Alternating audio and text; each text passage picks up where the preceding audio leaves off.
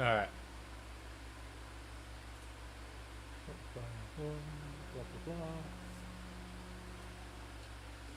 Fuck up my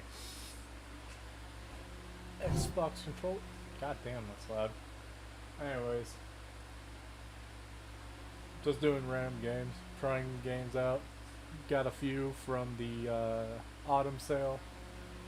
I got Onechanbara Z2 Chaos. So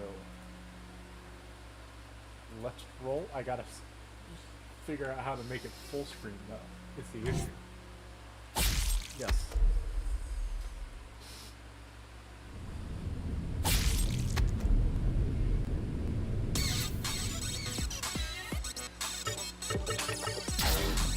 Damn, this is loud.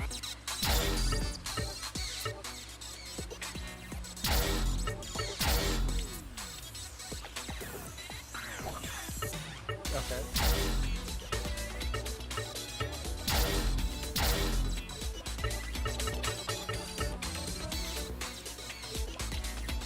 Can I not, like...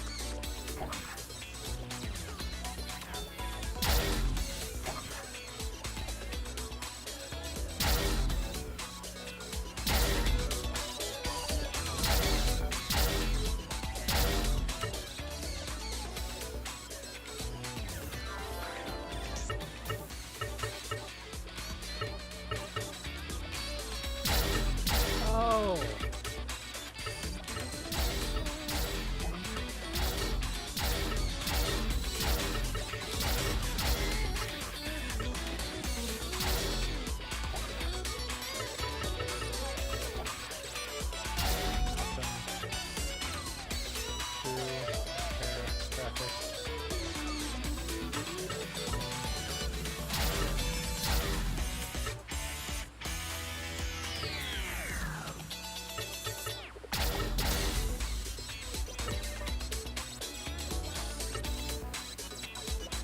This way.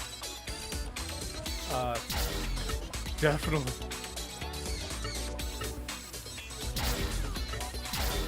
Full screen. Input. Okay. Alright, I got it all set. Let's go.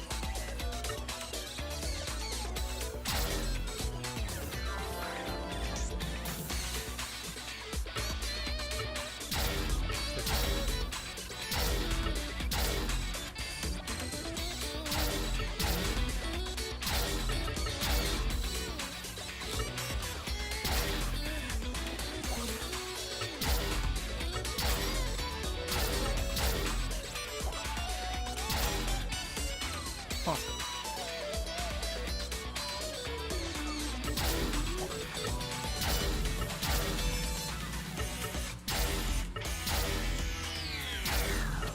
Oh, that's each of their outfits. Makes sense. Story. Oh, maybe. Yeah, why not?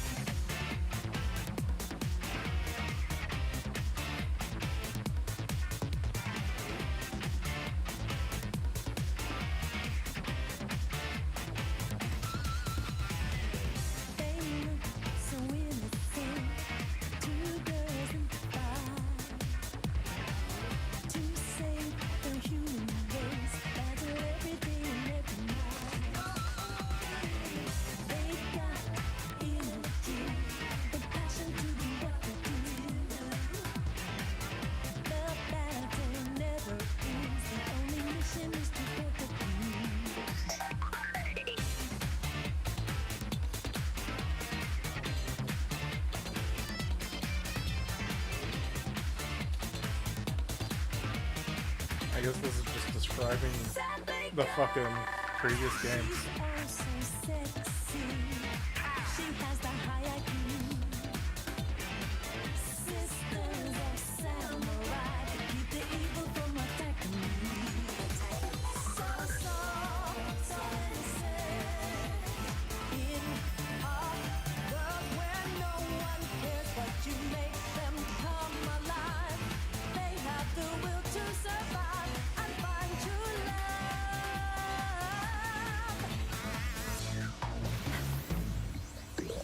Jesus Christ. Okay. That's a lot to fucking throw at someone.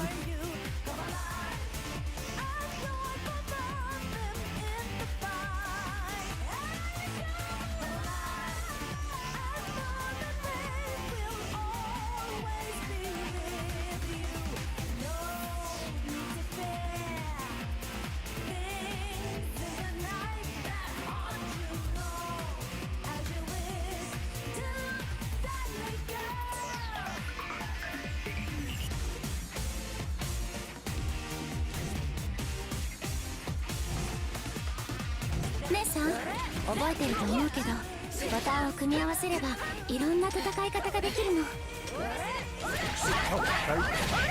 Okay. オッケーさや。ちょうどいい練習相手もいることだし。Oh, I gotta hold it down to try. 何をコソコソ。そんな暇あるかしら。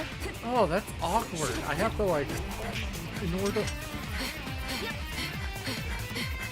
order to walk on, I have to hold down and this is dodge? お姉ちゃん、お前らいい気になるなよ。さっき一気に畳みかけるわよ。そんなさきさんま I で。 do not like the camera in this game already. いいね。あや一人で退屈してたところだ。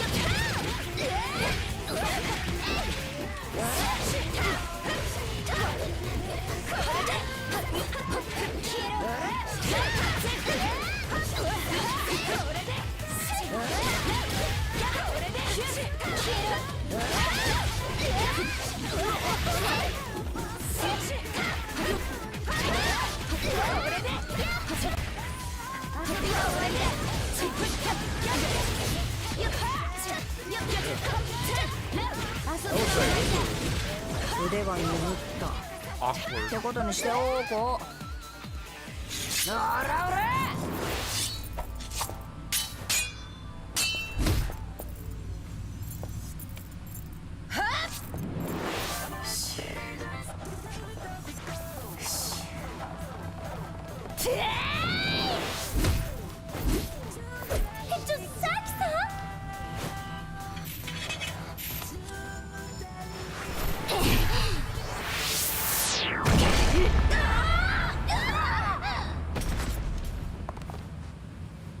誰だお前。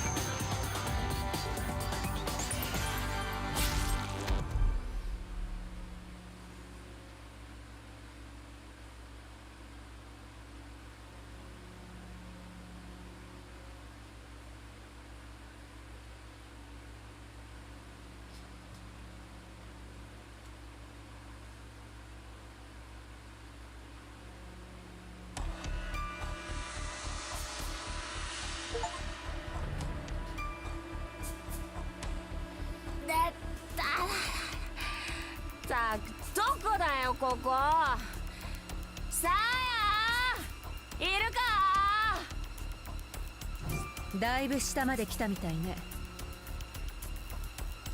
あや、ったく最悪なやつと一緒か。それはお互い様でしょ。だとなんならここでさっきの続きを。それよりもさあやちゃん、妹たちを探すのが先じゃないの。神楽。そうだ、さやはどこに。でも前呼び捨て。決まりね。それじゃあ急ぎましょう。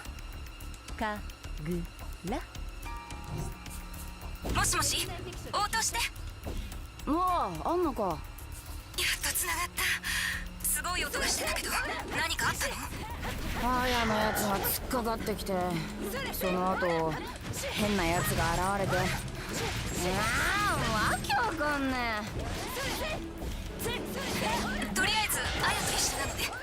かぐら、怪我をしてるならブラッドリカバリーで回復できるわ。早く回復しときなさいよ。途中で倒れても置いて。 Actually, I wonder if I can make.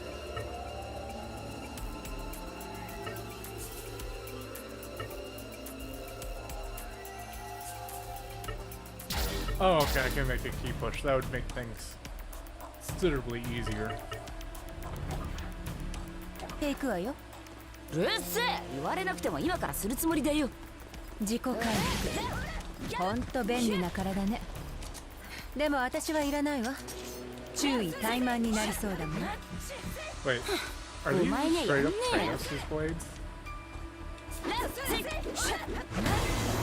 結界に閉じ込められたみたいね。周囲の敵を倒せば一緒に消滅するはずよ。キャーキャー逃げ回られなくて助かるぜ。閉じ込めて追い詰められたのはあちらさんってことね。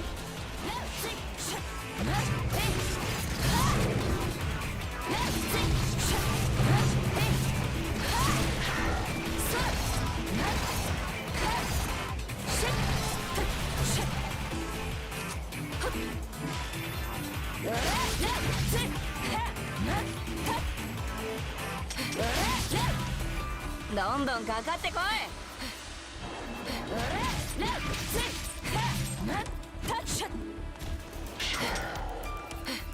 助けに来たわ。それせい、おら、はっし、はっ、おら、し、はっ、はっ、はっ、せい、せや。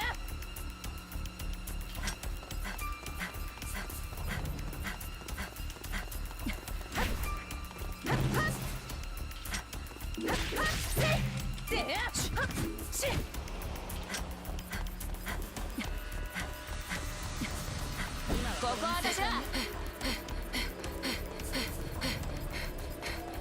Okay, that's where I came from.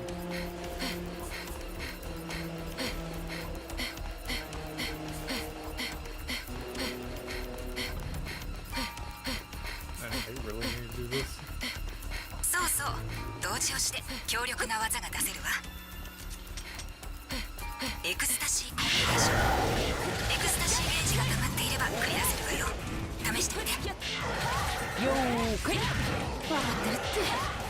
久々に暴れるわよ。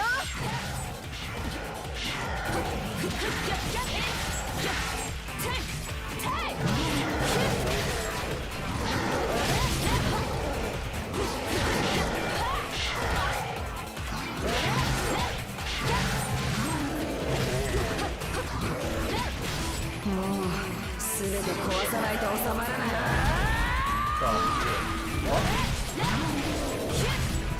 どんどんかかってこい。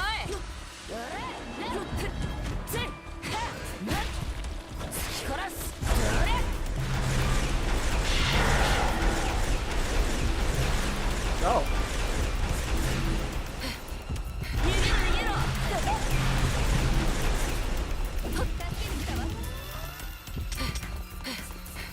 おいおい、本当にこっちで合ってるんだろうな、あや。私に聞かないでくれる？私だってこんな場所初めてよ。全然頼りになんねえな。さあやならこんな時ちゃんと面倒。聞けよ。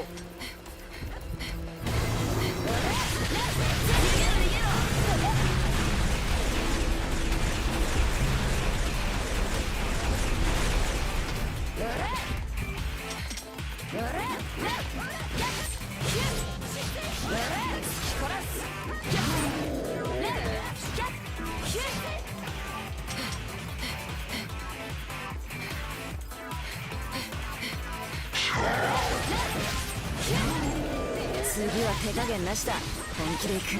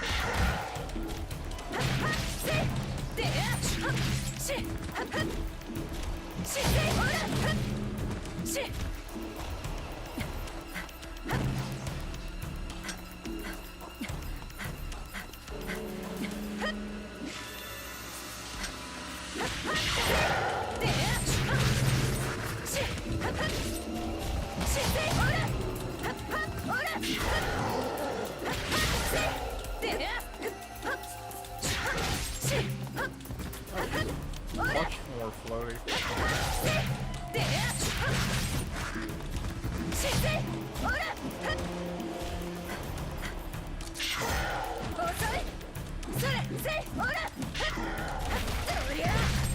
Shit!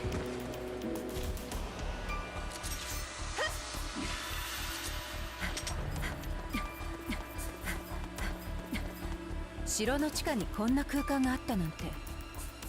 結構な広さよここ。この広さならどんなペットでも飼えるな。ちょっといくらなんでもこの広さじゃ持て余すわよ。そんな大きなペットがいるわけ。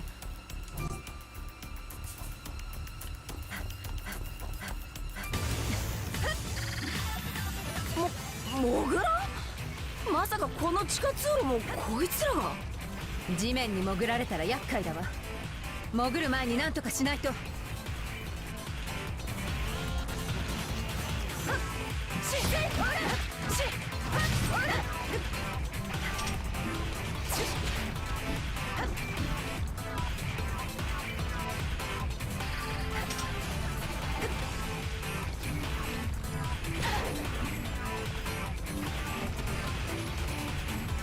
Oh.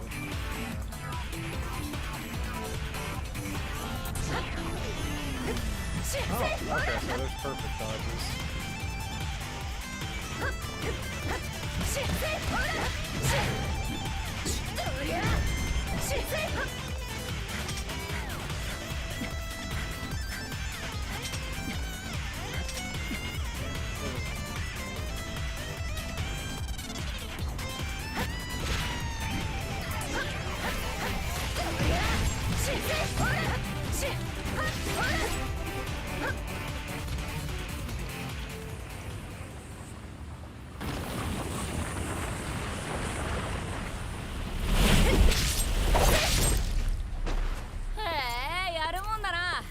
次は私にやらせろよ。幼い。いいからどけって。う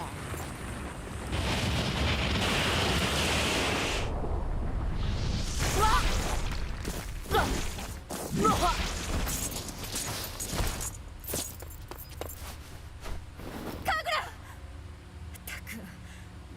いなことしてるからよ。言っておくけど助ける義理は。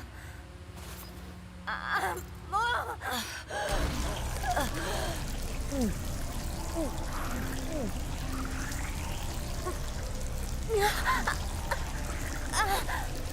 それ以上はダメだってば。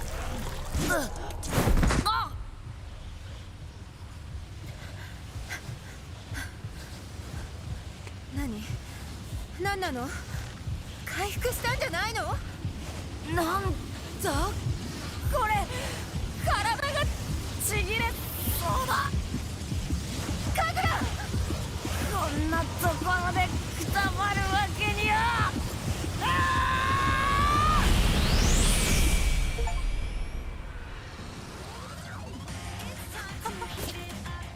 それがあんたの本当の姿なのWhat is going on?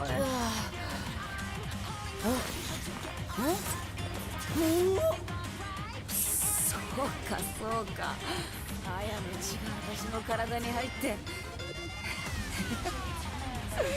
なんだか最高の気分だ。Heyもう Time to revenge!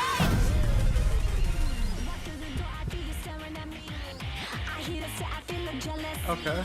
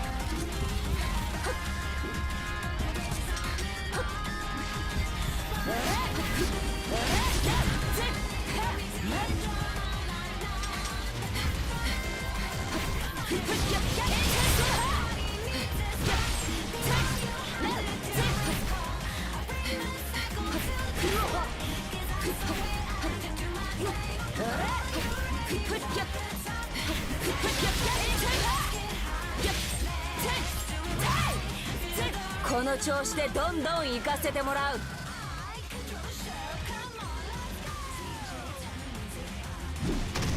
うらうらおらおら。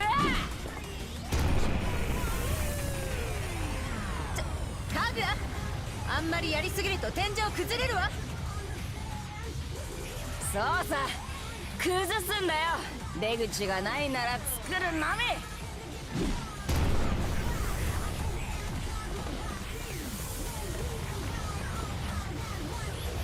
飛んでけー。なんと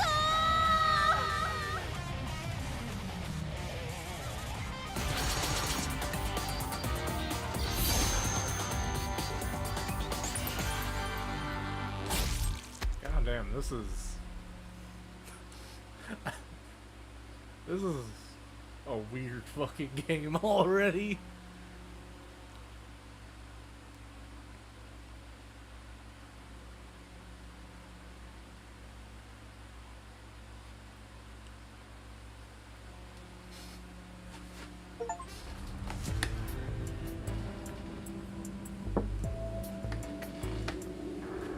Sakiさん、ここってどこなんでしょう。さあな、わからないけど大した問題じゃない。でもお姉ちゃんも同じような状態だとしたら心配だ。あやさんと姉さんが一緒に落ちていくのが見えたので、2人は一緒にいると思いますけど。それが心配なんだよ。もしかしたら落下の時に怪我をして、いやいやそれよりも2人でうまくやれてるんだろうか。心配だ心配だ。大丈夫ですって。私の姉さんはあれでも意外と分別があるんですよ。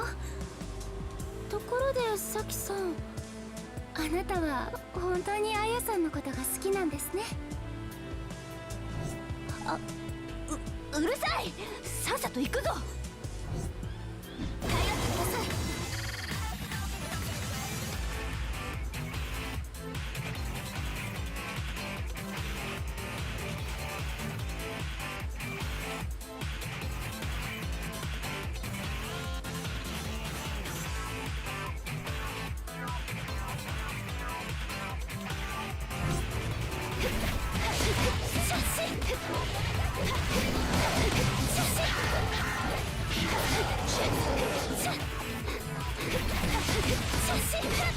もしもし、応答してください。アンナさん、聞こえますか？こちらサーヤです。サーヤ、無事なのね。はい、サキさんも一緒です。でも姉さんとはぐれてしまって。心配しないで、神楽は無事よ。アヤも一緒にいるわ。よかった。やっぱりアヤさんと一緒に。アンナさんと連絡がつくならとりあえず一安心だな。あなたたちも大きな怪我はなさそうね。はい、ありがとうございます。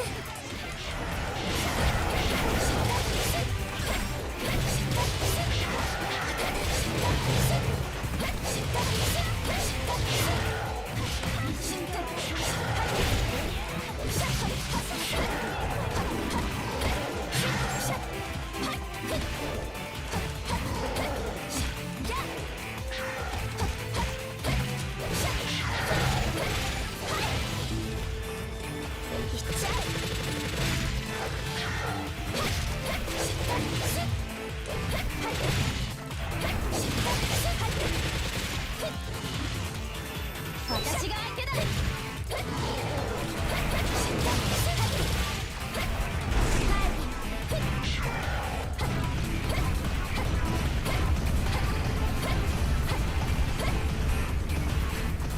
やってやる。お待たせしました。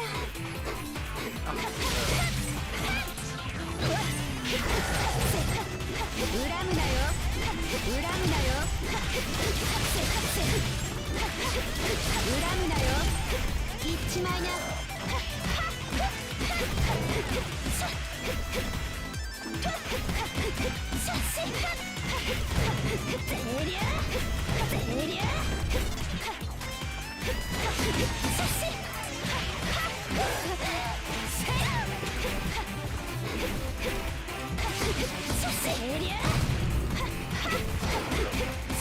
Oh, that's well.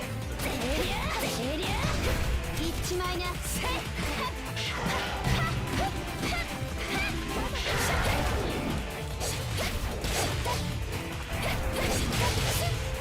消えなさい。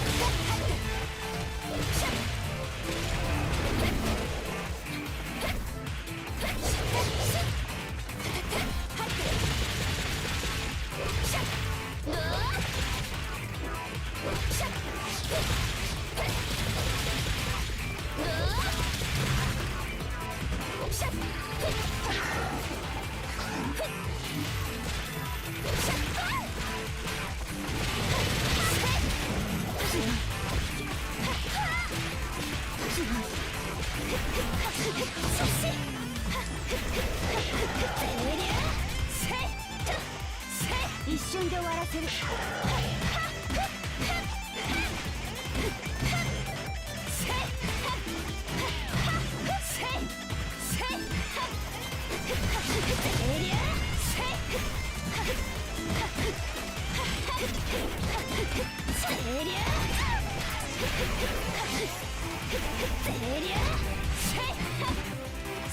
一瞬で終わらせる。一瞬で終わらせる。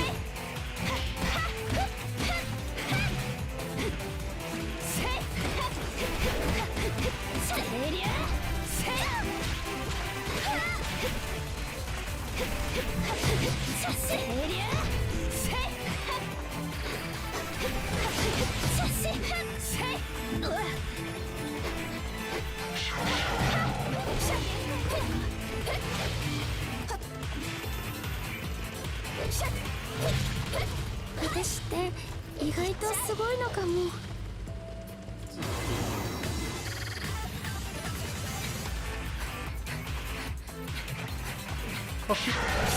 What is going on?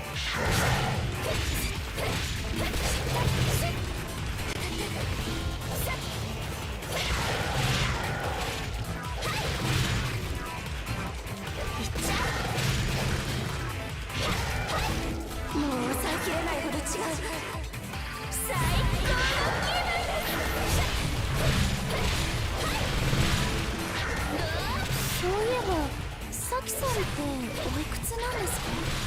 もしかして私の方が年上だったりして。知ってどうすんだ。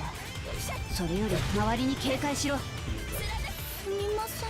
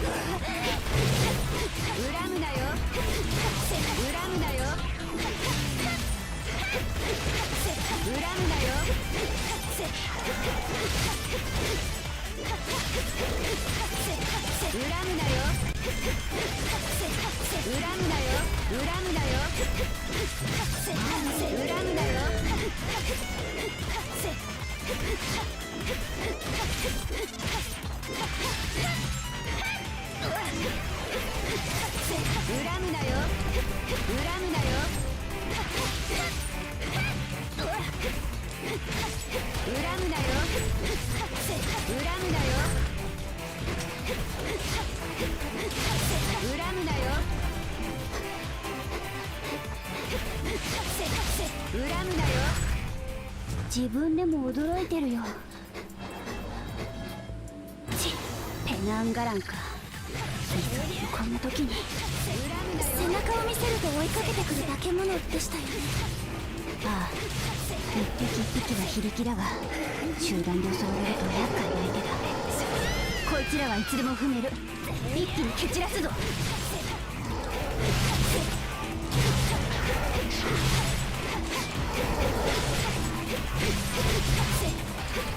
一枚な。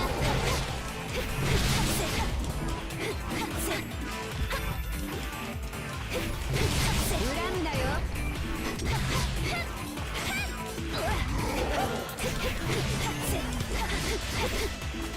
一枚な。恨むなよ。一枚な。自分でも驚いてるよ。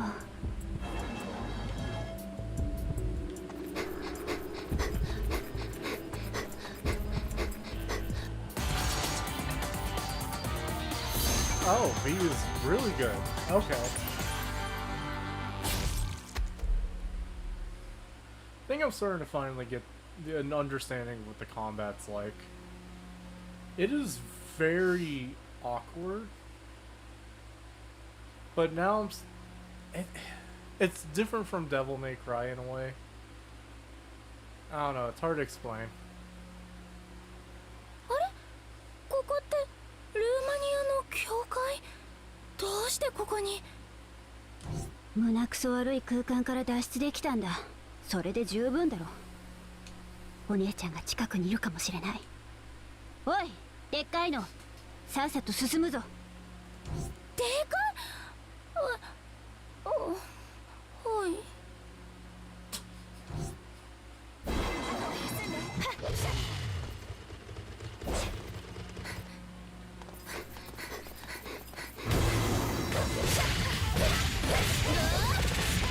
Is that a fucking werewolf?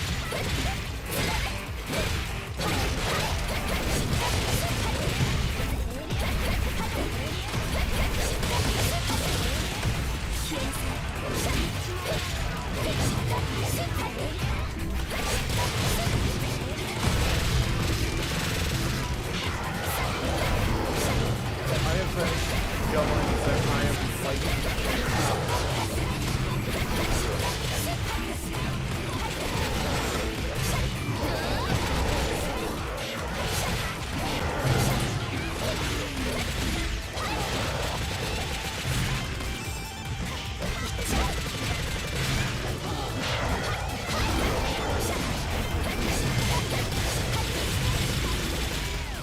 I will say, Luke's health is bad.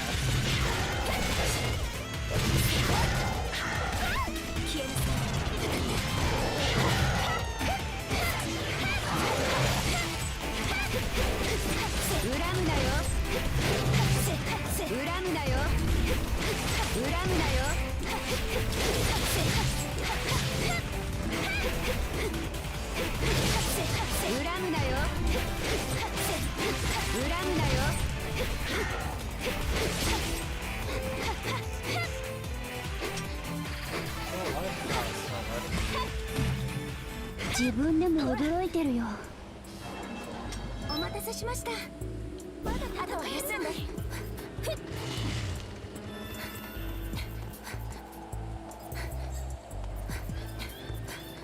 マットマン。特殊な器具に覆われている彼らには武器攻撃は効かないわ。エクスタシーコンビネーションなら倒せるはずよ。厄介な相手ですよね。他の敵が来る前に片付けましょう。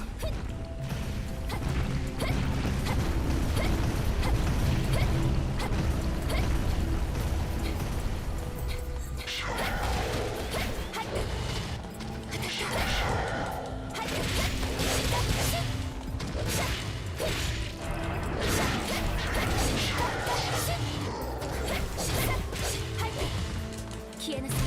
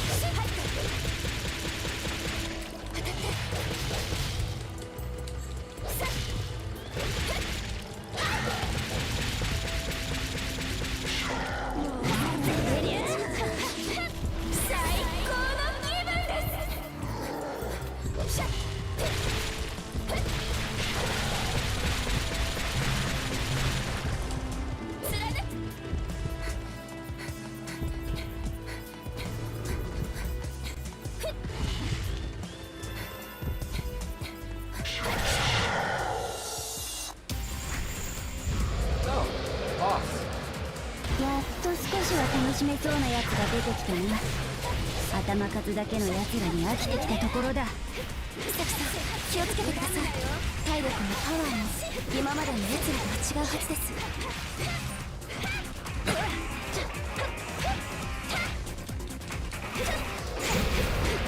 恨むなよ、恨むなよ。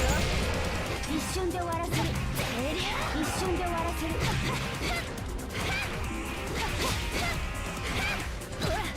一瞬で終わらせる。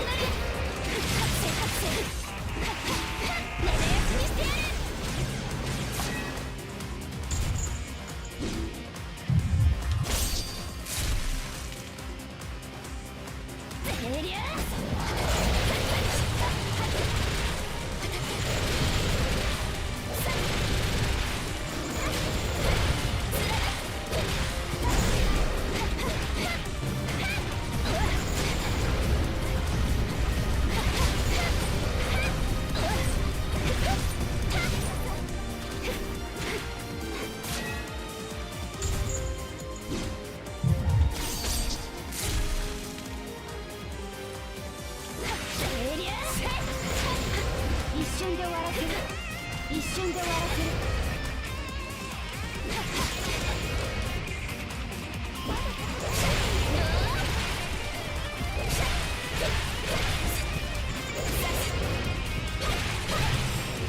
後で姉さんに報告しよう。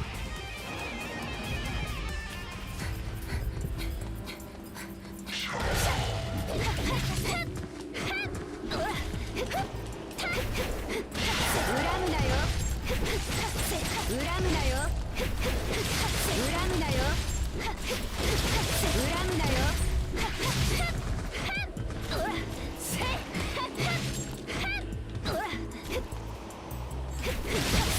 恨むなよ。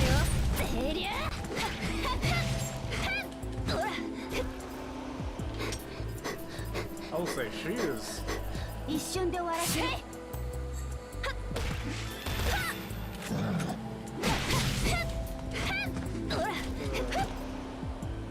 頼ってください。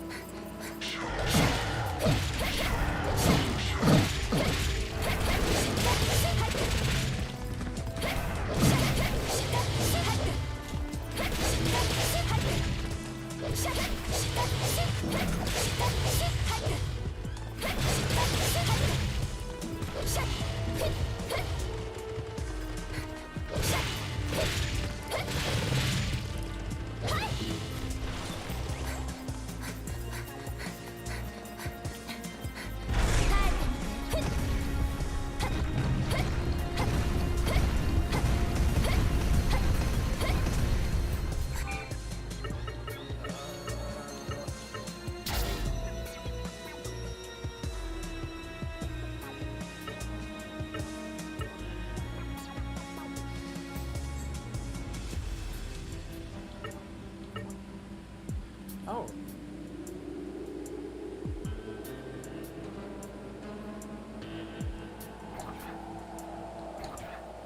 痛いですよ。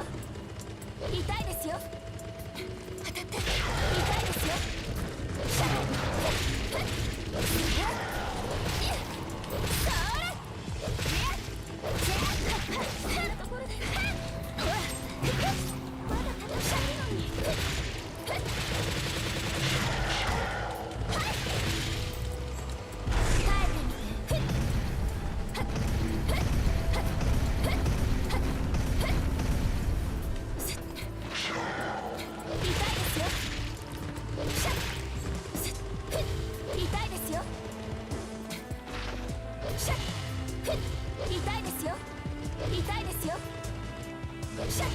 痛いですよ。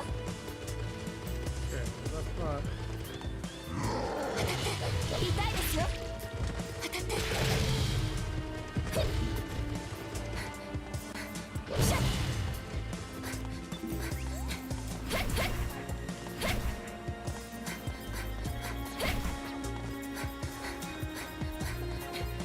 やってやる。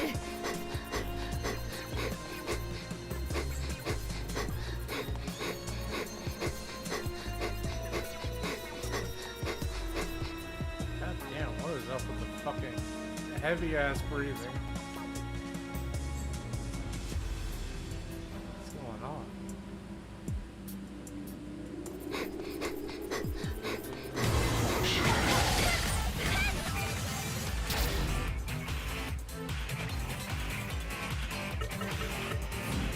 What the fuck is this?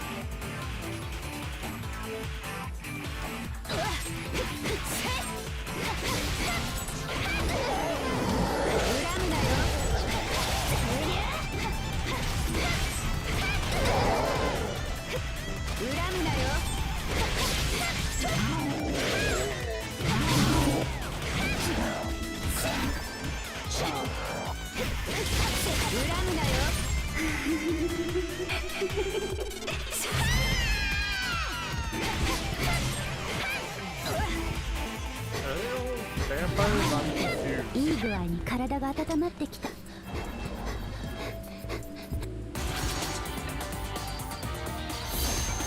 confused. Are they all vampires or what?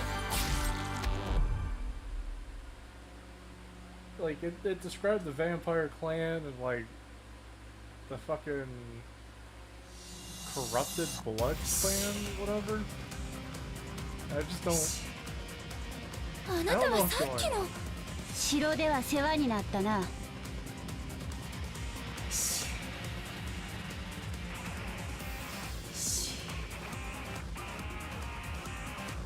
ち、だんまりか。なら力ずくで喋らせてやるよ。さきさん。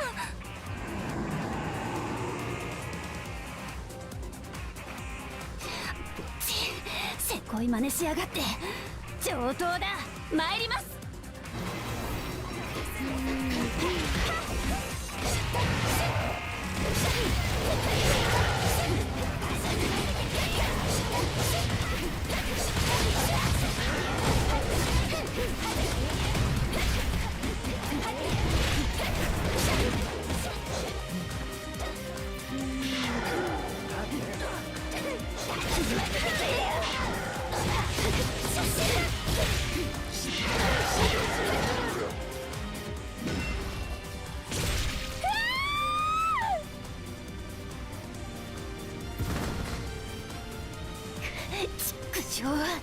おい、でっかいの起きろバカ。ち Do you have big tits? Confused.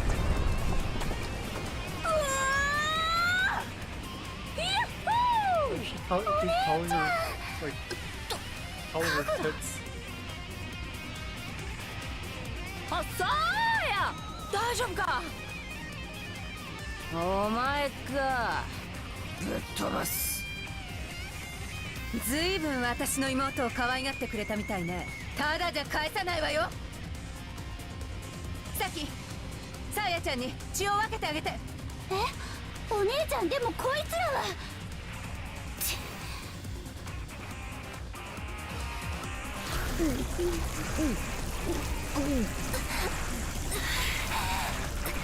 お前調子に。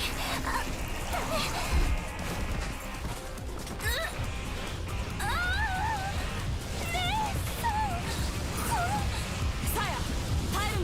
やっぱりサーヤちゃん。あ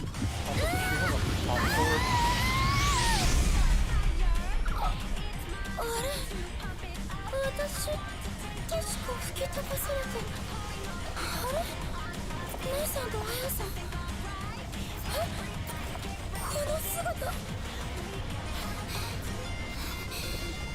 命を受け入れた吸血族。いい格好になったな、さあや。さっさとこいつらを蹴散らすぞ。ショータ。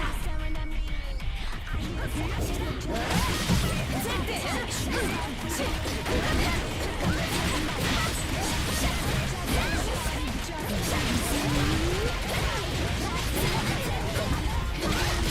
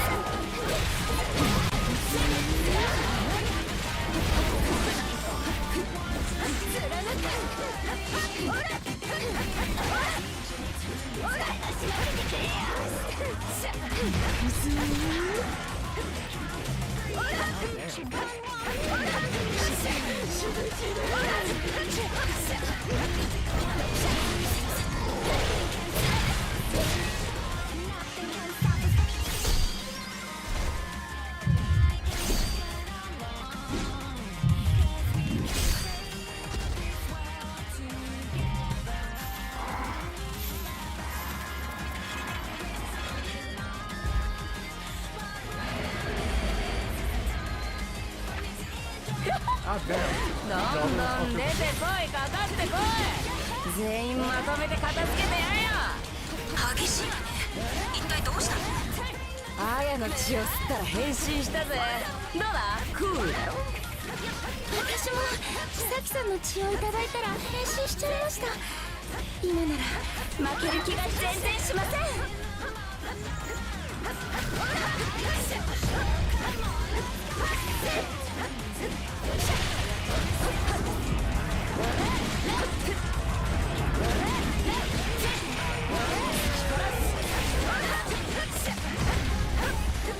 準備万端。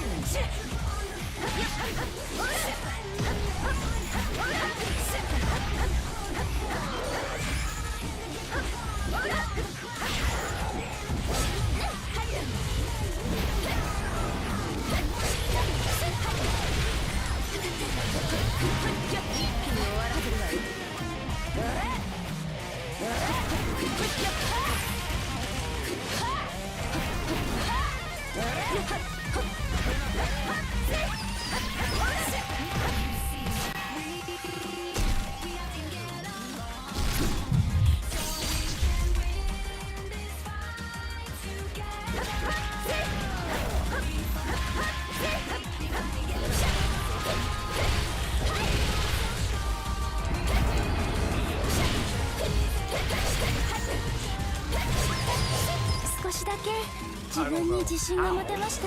I gotta be from that.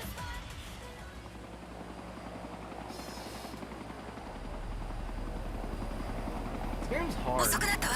4人とも大丈夫？早くヘリに乗り込んで。4人とも大丈夫？特にサキが変な声上げてたけど。なんでもない。 What's going on? 実はな、サーヤとサキが激しく絡み合って。姉さん、まったくさっきまであんな格好だった子がよく言うわ。やられたかと思えば突然人の血を吸って化け物になってまた元の姿に戻って。言っておくけど Okay, もう二度とあんな真似しないからな。 I'm confused.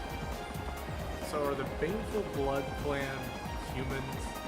And if so, like, why do they have special powers? Are they like half vampire? I'm confused. Vampire clan is pretty obvious, they're vampires. But the Baneful Blood, I have no idea. はい、ありがとうございました。大体な、お前らが。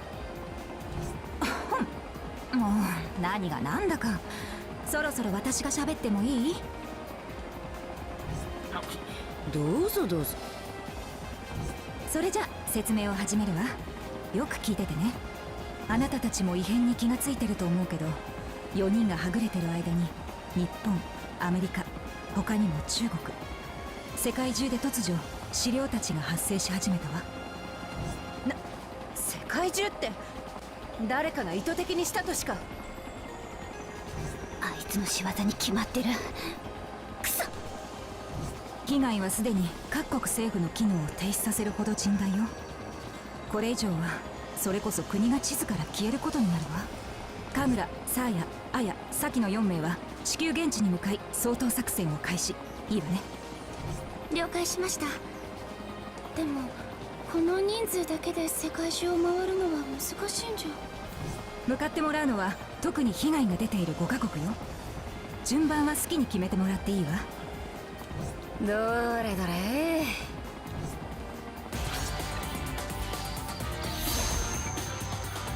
mean, I'm glad I got it. Platinum? Sure, I get something out of it.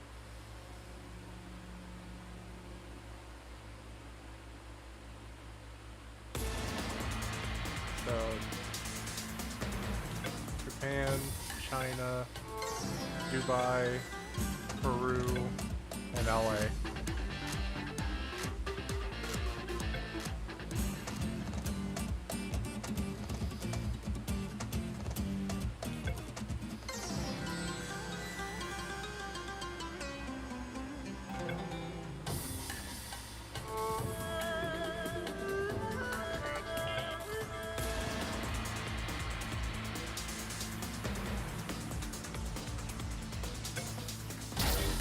Fuck it, let's go to China.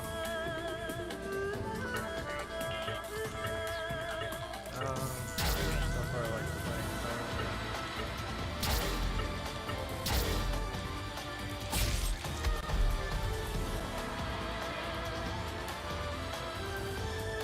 Not really. I guess there is some difference. Not really a lot though. Between like the two, like the older sisters and the younger sisters. Like there's not こんな山 really a 奥にま difference で between the two clan 世界中を巻き込んでいるだけのことがあるな。狙いが世界を混乱させることだけならもっと首都を選ぶはずよ。 I mean, they look similar too. 通路の整備もされてないこの地域を Which I 選んで think 発生 was させるなん on て purpose. あからさまな時間稼ぎ。悔しいけど効果的ね。なあなあ、こういう雰囲気だとほらこんな感じのやつ出そうだな。もうやめてよ姉さん。ないない。ひょっとするとひょっとするかも。 Oh hey, my avatar.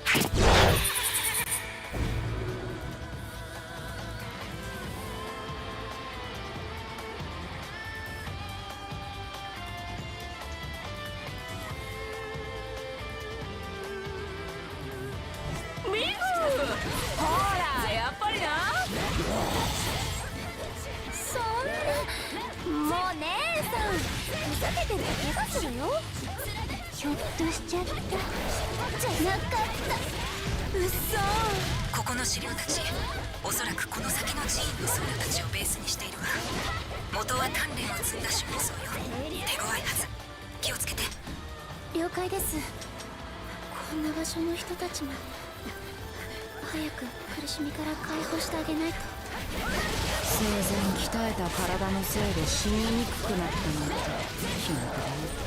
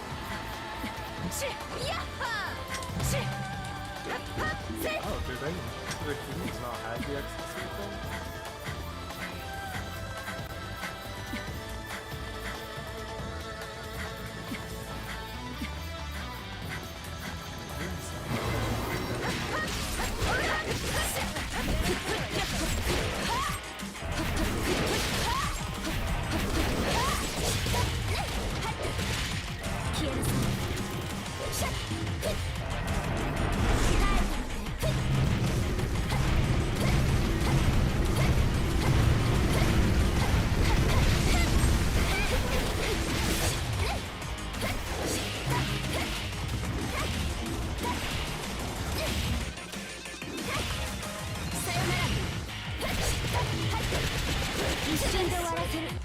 あとは休んで。助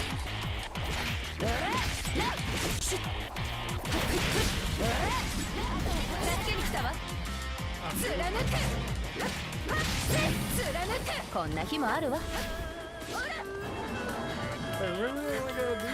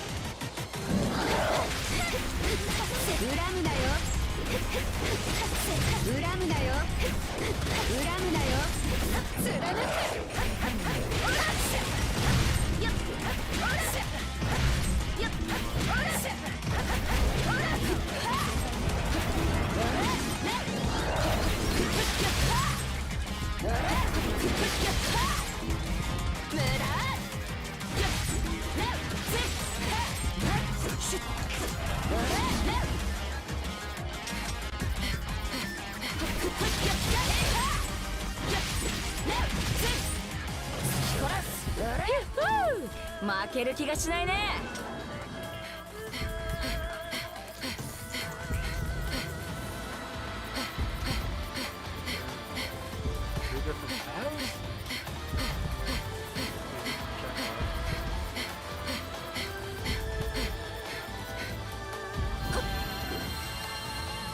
頼ってください。助けに来たわ。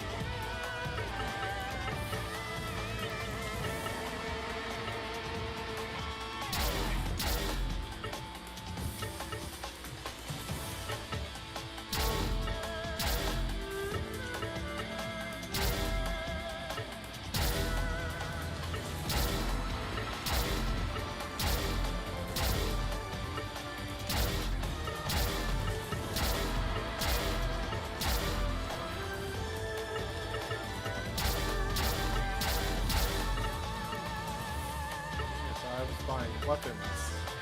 Let's go. Okay. I still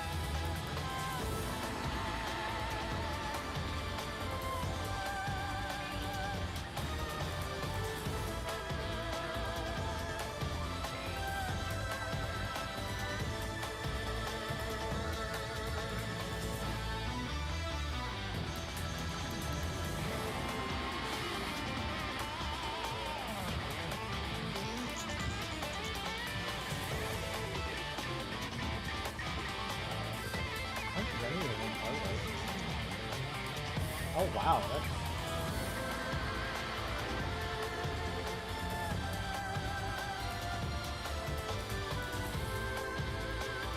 Origins is a completely different art style.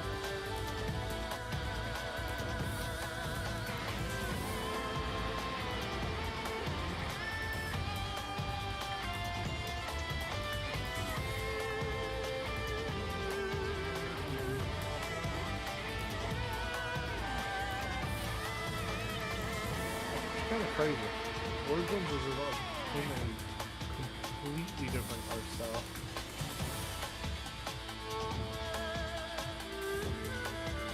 Characters look completely different too. I guess in the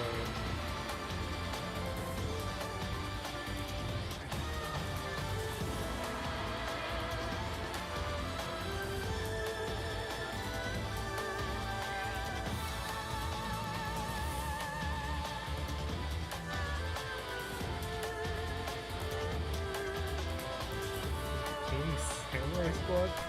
First one?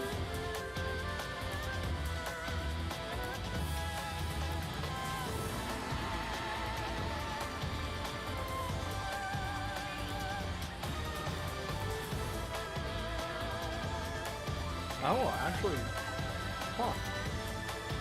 Aya is actually the original protagonist. Oh wow, 24? 2004?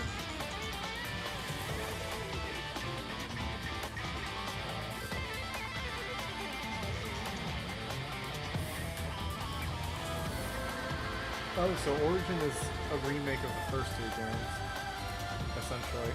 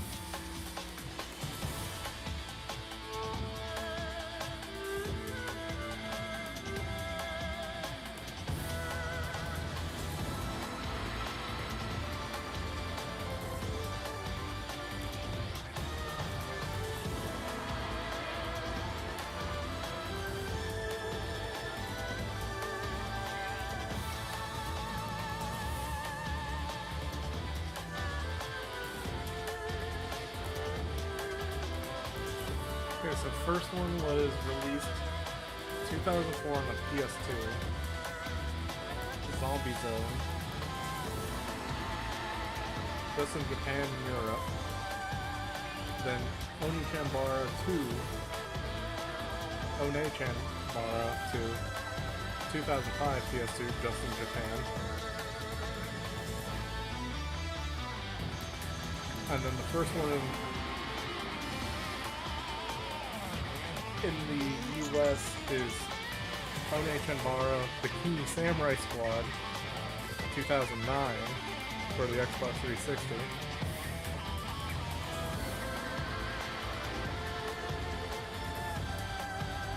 In 2008 on the Wii, Onechanbara Bikini Zombie Slayers. I guess Aya is actually the original protagonist.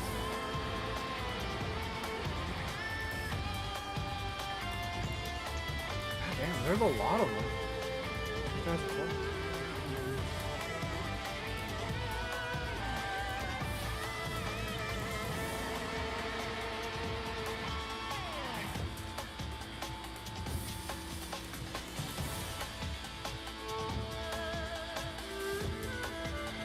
God damn, this series has been out for a while.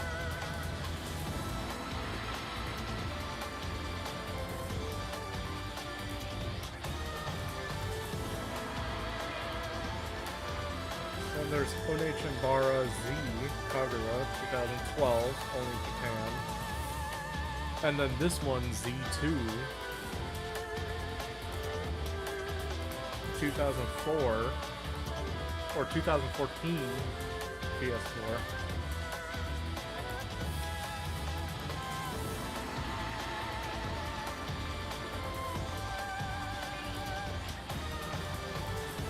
1 second.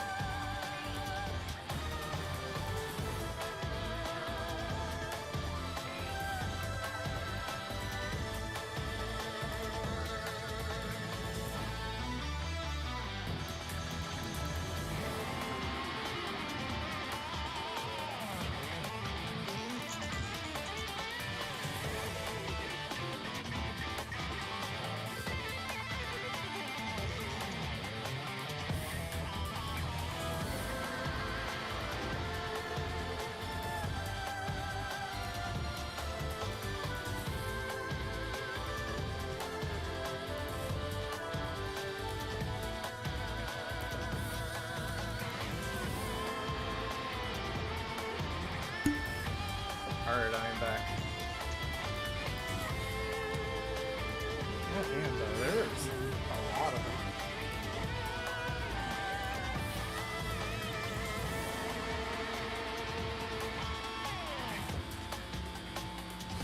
So wait, is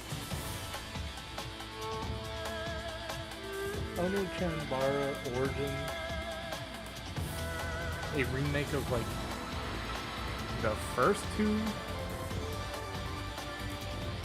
games, like Zombie Zone and Onechanbara 2.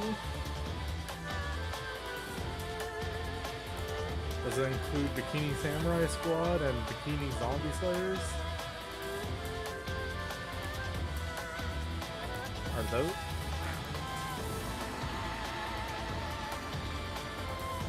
Like, are those part of it?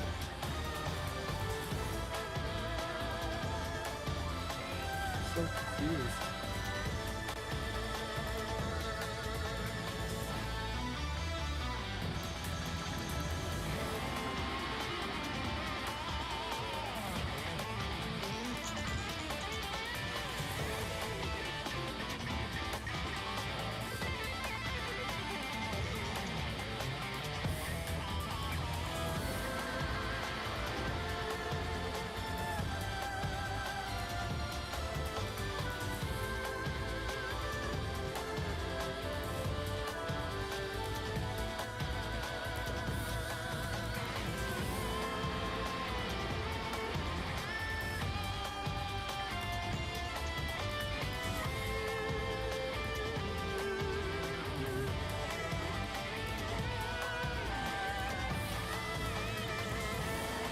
God damn.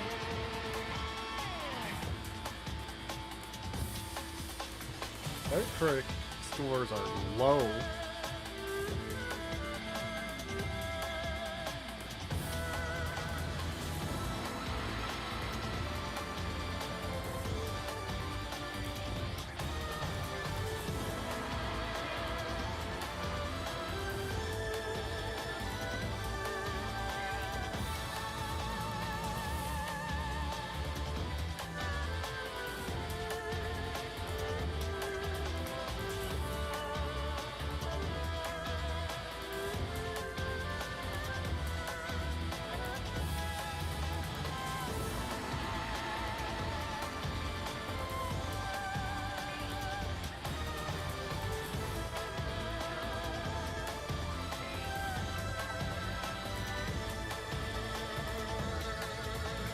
Yeah, so I is actually the original character, the brown-haired one.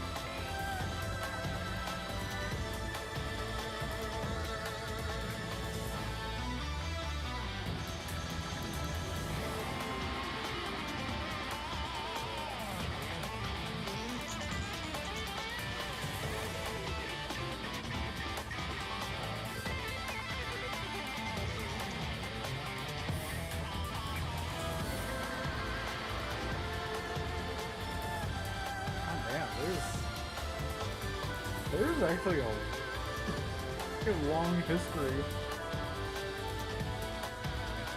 So, the first game that releases in America is the third one.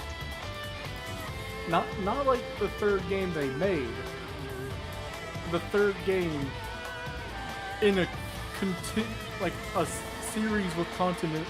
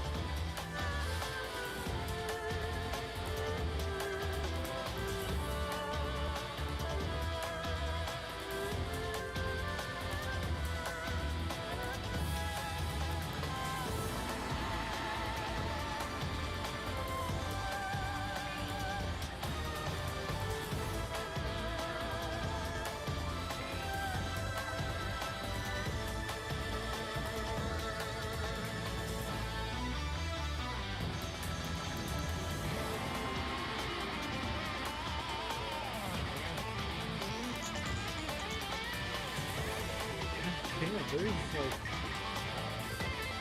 a lot of them. And then Onechanbara Z, which never released outside of Japan. And then Onechanbara Z2, which I guess, because Bikini Zombie Slayers, it sounds like Kagura and Saya weren't even characters, or at least playable ones. So they must have not been a thing until Onechanbara Z, Kagura, which is the first game, the previous game of this one, which never released outside of Japan, but they released the second game, the second Onechanbara Z, to America.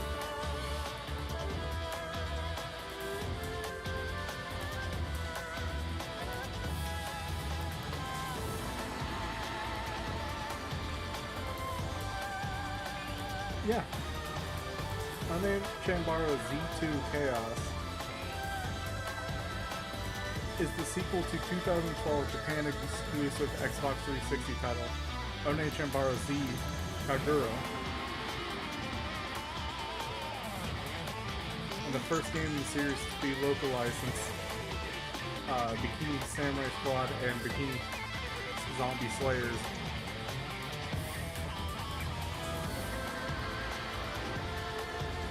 So yeah, Kagura and Saya aren't even like in the original ones they only came in the previous one to this one, Z, but that never came here.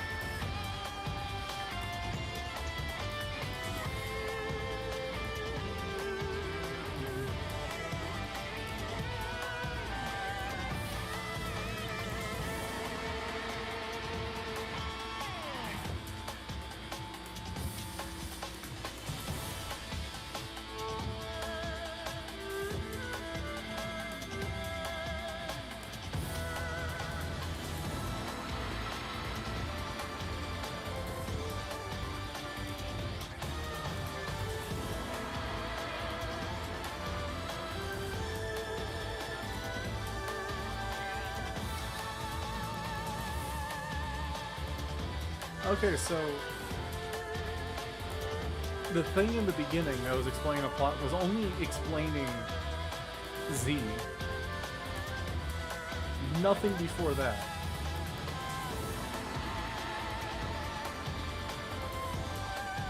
And then Onechanbara Origins is the original two games. The two that never came to America, and it's a retelling of that. Hence why they look so different. And the art style is completely different.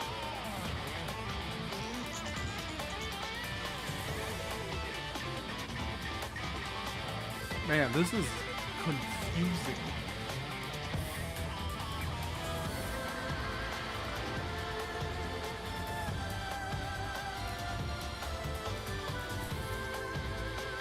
Okay, I don't want to spoil myself.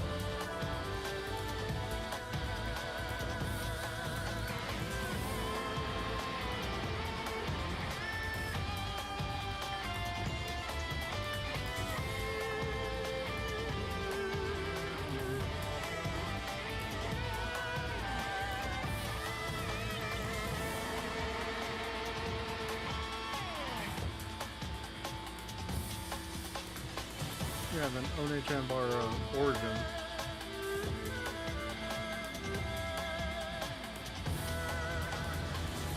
But no.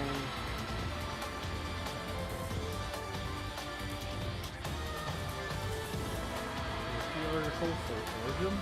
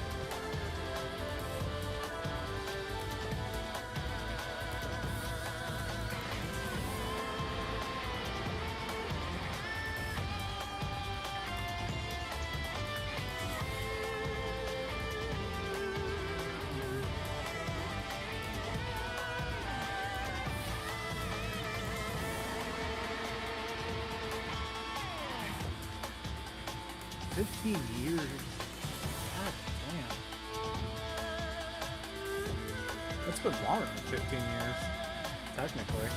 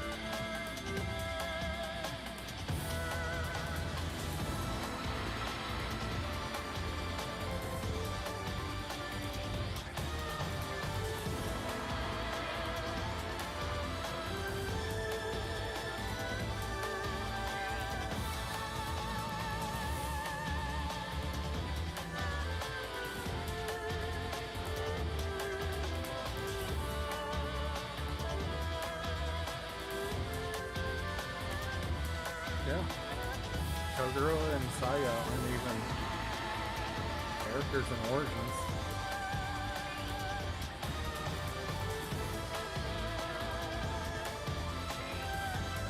It is interesting.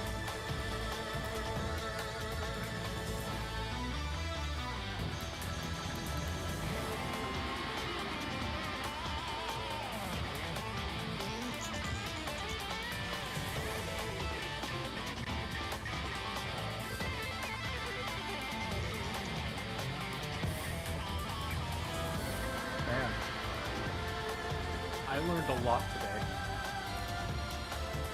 I didn't even, like, I knew this game was a thing for a while. I think I always thought Kagura was the original character. Because I remember seeing the disc for this and how perverted it was. I remember that. And I don't know, I remember hearing about this for a while, and I always thought the pink-haired one, Kagura, was the main character of the series. And instead, turns out the other one, Aya, is the actual main character of the series. Throughout the entire, like, fucking series. So that surprised me. So this isn't the main character. This is the character that's based on the main character, which is this one. Aya.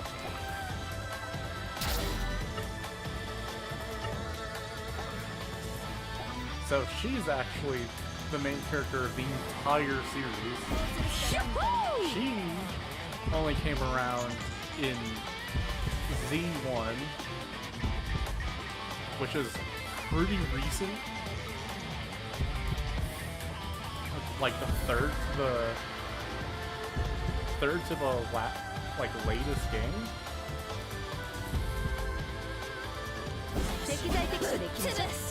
She was also in the originals. She's new.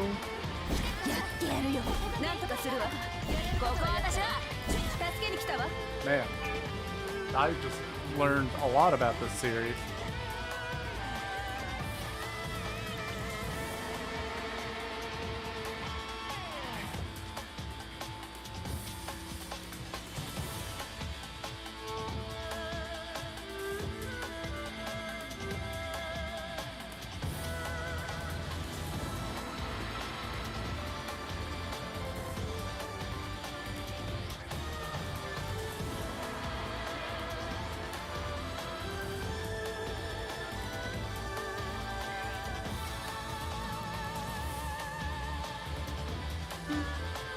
Huh.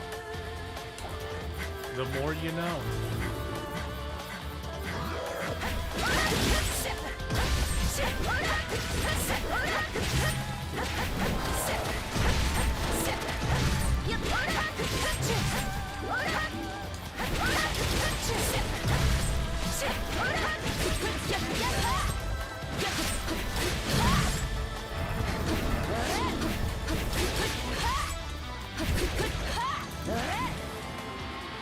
What the fuck?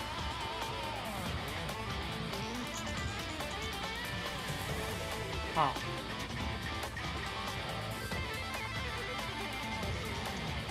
That, what the? Okay.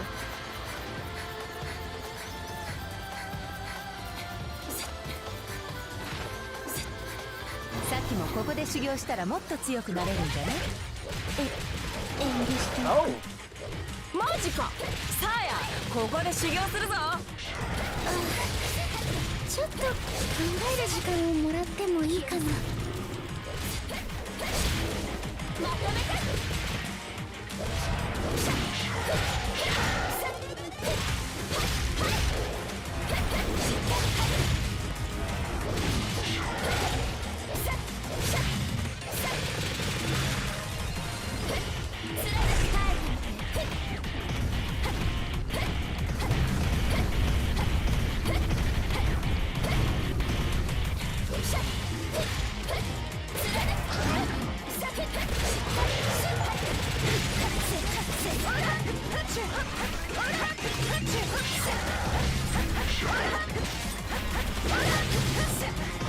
baleful bloodlines aren't vampires, they're humans that are a part of a demonic bloodline.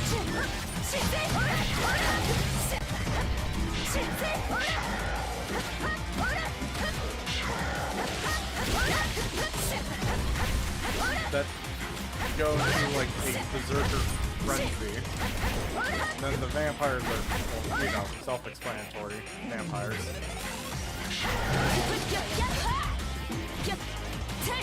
Probably why they have more weapons starting out, more abilities starting out.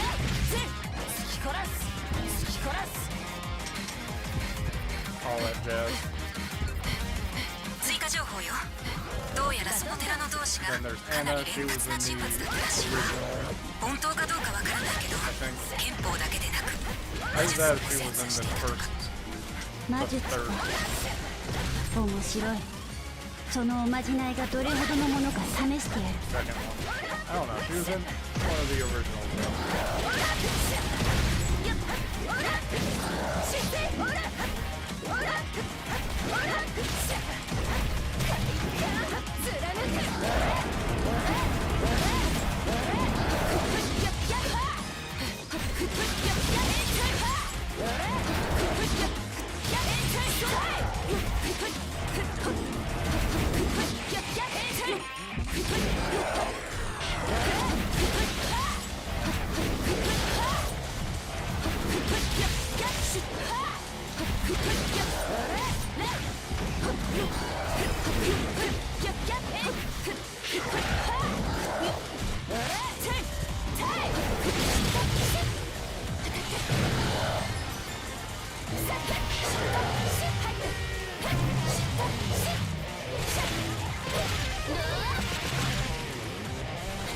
It actually has the highest damage roll, I think. Which makes sense considering chainsaw.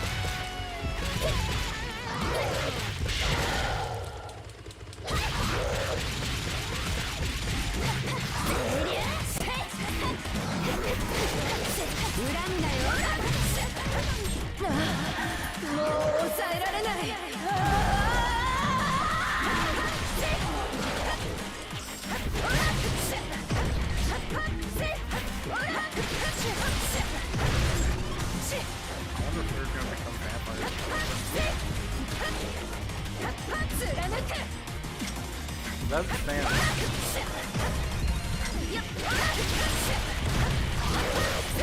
The vampire sisters are objectively better. They have more options. Granted, you don't really, so far I haven't really used those extra options that much.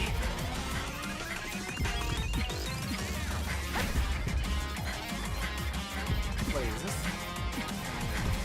literally just a training ground?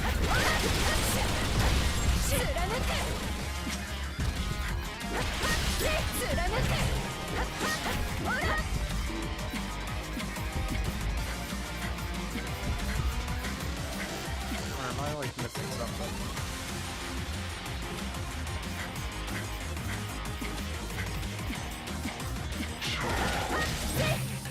倒し方が綺麗じゃなかったかしら。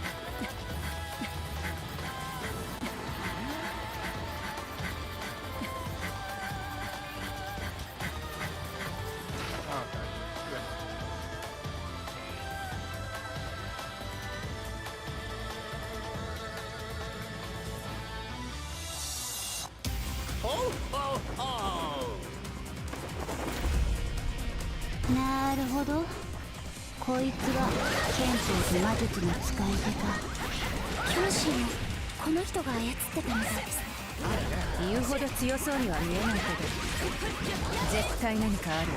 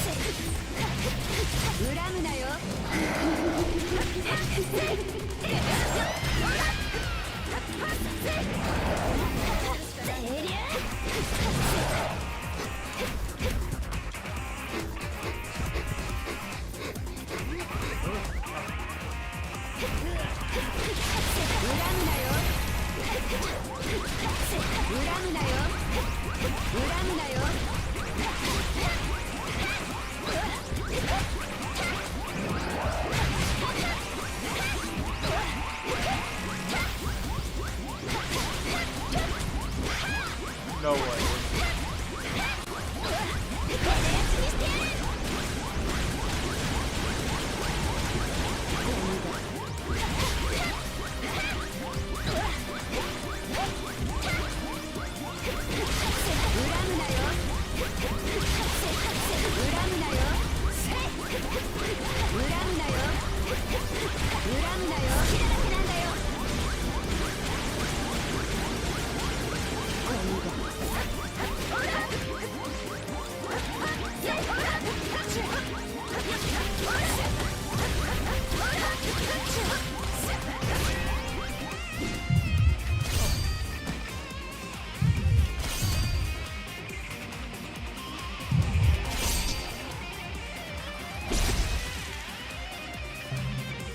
どんどんかかってこい。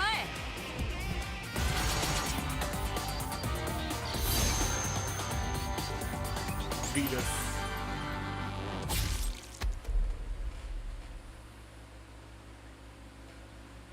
Alright.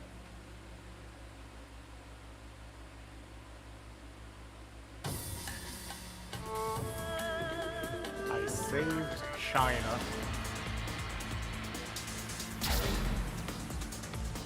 And next. Honestly, just swap between those two.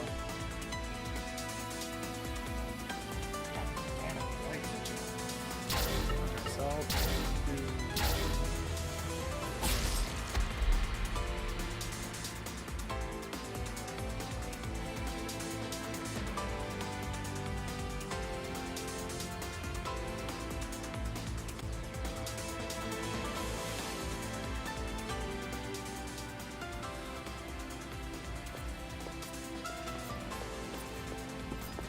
またここに戻ってくるとはなあ。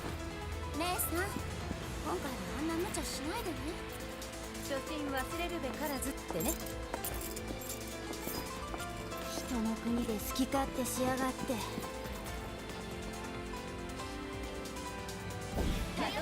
Oh shit! That scared me. この辺のやつらなら私一人の力で蹴散らせるんだけどな。わざわざ4人で駆けつけることもないんじゃないのか。姉さんはそうやってすぐ無茶するんだから。あら、じゃあ神楽に吸血されてからなんだか本調子が出せなくて困ってたところなのよ。お言葉に甘えて私たちは中華街にでも遊びに行こうかしら。お姉ちゃん、それ名や。私もでっかいのに血を吸われたからかお腹が空いて。もうあやさんたちまで。 Again, like, out of all the characters here, it doesn't look like he has that big of tits. Like, you literally have two of these characters who are indicating that their tits out. And the one where you can't really actually see anything. Or one of the two where you can't actually see anything. But what they call tits McGee. I just...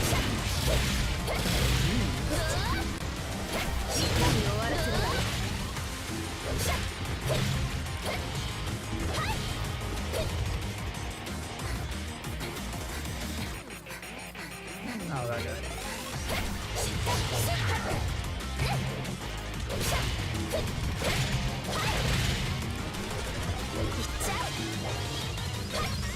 Okay, there's another one that's done. 花丸です。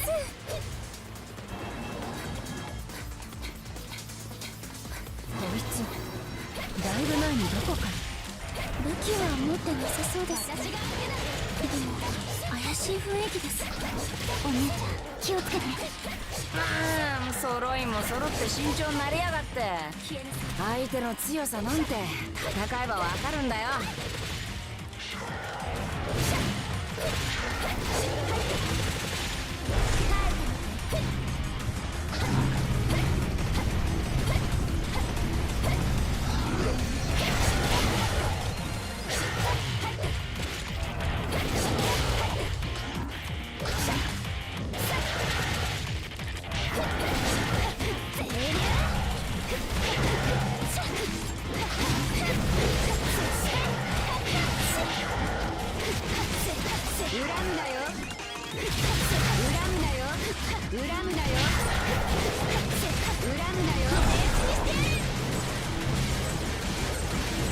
Oh, she actually does have like a fucking ability.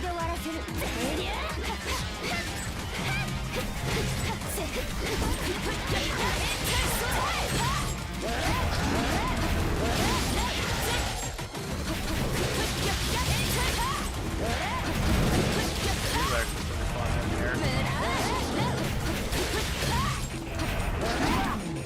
What the?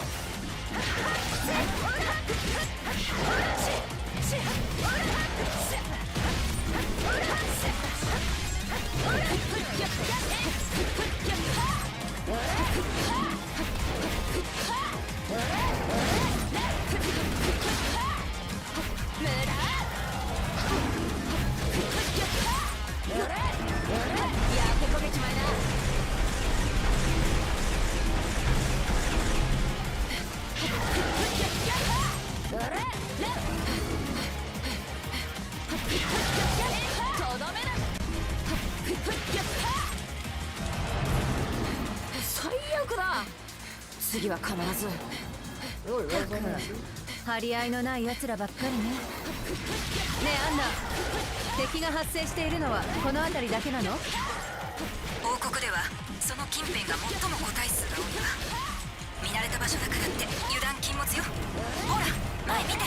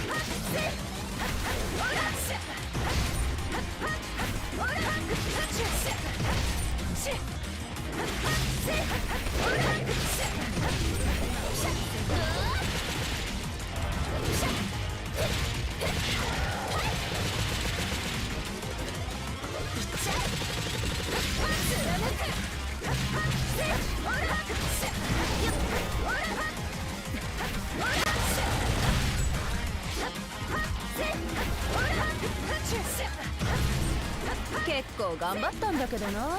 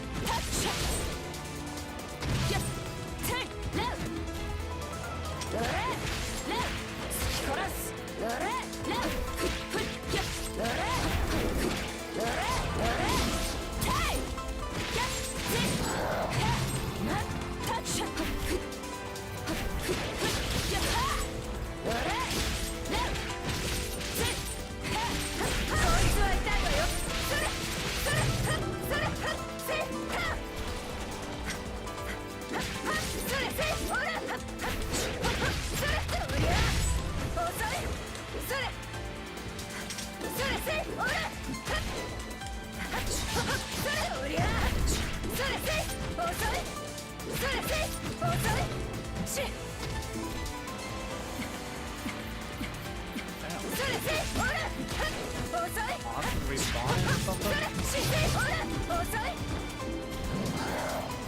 Yeah, no, they are.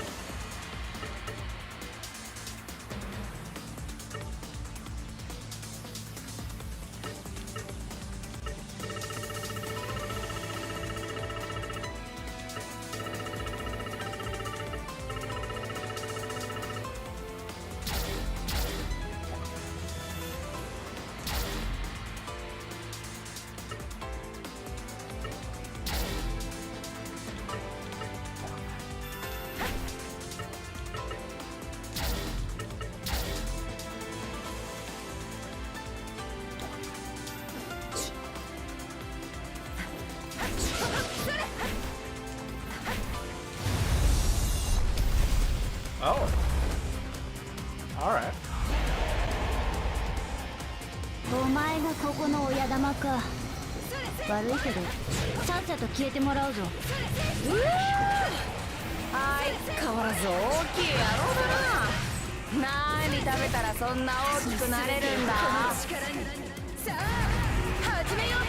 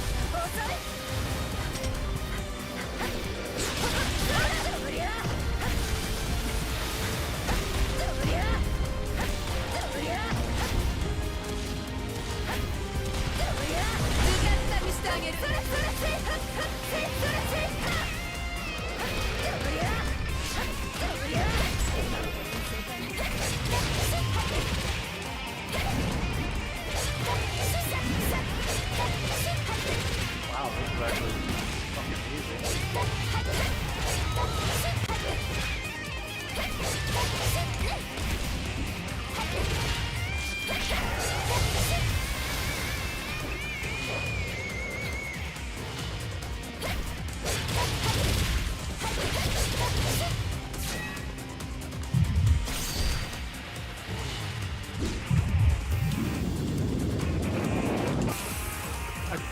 What the fuck? What's that button?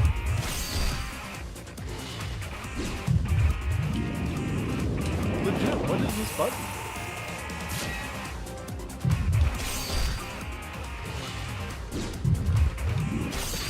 Oh! Center press.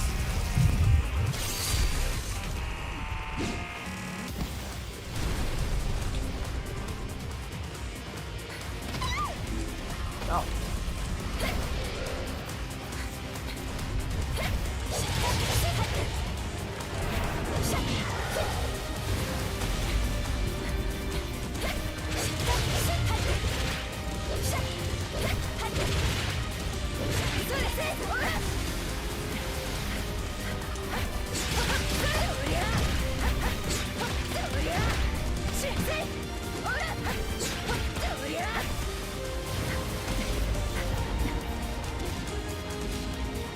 Wait, what the fuck?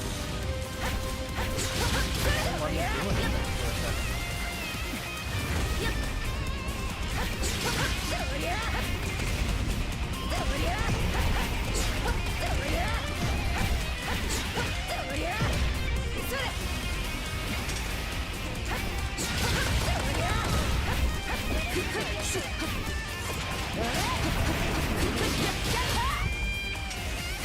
Look at that.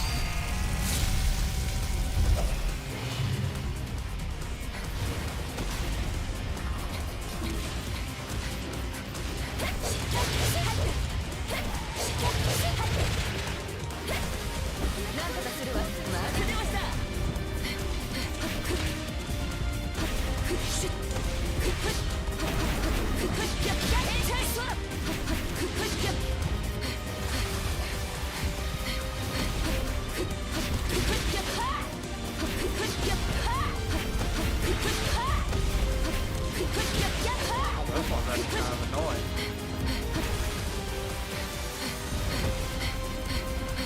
Man, this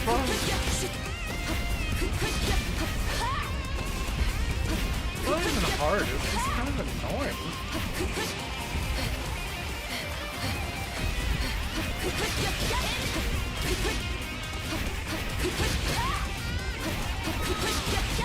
So overall, the bosses are kind of annoying though.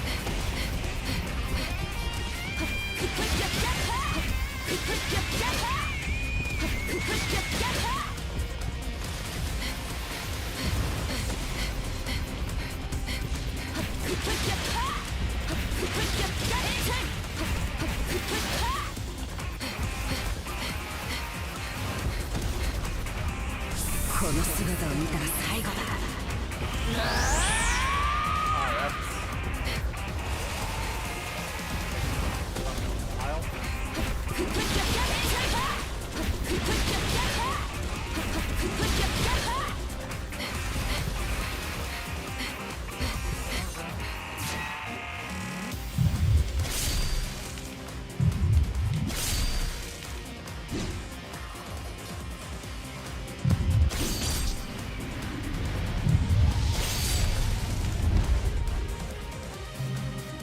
これが私の本気のはずないでしょ。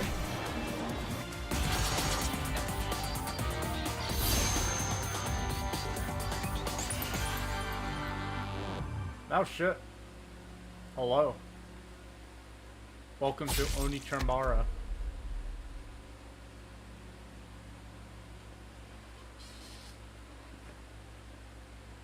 How'd you figure out I was streaming? I don't think I said anything.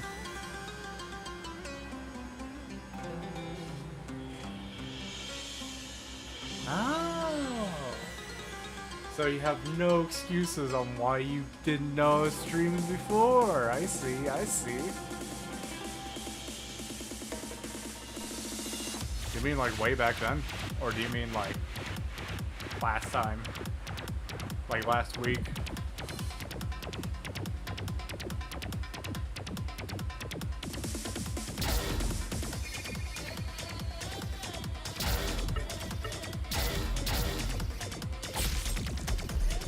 Oh, okay, yeah. So like a while ago. Gotcha, gotcha. How do you enjoy my model?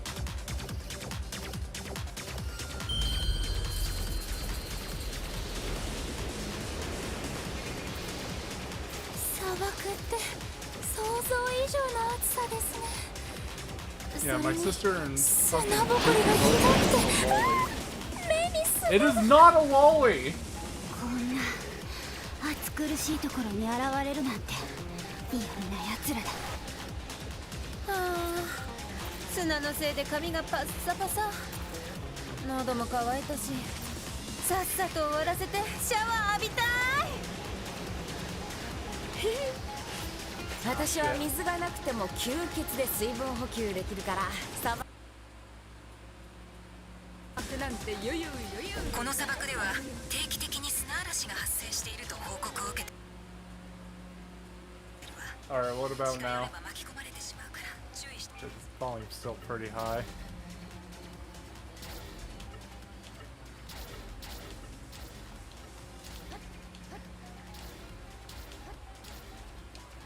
Alright, is this better? 風が収まるタイミングを見計らえばやり過ごせるはずよ。了解しました。 Alright.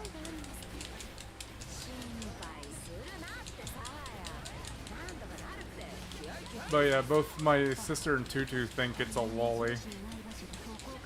But they're also Genshin players, so I think they're biased because, you know, there's a specific character that looks like my thing. Wait, so you do think it looks like a lolly?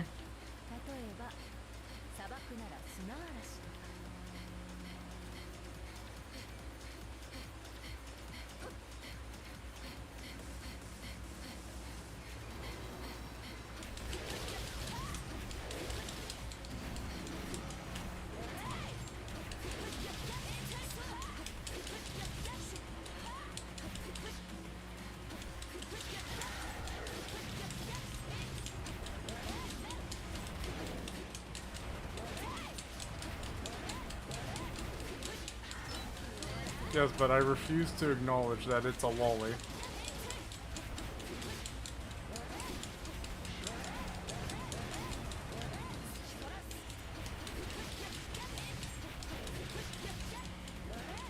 I did almost go for a lolly avatar. Because I thought it would be funnier.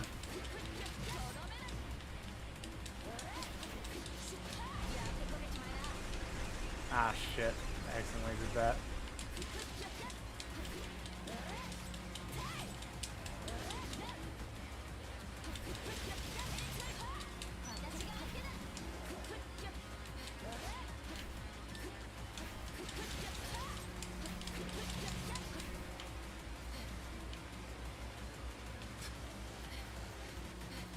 Alright, where's the... There it is. I also need to get the mouse out of the fucking way.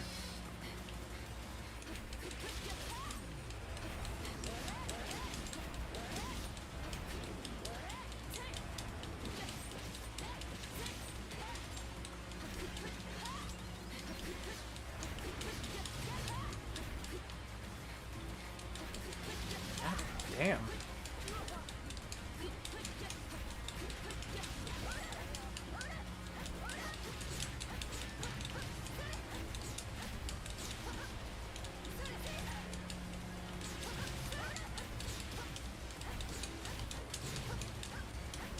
I get the feeling the boss is going to be a giant mole. Just depending on it. Just based on the trend that I've noticed where special enemies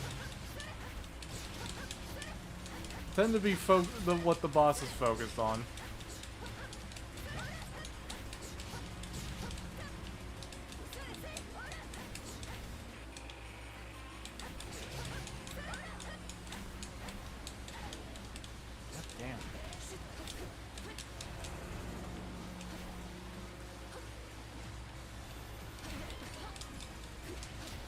Yeah, no, I'd say the same.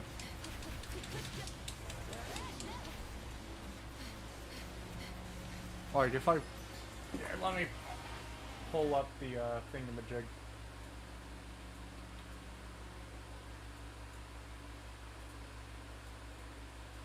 Oh yeah, it's locked.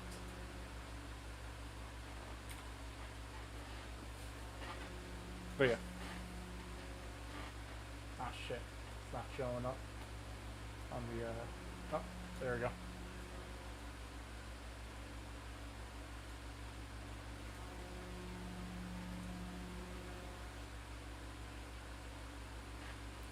Alright, so this is what it looks like.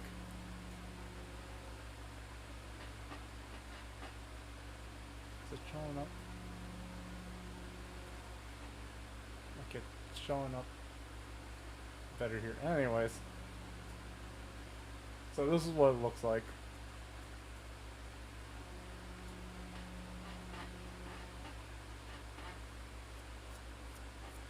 Which one's Lucy? Oh, yeah, I remember who Lucy is. Yeah. Yeah, I wouldn't say Piper. A little more than Piper, but yeah, I see Lucy.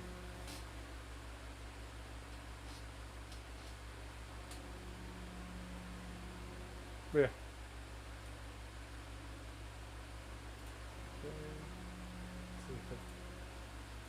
All corrected stuff. Okay, there we go. So I'm gonna bring myself down to the corner here. Get my little game thing going. Bring back the hamster. A little more. A little there. A little more there.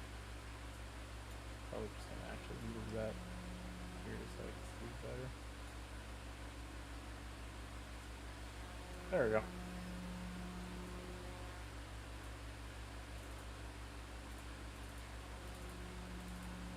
Be gone.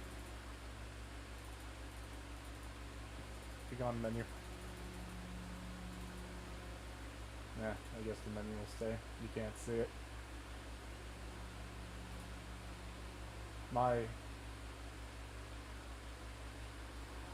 You know what? It feels great being a girl. It feels great being a tiny anime girl. I have no responsibilities other than game. Oh, there it is. It got stuck. Oh shit.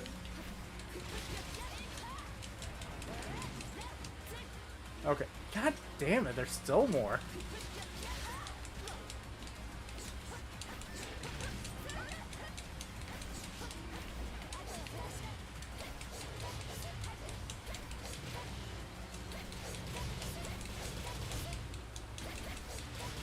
And you know what? I will.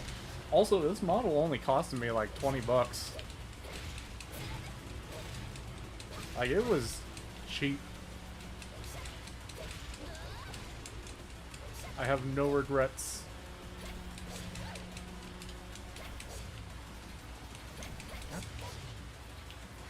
Damn, moles.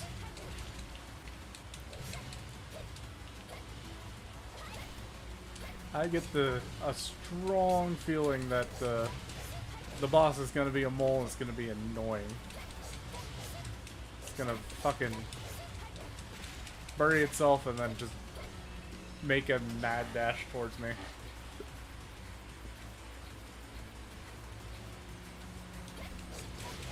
Yeah, pretty much.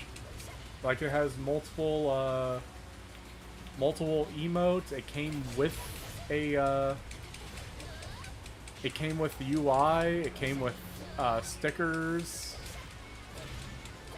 Came with the model. Everything was pre-rigged. Like, it came with a lot of shit. Like, for all intents and purposes, it came with, like, the complete setup to start VTubing.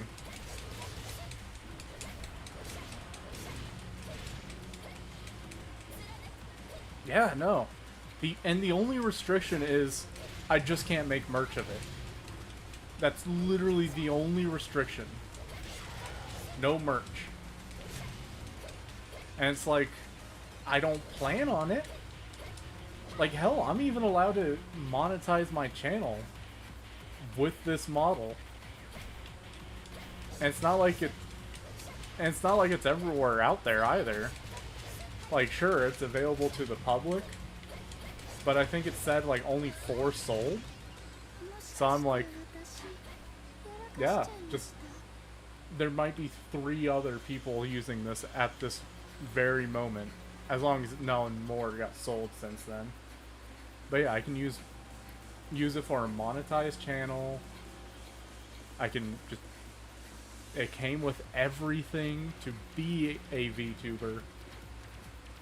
Only different thing I can't do is just make merch, which wasn't even on the cards at the moment.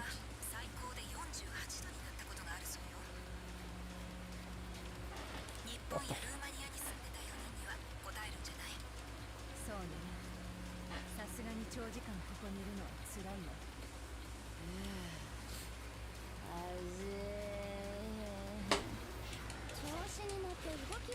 I'm pretty sure it gets just as hot over here. Okay, I'm gonna need a squad character. Getting crowd focused.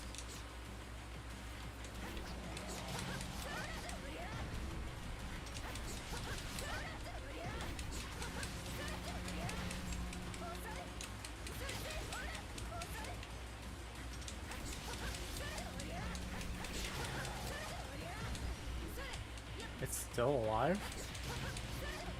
Now it's dead.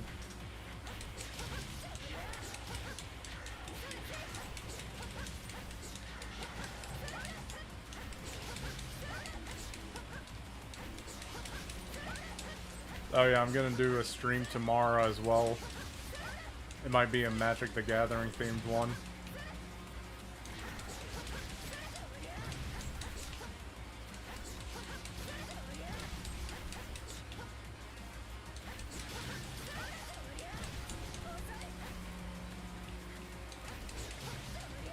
Depends on if my friend can wants to do it today or tomorrow.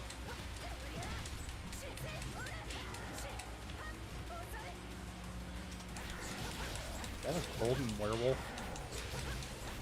The piss wolf?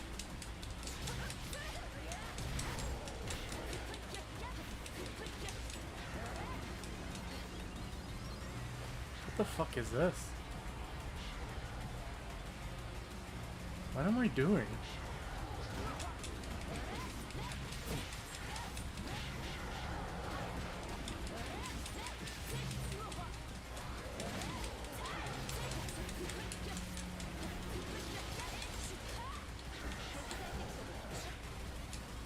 She doesn't.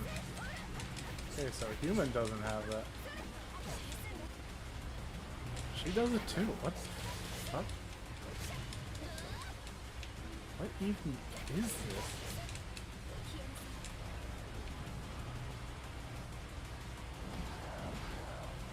Am I just healing? Oh, that's just a healing thing. Oh, I can heal using the blood on the field.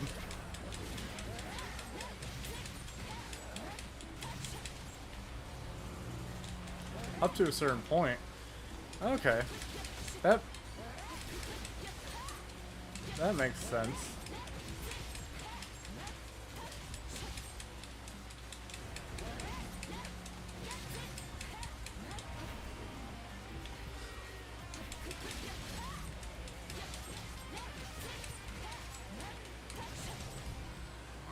Yeah, I don't know if you're here or not, but I went down like a complete fucking rabbit hole about the franchise. Because apparently this thing has been around since 2004.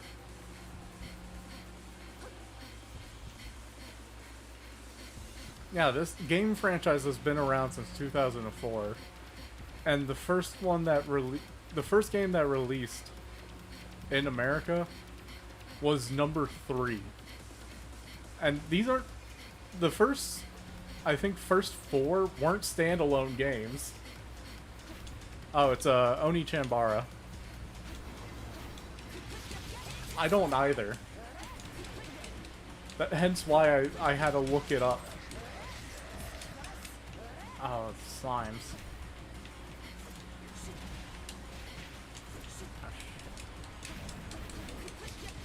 Yeah, I had to look it up what was going on too. So the game franchise itself has been around since 2004. The first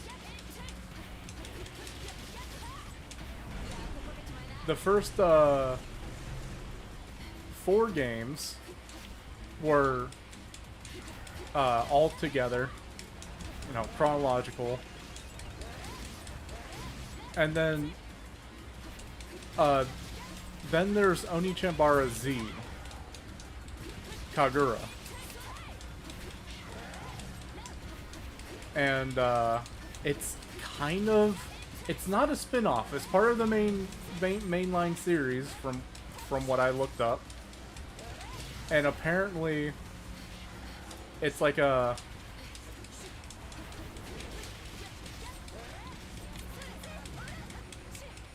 it's part of the mainline series, but at the same time it kind of is based on a different, not different timeline, but story plot. But it's not a spin-off. And fuck, I hate these things. And the first one of this not spin-off sequel series, like the first one is Japan only. They only released the second one. They only released this one, which is Onechanbara Z2. they, to America. So this is a sequel. I can't play the first game. There's only the sequel. So I had to go on this giant rabbit hole to just find out what the fuck is going on. So, this character and this character, Aya and Saki, are both from the mainline series. Like, these are from the original... These two characters are from the original two games.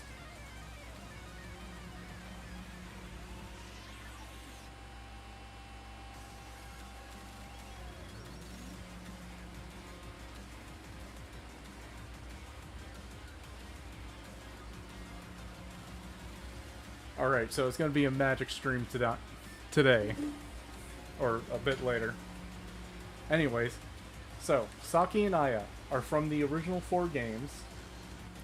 Onechanbara 1, Onechanbara 2, Onechanbara, Bikini Zombie Slayers, and then Onechanbara Bikini Zombies Zone or whatever.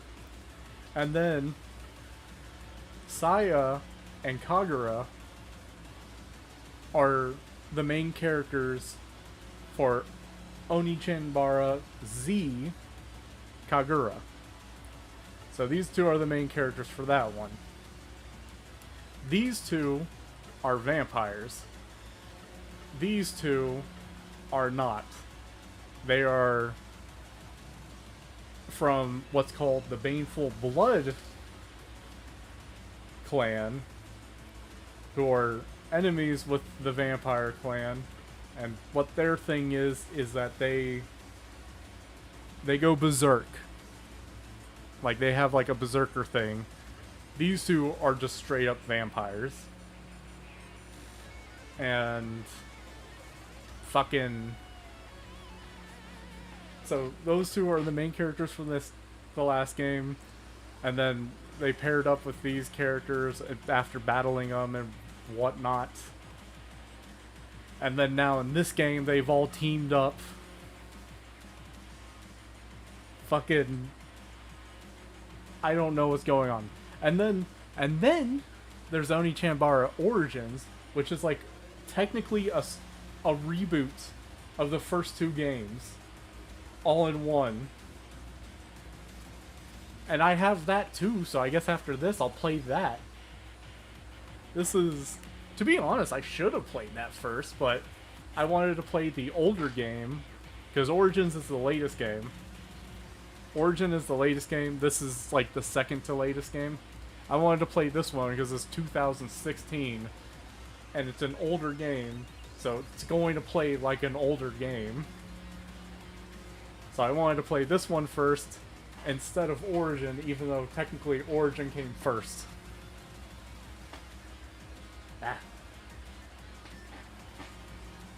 I can't play them all. Most of them aren't even fucking available. So, I gotta pull up the fucking wiki again.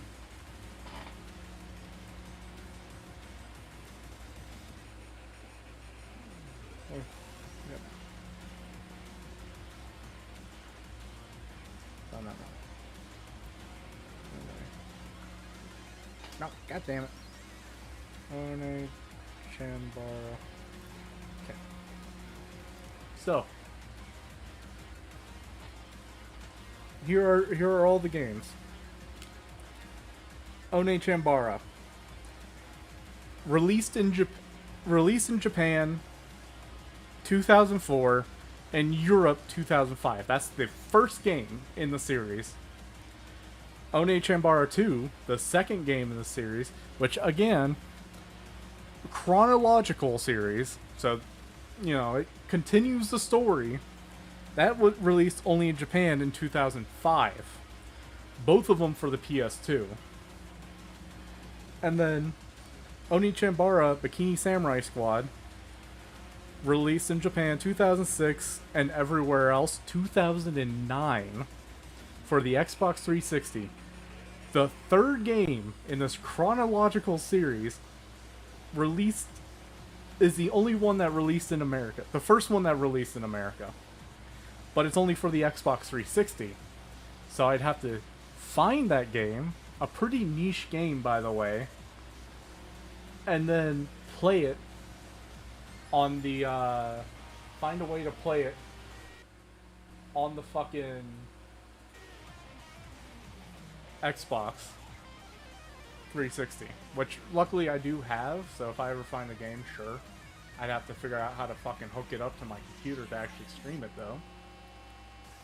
And then there's Onechanbara Bikini Zombie Slayers, Japan 2008, everywhere else 2009 as well. Actually, it released the same fucking day as Bikini Samurai Squad, the previous one. So 4 released the same time in America as 3. Because in Japan they released like 2 years apart. But the 4th game in the series is only available for the fucking Wii. And then there's Onechanbara Z, the start of like the new storyline, so the sequel series in the mainline series, not a spin-off. Again, not a spin-off. This is mainline, but it's like a different story. Yeah, this game has been around for 20 fucking years. Over 20 years at this point. Like, holy shit. But yeah, so Onechanbara Z, the sequel series, like the continuation from the story but different story plot, that released in 2012 in Japan only for the Xbox 360. And then there's this game, the sequel to the new storyline, Onechanbara Z. This is Onechanbara Z2. This one released in Japan 2014, but in America 2015 for the PS4 and Windows, a year later. That's the one I'm playing now. So I'm playing a fucking, like, the latest game in the story, because that's the only one available right now. Technically, or like I said, Origin is a reboot of the first 2 games that was Japan only, or Japan and Europe only. So like, it's the first 2 games, but like it has a different art style, a very different art style, and the story is modified. So it's like a remaster reboot mix. So it's okay. It's like Final Fantasy VII Remake, where it's like it is the same story, but like different game essentially. But yeah. So there's that.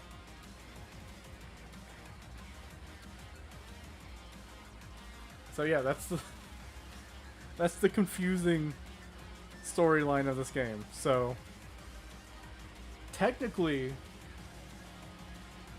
all 4 games are now available in the US. The first 2 through the remake, the Origin, and then 3 I'd have to find the disc for, and then get a, set up the Xbox 360, and then for the 4th one I'd have to get a fucking Wii, and then I'd have to find this probably even more niche game, and then like I'd be fucked for the the first game for the Z, but at least I would play the original 4 games in the story with Aya and Saki. But if I want to see what happens, which luckily in the beginning of this game, when you start a new game, it gives you like a rundown of the story. But, if I want to actually play it, I'd have to figure out Japanese.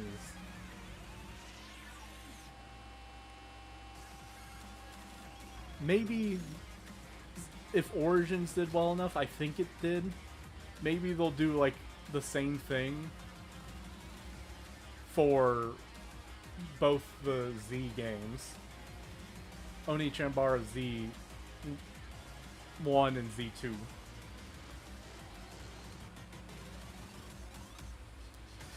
But yeah. So, yeah. I don't know what else to say after that, but yeah. Just a long ass tangent about a hack and slash where you're fighting undead in a bikini.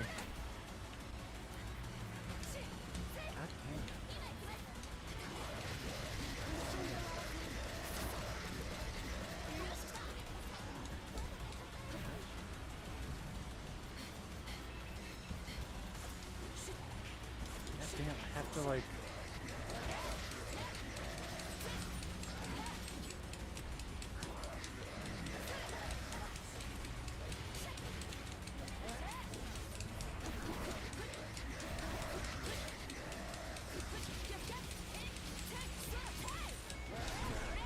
Finally! God damn it!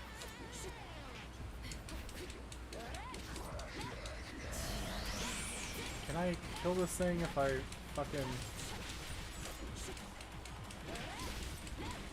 Yeah, it looks like I can do it if I do this.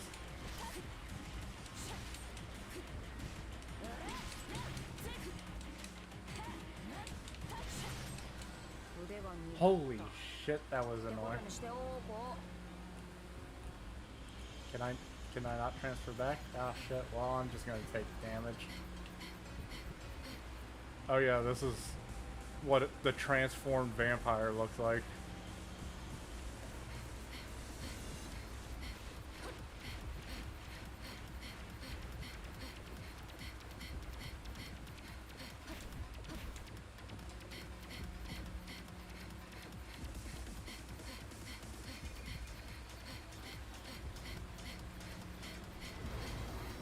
I had to waste a fucking transformation.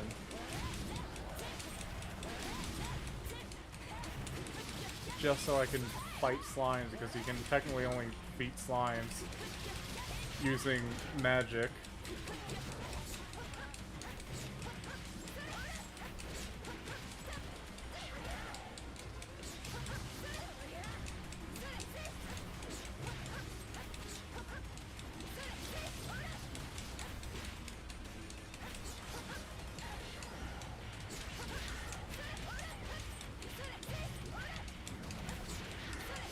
God damn, I do not like this map.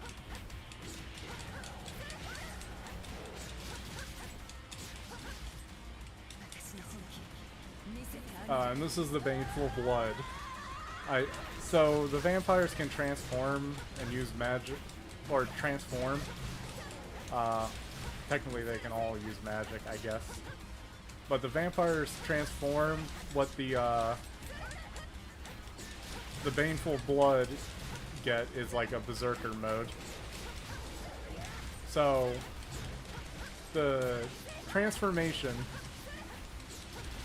what that does is once you're at max red bar around the health bar,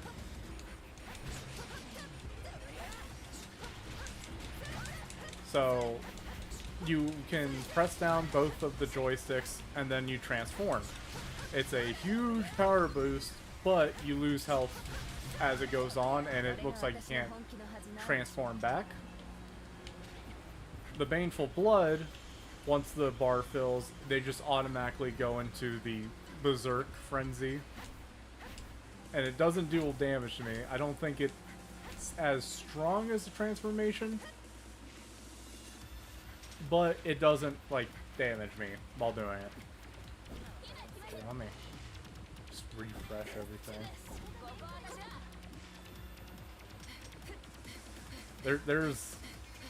I took a deep dive to figure out what the fuck is going on. Oh hey, it's not a mole. It's a genie. この足場の悪い状態で出くわすなんて運が悪いわね。センスのない服着てんな。怪しい。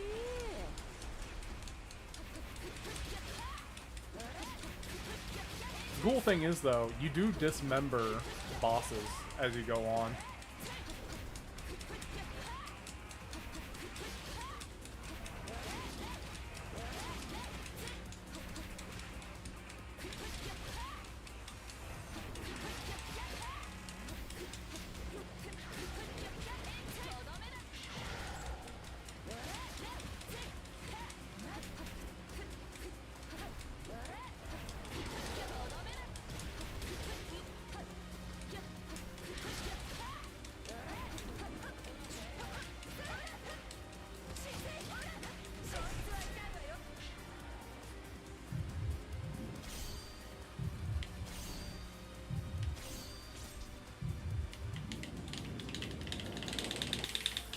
Shit. Okay.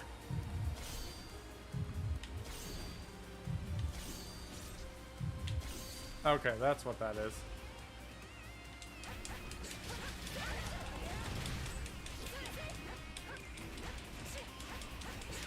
But yeah, see, as you damage them, you can do quick time events to just completely fucking disable an attack.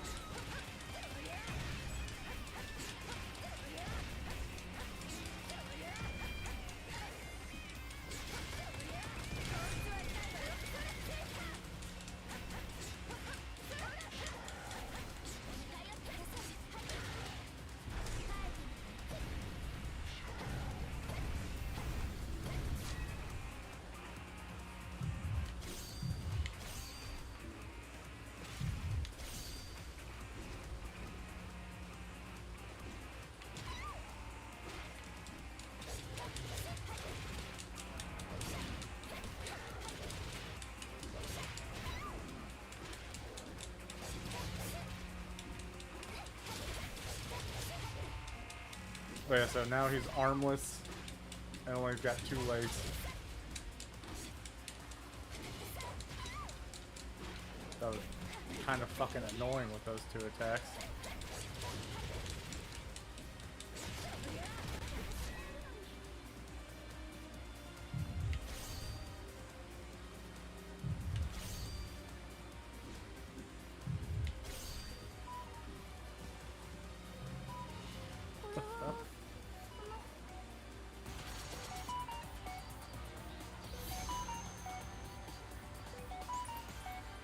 Oh shit.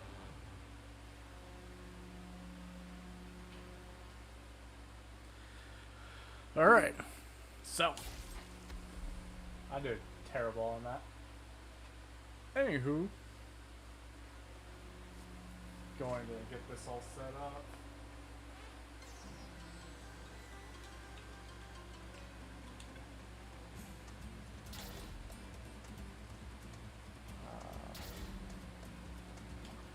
Way to like, okay.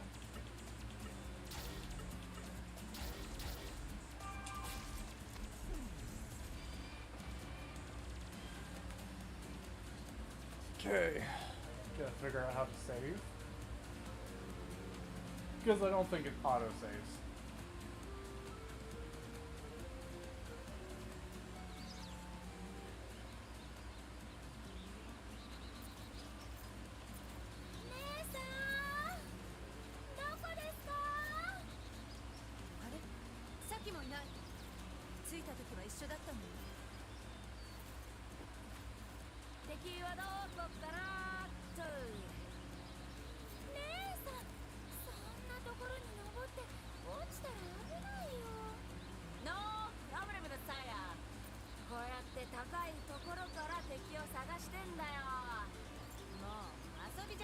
titties. ここからならもっと遠くまで見渡せるよ。うわっ、何それだ。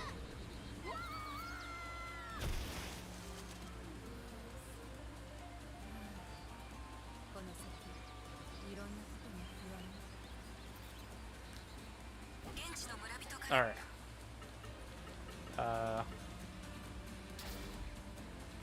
How do I save? I guess it auto saved? I really hope it did. Cause holy shit, that would be awful if it didn't. Anywho. Now I gotta fucking set some shit up.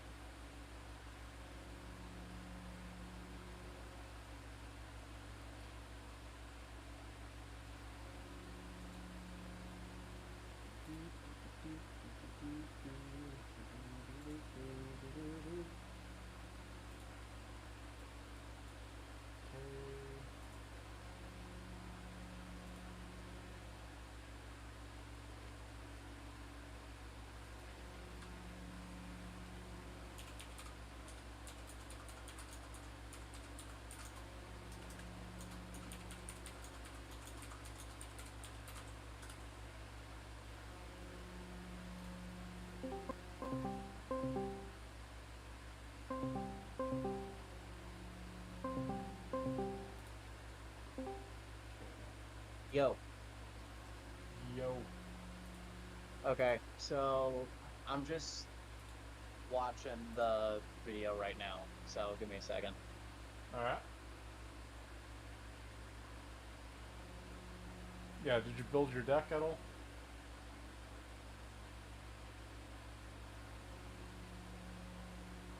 I have like several not owned decks pre-built on Moxfield, so I have a lot of options just ready to go. Yeah, like you don't actually need the physical cards. I just built based on my physical cards because, you know, it's the easiest for me to build around. Fair enough. I've already built like a lot of stuff that like Watch as you come in with like the fucking most meta ass decks. Okay, listen, I kind of want to like make my own decks on here because if I do, then I might not do that. You know what I mean? No. Okay. The fuck do I'm you trying mean? to I don't know anymore, man. I don't get myself. Clearly not. Okay, most of my things are, like, not... Most of my things aren't, like... Look, man, According to Moxfield... Yo. According to Moxfield, most of my decks are, like, in bracket 2, i.e., like, average pre-con commander deck, so, like, it shouldn't be too bad. But if it is, I can change it out. I mean, it's alright, man. Also... Okay. What the fuck is a bracket? I have no fucking clue, man. Alright. Alright. I'm gonna keep watching, and so I'll mute myself, and I'll unmute myself when I'll let you know when I'm ready. Okay. I can't connect.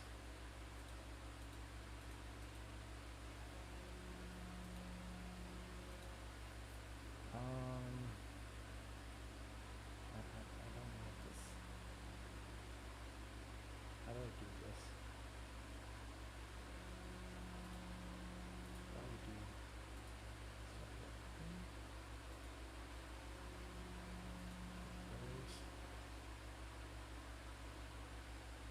Oh, that's actually like full local. Okay.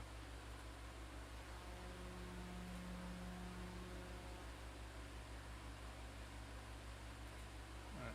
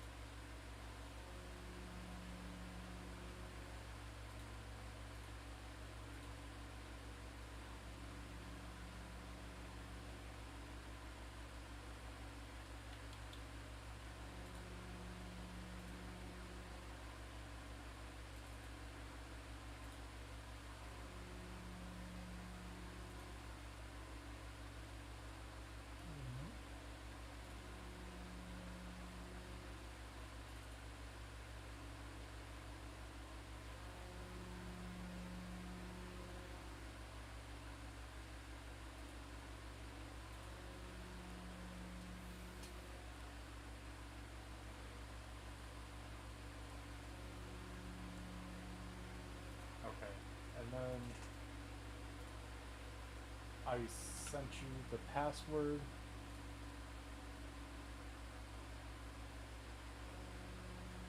Alright, I got my deck added, so that's the password. How do I play? Okay, Hit so cockatrice, hit connect, or yeah, hit connect. Make like a username. I don't know how to actually. Alright.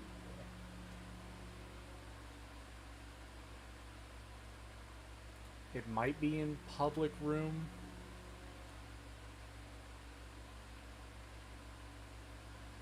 Should be called Commander. Okay. And then I just have my own password, basically. Yeah, just type whatever. Okay. 1 sec.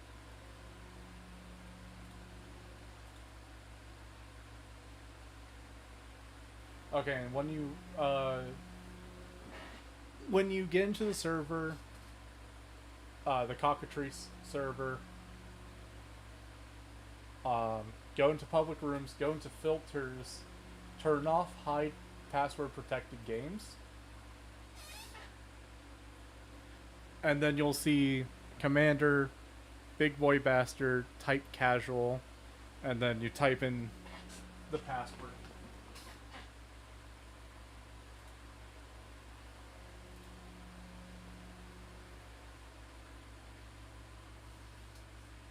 Alright, have a good one. I'm streaming right now. Gotcha. The one person that was here just left. Gotcha. Okay. Yes, I want to register now. Let's do that again. 1 sec. It's being annoying.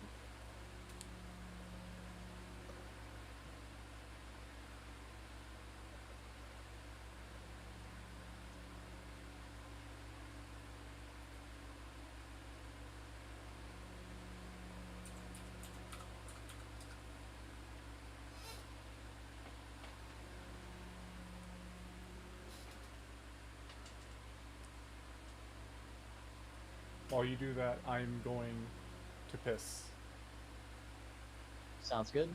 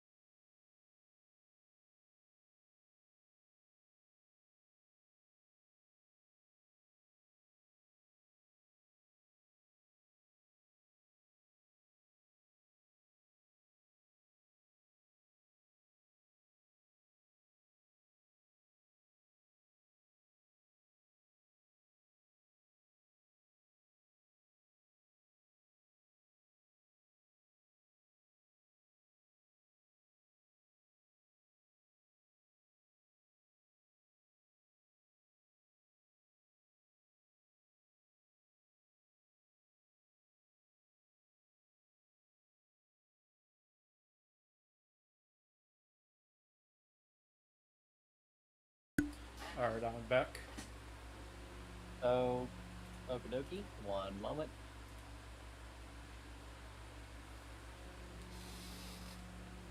Just gonna hit that. That. Okay, cool. I'm connected now. So now what do I need to do? Okay, so go into public room, filter game, Okay. hide password protected games, or Okay. uncheck mark hide password protected games, because that's automatically checked. And then you'll see me, Commander, Big Boy Bastard, Casual. Where's room in this? It should have automatically pulled up once you signed your account. It'll be public room. Though you can go into the, I think you can go into the room tab Oh, Up here we top? go. Magic tab. It has rooms, I think. Okay. Where? Filter games. Creator name. Well, Uh, uncheckmark hide password protected games. There we go. Big boy bastard. Okay. Yeah, it's not showing me anything.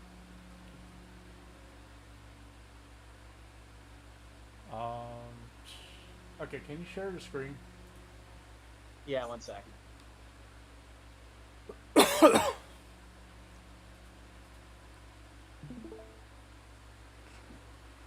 Here.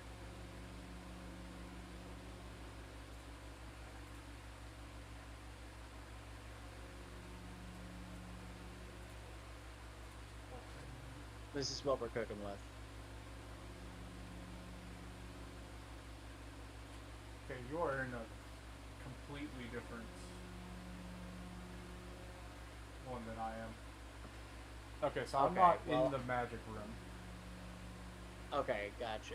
Well, I don't have the room that you are talking about. Go. Oh, no, wait, hang on. No, sorry, go ahead. Go. Go into the room tab. This one right here? Yeah. It just says leave room. Yeah, leave room. Okay? Okay, go back into tab. Or, no. It just automatically did it for me.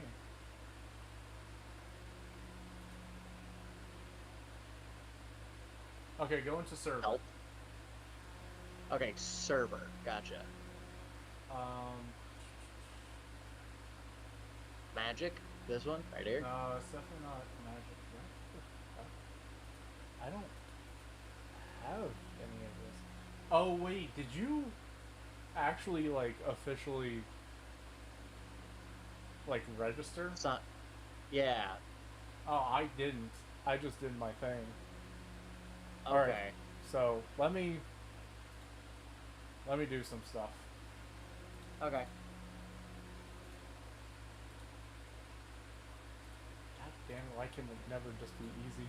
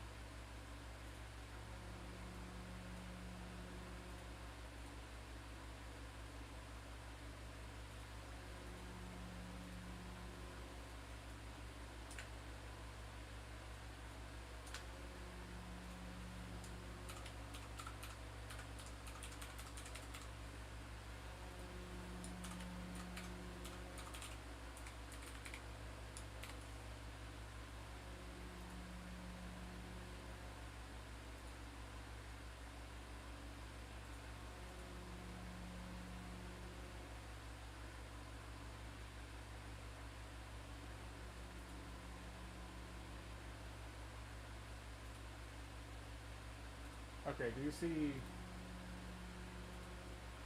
registered room at all in there? No. What the Registered room? How do Yeah, you I'm not seeing have all that. those servers in there? I don't. Do you just not have the Magic server? No, I don't. Really? Yeah. Okay. That's weird.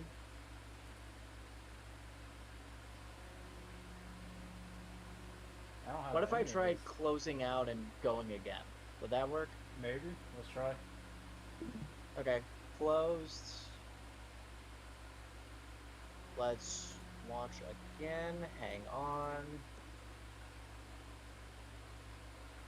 That. No, I don't want to join Discord. Thank you. Okay, cool. Didn't ask. There we go. Okay. Let's share the screen again. Cockatrice. Back to taskbar. Okay. So now, what we're gonna do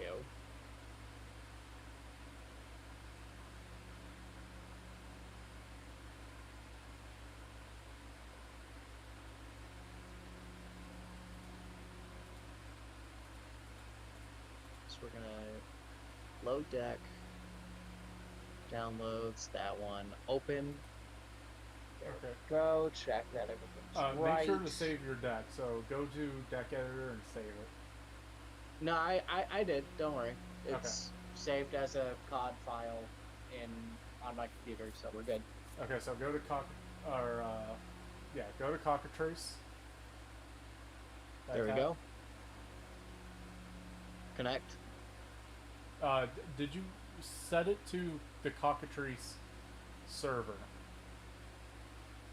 I set it to Rooster Ranges, not Cockatrice. That's why. Because I'm on the Cockatrice. Yeah. Gotcha. Okay. I hear ya. Gotcha. That's probably why we're in like completely different. Okay, so Chickatrice right there, that one? Yeah, Cockatrice. It says chick, not cock. Oh yeah, you're right. Okay. Let me just get loaded in. Second here.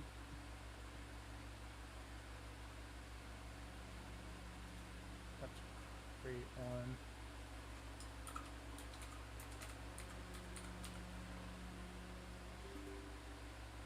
Oh, what? What happened? It said you don't have permission to be in here. Oh, here we go. Registered room? Public room. Public room. Okay. Ah, here we go. Commander, big boy bastard. Yep. Okay. And then the password is this, if I recall correctly. Excellent. Okay, Finally. Awesome. There we go. Me Jesus. Parade 2005? Yeah. That's your thing? I had to make something up. What do you want from me? I mean, fair, I guess. Okay, cool. How do I... Okay, do I just hit load deck? Yeah, load deck. Okay, load deck. Throw the thing in there. Awesome. Okay. Now I have everything. And my commander is in my sideboard, like the guy said it needs to be. Alright, ready to start? Yep. Ready to start. Here we go. Okay, so to get our card, our commander out, control F3 and just put it to that side on the red bar. Control F3. Control F3. Because there's... Should work. That worked right out of the box for me. I'm hitting it and nothing's happening. Are you holding them both at the same time? Yeah.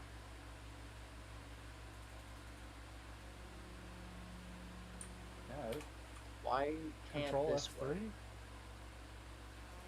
Control F3.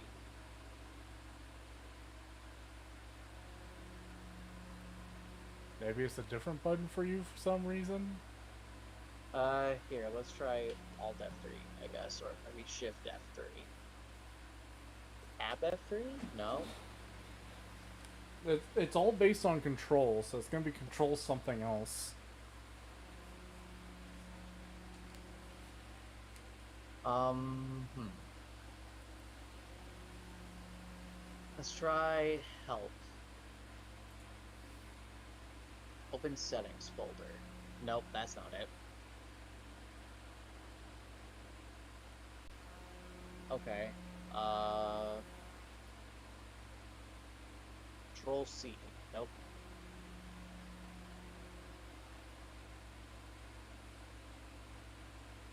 Okay, go to cockatrice, go to settings, and then shortcuts. Okay, shortcuts. Add green hand. Nope. Add card. No. Drawing. Look at top card. Undo draw.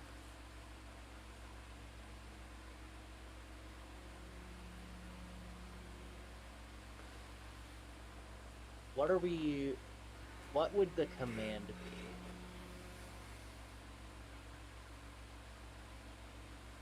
So it should be like the action should be sideboard or something. Okay, power and toughness, tabs, view, sideboard. Yeah, no, it's Control F3. Is there something wrong with your F3 key? Probably. Here, let's try changing this, maybe. Yeah. Let's change it to... Nope, not Control 0, please. How would one delete it? Probably click it again and do that, or clear, Oh, wait, hang on. or restore Clear. to default. There we go. Clear. Let's go...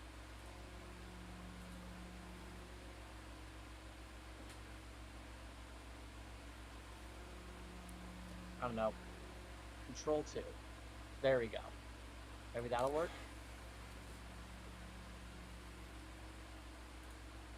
Right. Control 2. There we go. Yeah, that works fine. Okay, there we go. Okay. Now we've done it. Excellent. All right, and then Awesome. boost your life up to 40. What was your command for that? You can just click it, like right click Oh, it. okay.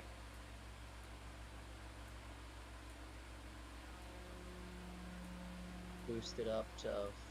Whoop, hang on. There we go. 40. And then draw to the 7. Or, I wish. How does one draw? You click and drag. It's not letting me do that. Uh, What the hell? click- Okay. Click the deck, hold onto it, and then drag it into your hand. I'm actively doing that, but it's not letting me. Ow. I literally just did that. Oh, there it is. Okay. Never mind. The green space at the bottom is my hand.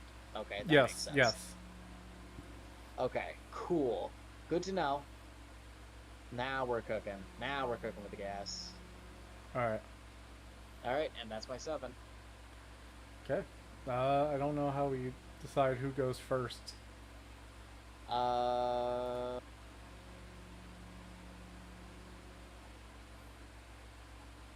Here, hang on. I got an idea.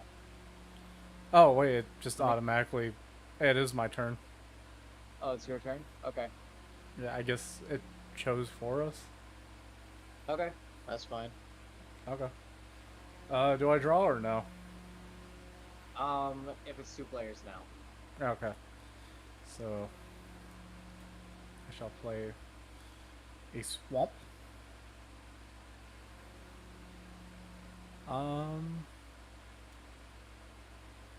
And I pass my turn. Okay, cool. I'm gonna untap my permanents. I'm gonna also play a swamp. And that's all I can do. I passed my turn. Alright. Hang on, I'm gonna try. Can I move it down to be not right there? Or no? Nah, that's your land spot. Okay. I just thought maybe I could get it closer to the line, but that's fine. Okay, yeah, there we go. I'll put my swamp right there.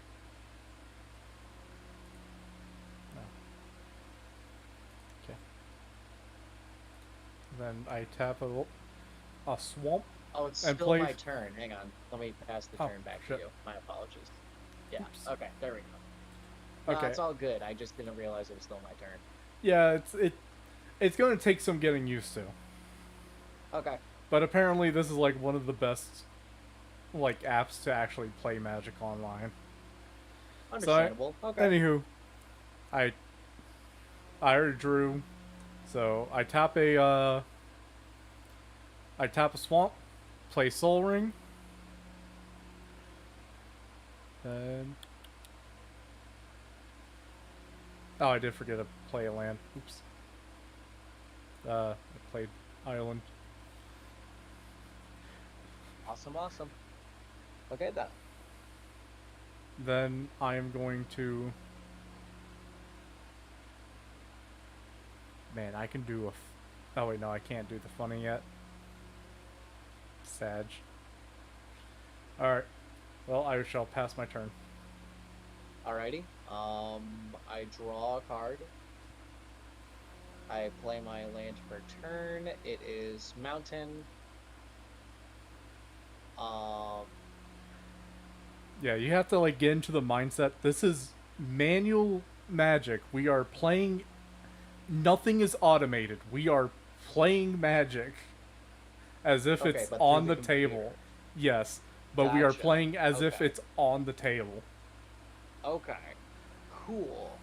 In that case, you know what? I'm gonna tap my mountain, tap my swamp, and I'm gonna use that to cast Swiftfoot Boots. Okay.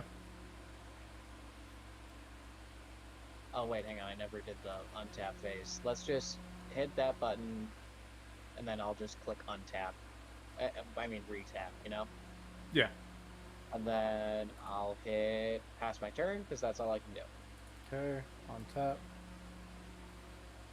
Upkeep. Draw. Okay. Draw my card. Okay. Then I'm gonna play my land. Alright. So, Glacial Fortress. Glacial Fortress enters the battlefield tapped unless you control a plains or an island. I do. And if I tap, I add a white or blue to my mana pool. I'm going to tap. Tap. Tap. And tap. And then I have one floating colorless. And then I'm going to summon Y'shtola, Knight's Blessed. Okie dokie. Okay. That's my main. Start combat. I can't do anything. End combat. Main 2. And pass. Alright, cool. I'm gonna untap. I'm gonna play. Wait, hang on. I have to draw first. Awesome. I'll hit plains as my land per turn. And then I'll tap each of my basic lands in order to bring out my commander, Ishin to Heavens as 1. Okay. And then I pass my turn. Alright. So, untap everything. Draw.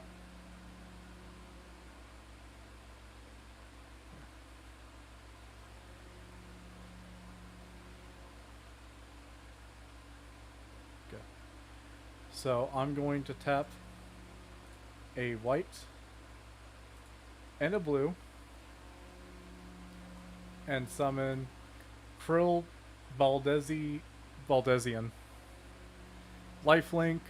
Whenever you cast a non-creature spell, you may return target creature card with mana value equal to that spell's mana value from the graveyard to your hand. Do this once each turn.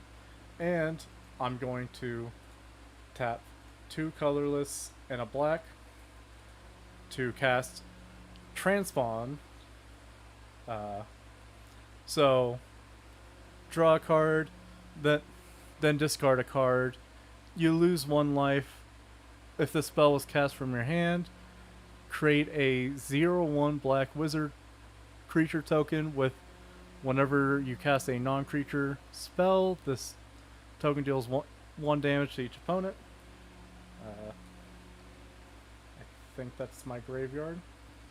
And since that was a non-creature spell with mana value of 3 or more, you take 2 and I gain 2. But I also lost 1. Take 2 damage, bitch. Alrighty. So you that's fair. you right There we click. Alright, cool. The card has rebound, so you can cast it from exile. I think one of those piles is just going to be your exile pile, probably, if I were to reckon. Yeah.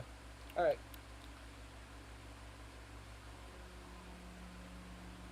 Rebound, if you cast the spell, you may cast a spell from your hand, exile it as it resolves. At the beginning of your next upkeep, you may cast this card from exile without paying its mana cost. Yeah, you put it in your, you put it in your graveyard, not your, there you go. Okay, and now then it's exiled, so there we go. how do I... Where do I get tokens from? Let's go into settings and then look at shortcuts. Let's see. Nope. Attack, block.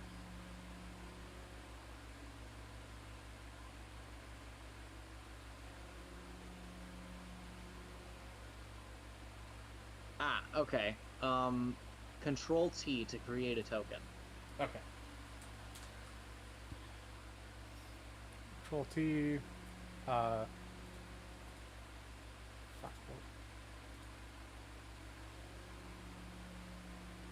0/1 black wizard. Okay.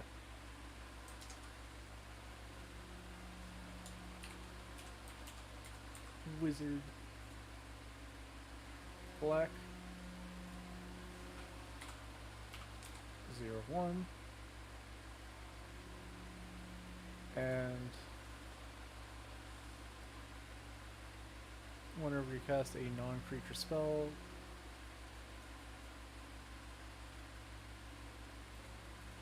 I'm just gonna do that for now.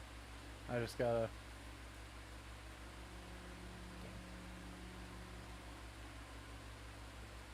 Yeah, whenever to each opponent. Okay. Just gotta remember that. I'll, hang on, let me send it in the chat so that way you don't forget. I can actually... Or you send it. Probably edit it. True. Yeah, set annotation.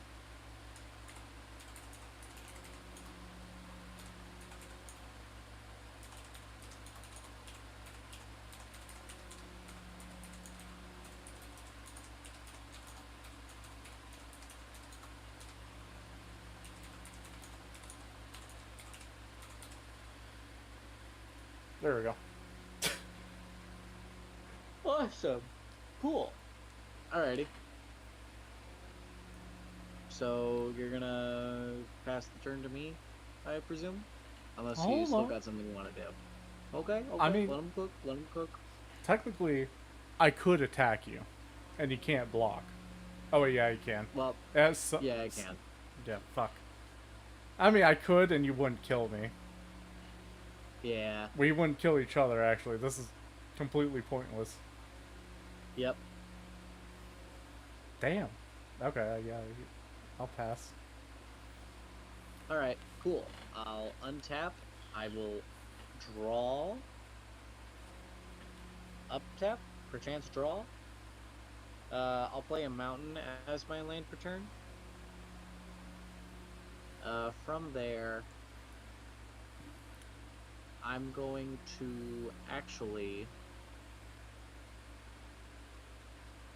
I'm gonna tap the mountain for 1, and I'm gonna play Reinforced Ronin. And I will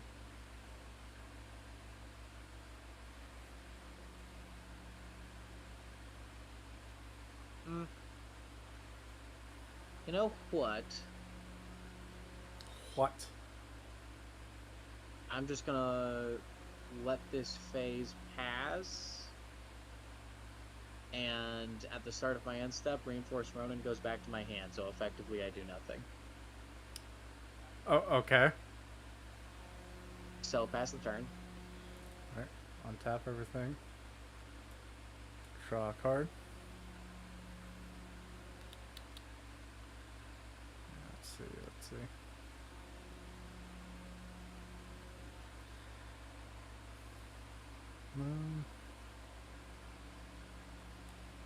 So I'm going to tap everything once more.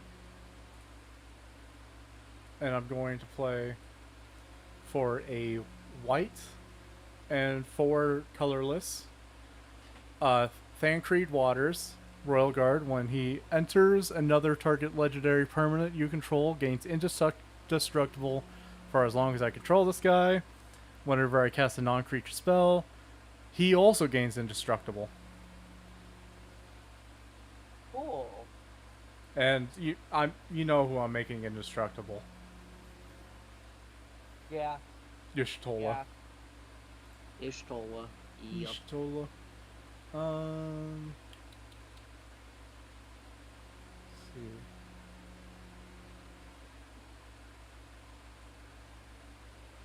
Okay, it doesn't look like I can put anything that says indestructible on it, but yeah, indestructible. Okie dokie. You know what? You know what? I will attack with both Y'shtola and Krill.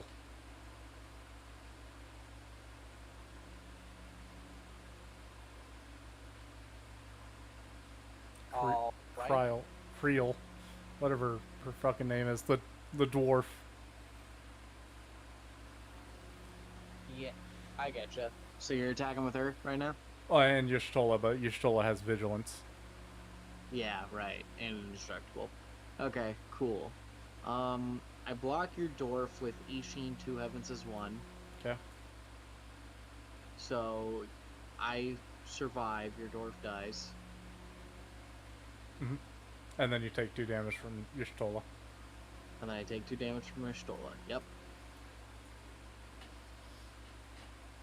Get dunked on, ho. Can't fucking believe this shit. Yeah. Alright, and then my turn passes. Alrighty, cool. In that case, I hit the untap. I draw a card. I hit Command Tower as my land for turn. You son of a bitch. From there, let's see. That doesn't count. From there, I'm gonna play. First, let's tap this, tap that, tap that. That's for 3 colorless. 1, 2, 3. And then I'm gonna tap for 1 red, and I'm gonna play Heiko Yamazaki, the General. Trample, whenever a samurai or warrior you control attacks alone, you may cast target artifact card from your graveyard this turn. Oh, nice. So, from there, what I'm actually gonna do is tap the, Actually, you know what? No. What I'm gonna do is I'm just gonna have these two guys on the field right now, and I think that'll be where I call it good. So let me just remove my mana pool real quick, and I'll hit pass the turn. Okay. Tap everything. Draw.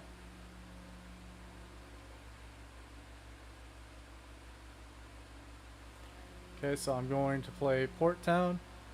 And then it comes in taps, because I'm not revealing a plains or an island. But, to be fair, I don't really need it. I could do that. I could do this.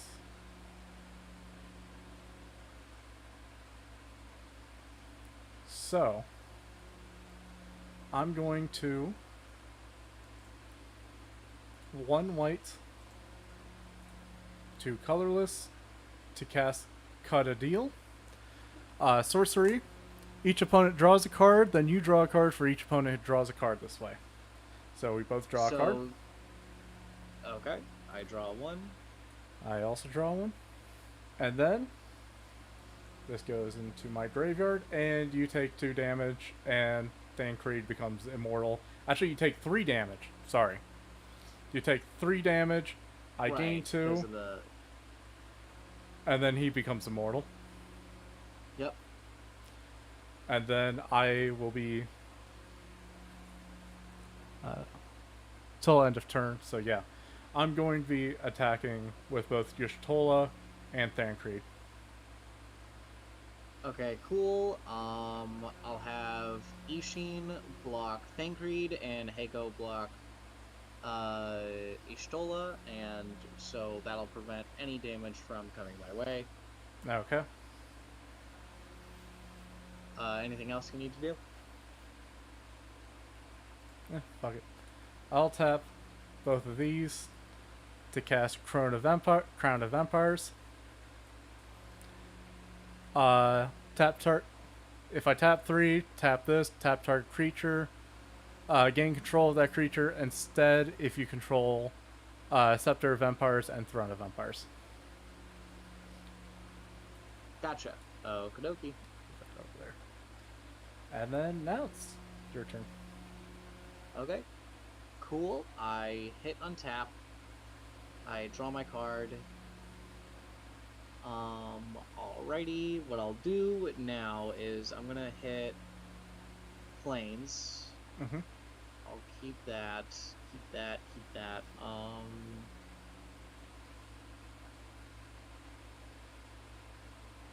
Let's see. What I'm actually gonna do is I'm gonna tap Heiko Yamazaki General, and then I'm gonna tap both my planes for 2 white. Mm-hmm. I presume the white bubble would have been white actually, and the gray bubble would have been colorless, but that doesn't matter. Yeah, the yellow's white. Oh, the yellow's white. Okay. And the white's colorless. Gotcha. Okay, I understand. So I'm gonna do that. I'm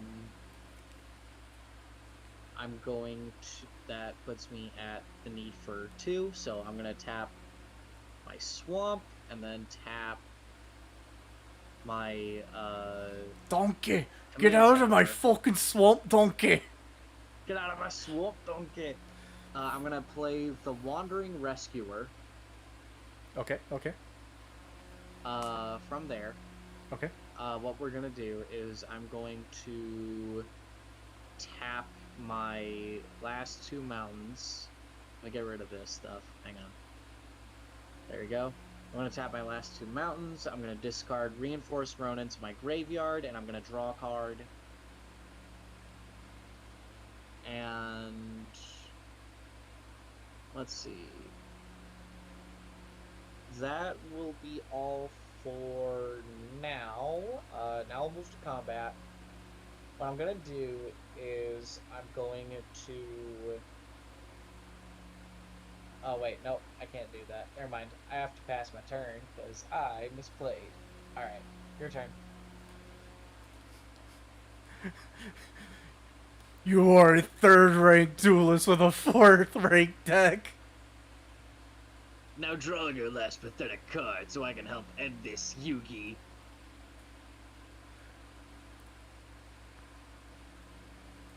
Okay, gonna do this. Comes in tap though, because I am not revealing an island or a swamp. Okay. But I'm going to tap 2 blue and All right. a swamp to play quasi duplicate. Okay. Creature token that's a copy of target creature. Create a token that's a copy of a target creature you control. I'm going to clone this. Oh boy. Also, as you can see, it is a sorcery with mana value 3 or more.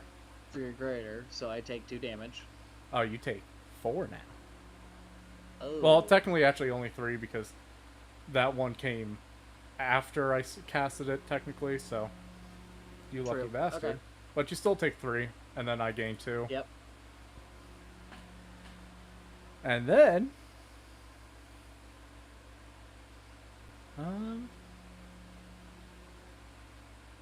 Oh, and Thancred's back to being immortal. Right, naturally. And I will pass my turn. Okay, cool. I'm gonna do a thing called untap. I'm gonna draw. Draw your Let's last. go. Draw your pathetic last card, Yugi. Alright, here we go. Play mountains as my land per turn. Let's see, what can I afford to do? I know what I can afford to do. Let's go for... I have a plan. Here we go. Do you have a plan? I do. What's your plan? I do, actually. Not gonna tell you quite yet. But isn't it happening right now? Yes, it is. So what we're gonna do is we're gonna tap the swamp, tap the command tower, and then tap a plains. Okay. And then we're going to tap... No, we're not gonna tap that, actually. We're Damn. gonna go She that ugly? here. My amazing joke And we're has gonna- just been ignored. Ignored. Yep. Oathkeeper, Takeno's Daisho. I'm going to tap my 3 mountains Oh, okay. to equip that.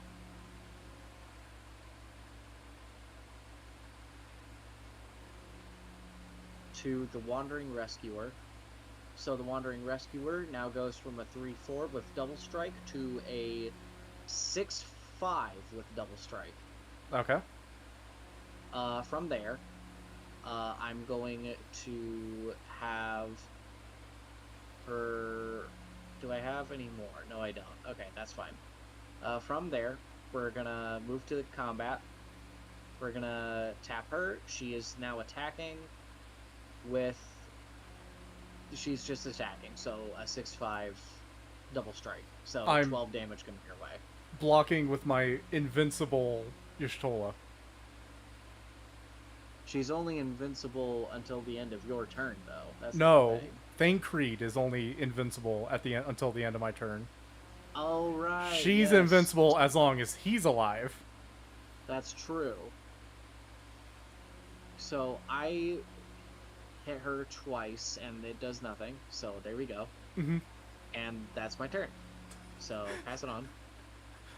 Man, you really forgot. I did forget. Yeah, damn. You forgot hard. I did. Yeah. that Yeah. was hard to watch. Yep. I'm sorry. Well, it's okay. All right. I'm gonna just really quick, while you're cooking, I'm just gonna add a new deck into here. Okay. So that way, if you want to play again, I will be ready with a different deck. All right. Yeah, I'm contemplating if I'm gonna use this deck again or if I'm gonna use my red black or not red black, green black. Gotcha. Okay. Granted, next deck- my red black only really cooks in a multiplayer game. One on one, it's not that bad. Yeah, that's fair. That's fair.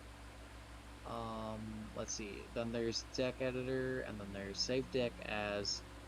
There's downloads, and then save. I'm just gonna add like a couple decks actually, just really quick. So I've added one. I'll add one more, and then I'll be set.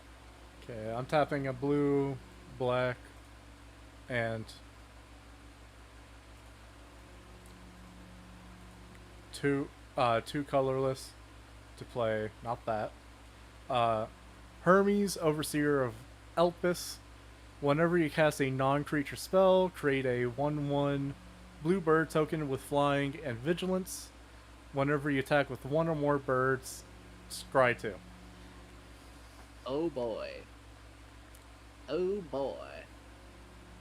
I could Oh boy. also, I could do a funny. What would the funny be, pray tell?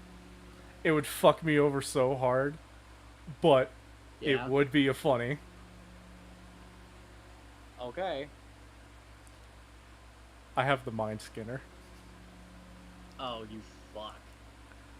but that means I just won't be able to do damage at all. It's just all gonna mill your cards. It turns my deck Oh. into a mill deck Right. immediately. You stupid bastard. I hate you. Don't do it. I have enough to do. It fucks me over. It changes my deck completely. It does. It does. Won't lie. I But won't it- pretend like that's not true, But it's gonna be really funny. but it's gonna be really funny. He's also just unblockable as well. That's the Yeah. funny thing. And he does 10 damage. Yep. I met a guy who did 6-7 damage. What's better? 6-7. What's better? Fucking milling you to death or just trying to take down that 30? I don't know, man. What do you think would be good? You know what? I'm gonna do a funny. I'm tapping 3 blue. Mind Skinner comes onto Oh. the field. Damn it. Darn it, darn it, darn it, darn it, darn it, darn it. Okay. Okay. Well, that's not good. That's really not good, actually. And I'll pass my turn. Okay. Sounds good. In that case, let's go back to here. I'm gonna hit untap. I'm gonna draw a card. I also now have no cards in my hand. Oh boy. So I am in a Oh, rough boy. spot. Mm-hmm. Alright, I have an idea. You have an idea? We're gonna tap a swamp and my command tower for 2. Mhm. We're gonna play Sword of the Animists. Okay. We are going to do a fun. Which is to say, firstly, yep, okay. So what I'm gonna do is I'm gonna tap my planes. I'm gonna discard this card, Sunblade Samurai, from my hand. This lets me search my library. Hang on. How do I... Well, now I gotta figure out how to search my library. Ugh. Okay, so F3, you can view your library. Okay. F3. Except no, not actually. So Okay, what we're so gonna do, right-click, view library. right-click, view library. I can find a basic planes card. I reveal it, like so. Okay. And then you're probably going to have to shuffle. Reveal it, put it into your hand. So Okay. it goes into my hand, actually. Okay. From there, I'm going to hit right-click. I'm going to shuffle. My deck is shuffled. Excellent. Now what we're going to do is we're going to tap my mountains, all 3 of them. Okay. So I'm completely tapped out here. And what we're going to do is we're going to attach Swiftfoot Boots to the Wandering Rescuer and the Okay. Sword of the Amnemists. Nope. Undo that. Attach to card. So the Wandering Rescuer is now, in addition to the 3+1, has +1/+1. So she is now a... I want to say... here we go. You can put tokens on her, by the way. True. Right-click on her, and then should be tokens somewhere. Oh, add counters. Yeah. Add counters? Okay, so it says add counter red and add counter yellow. Though you can also just edit the toughness and stuff directly. Yeah, I think I'll just do that. So what we're going to do, we're going to hit set power and toughness. So it's 3 plus... plus 1, that would... +3/+1, so that's 6/5. And then an additional +1/+1 on top of that, that is a 7/6 Okay. total. So 7/6. Okay. So now she is a 7/6 with double strike.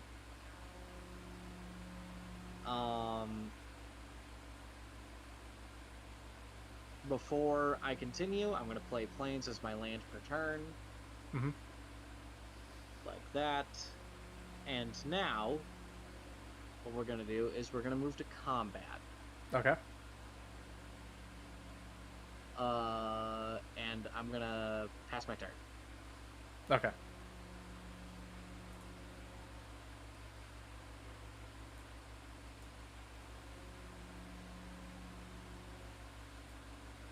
Okay, Sunken Hollow. I control 2 or more lands, or basic lands, so it doesn't come in tapped.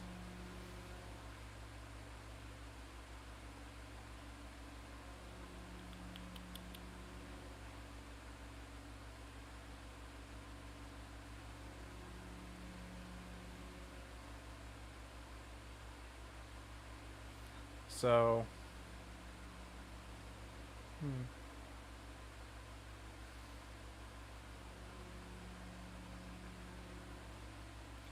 Not really much I can do right now.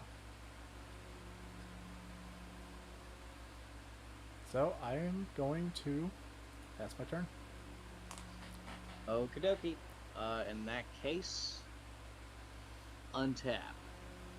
Upkeep draw. Excellent. Excellent, excellent, excellent. This is wonderful, actually. Okay, cool. So what we're going to do here is very simple. I'm going to tap my swamp for a black. I'm going to then tap my mountains for 3 colorless mana. Mm-hmm. And I'm going to cast the enchantment within range. When this enchantment enters, I create 2 tokens. Control T. This is a red warrior. Here we go. Red 1/1 warrior token. There we go. We're gonna hit OK. How come you have art for yours? Because I just looked at the sidebar and I picked one. Why can't I? I think so.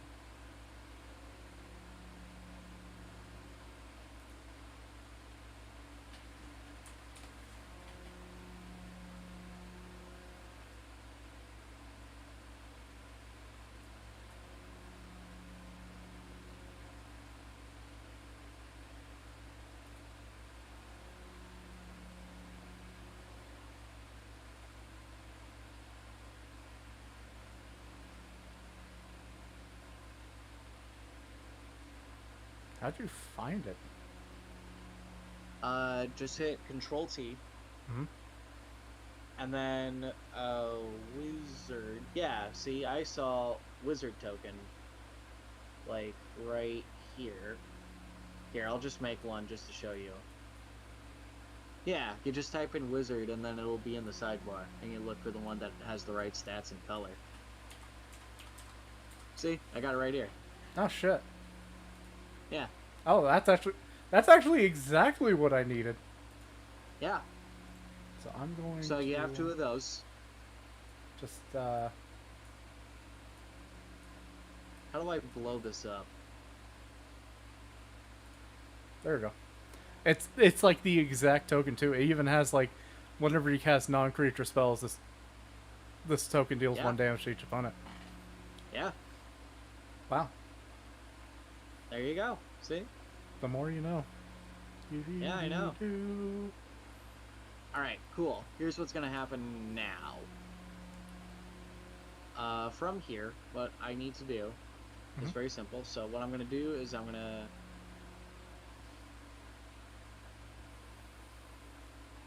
Damnable. I don't have enough, actually. That's okay. So what we're gonna do is this. With Eiko Yamazaki and the Wandering Rescuer, we're going to move to combat. Okay. And I'll have those 2 swinging at you, so a 3/3 and a 7/6 with double strike is coming your way. I'm going... What this is going... Go on. Okay, go ahead. I'm going to block so... with Y'shtola on the Wandering Rescue. Understood. There are now 2 things that are going to happen. Ishina Heavens as 1 has, if a creature attacking causes a triggered ability of a permanent you control to trigger, that ability triggers an additional time. Basically, if I have a thing that triggers when I attack, it happens twice. So, whenever equipped creature attacks with the Sword of the Animist, which is the Wandering Rescuer, I search my library for a basic land, put it on the battlefield tapped, and then shuffle my library. And I'm just going to do this twice, basically. So, view library. Let's put a swamp onto the battlefield. And we'll tap it, obviously. And I'll throw it with the other one. I'll hit shuffle, and then I'll do that again. You know, you could have just done that all at once, right? Probably, but nah, I want to be goofy about it, actually. So, there we go, another swamp, tapped, obviously, and then reshuffle, and then... I'm going to take 7 damage. You're gonna take 2 damage, for the number of creatures attacking you due to within range. And it's gonna double. And you're gonna take 4 damage, actually. So, because, yeah, that triggers twice. So, And then I take 3 from, fucking, what's his face? Heiko Yamazaki. Yeah, Actually- Heiko Yamazaki. Actually, hold on. Do you mind if I'm going to block with him, actually. Okay, sounds good. And- In that case, He will die. you only take the 4 damage. Yep. Cool. That means that Heiko, because you have enough power to kill Heiko, gets sent to the graveyard. Mhm. And that's my turn. Okay. So, pass. I did take 4 damage, and Y'shtola, at the beginning of each end step, if a player lost 4 or more life this turn, you can draw a card. I'm a player. I'm a player. Oh, pshaw. So I That's drew ridiculous. I drew 1 for the 4 damage, and then I drew 1 for my turn. Oh, man. Dude. Bruh. Oh, boy. Fuck you. Can't believe this. I'm also going to tap a white, a black, and a blue. Vindicate. Destroy target permanent. Your Ishin is not hexproof right now because he's not tapped. True. So, bye-bye. Yeah, okay. And then, what you do is just 2 in that red one to indicate how much extra you have to pay for him now. The red one right here? Yeah, the orange one. No, orange. Okay, gotcha. Bottom. Okay. Alright, cool. And 3 or more. Yep. Take 4 damage. Goddamn. Okay. Also, Thancred, indestructible for now, baby. Yep. Also, non-creature spell. I'm going to create a single bird token. Amazing. A bird token. Singular. A singular bird token. It is supposed to be a 1/1. There we go. Burb. Burb. It is burb. Burb. Oh, actually, take back that 4 health. Because you mill 4 cards instead. Oh, you rat. Okay. 1, 2, 3, 4. So you don't make that bird token, though. That's the thing. No, I do. Because that's just Oh, when I okay. cast a spell.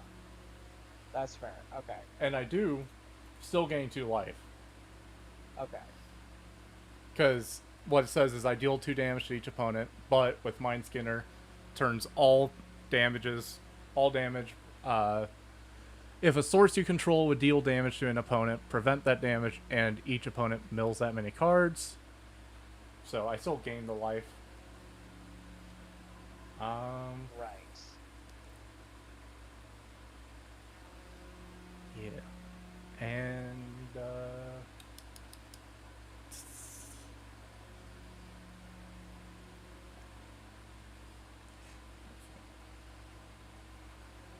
I will create a white and 2 colorless to bring out Elise Levelier, partner with Alfinad Levelier. When this creature enters, target player may pull what's his face into their hand from the library, then shuffle. Oh, man. Gets pulled into my hand, and then I shuffle. And then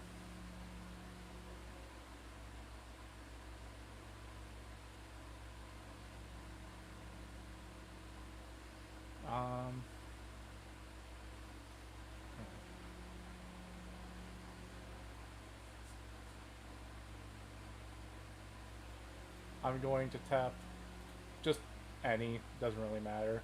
So I can tap this for 2, and I'm going to tap this for another, it doesn't really matter. Then I'm going to tap Crown of Empire, and then tap target creature. Oh wait, no, it's only tap things. So, tap one of your fucking warriors. Damn it. Okay. And then I'm going to attack with Thancred, with Hermes, with Mindskinner, and with Y'shtola. So that is 3, 5, 15, 17. 17 cards to mill? Yes. I mean, you can Okay, block one of them. 2. Let's block the Mindskinner at You can't least. block the Mindskinner. He's unblockable. Oh, right, he's unblockable. Right, okay. I'll block Y'shtola, I guess. Okay. No, Thancred. We'll block Thancred. Okay, so that's only 14. Okay, so I already did 2. Mhm. So 2 are gone.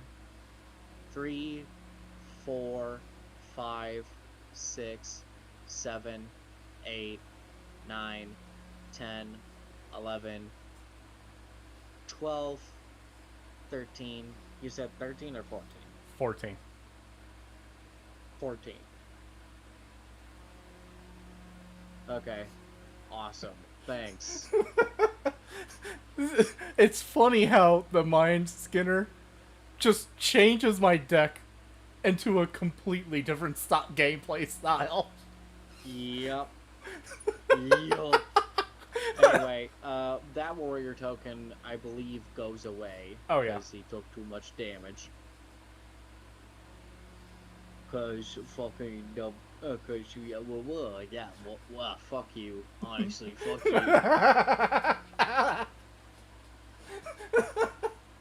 Man, someone sounds salty. Kanan is. You know, Kanan is.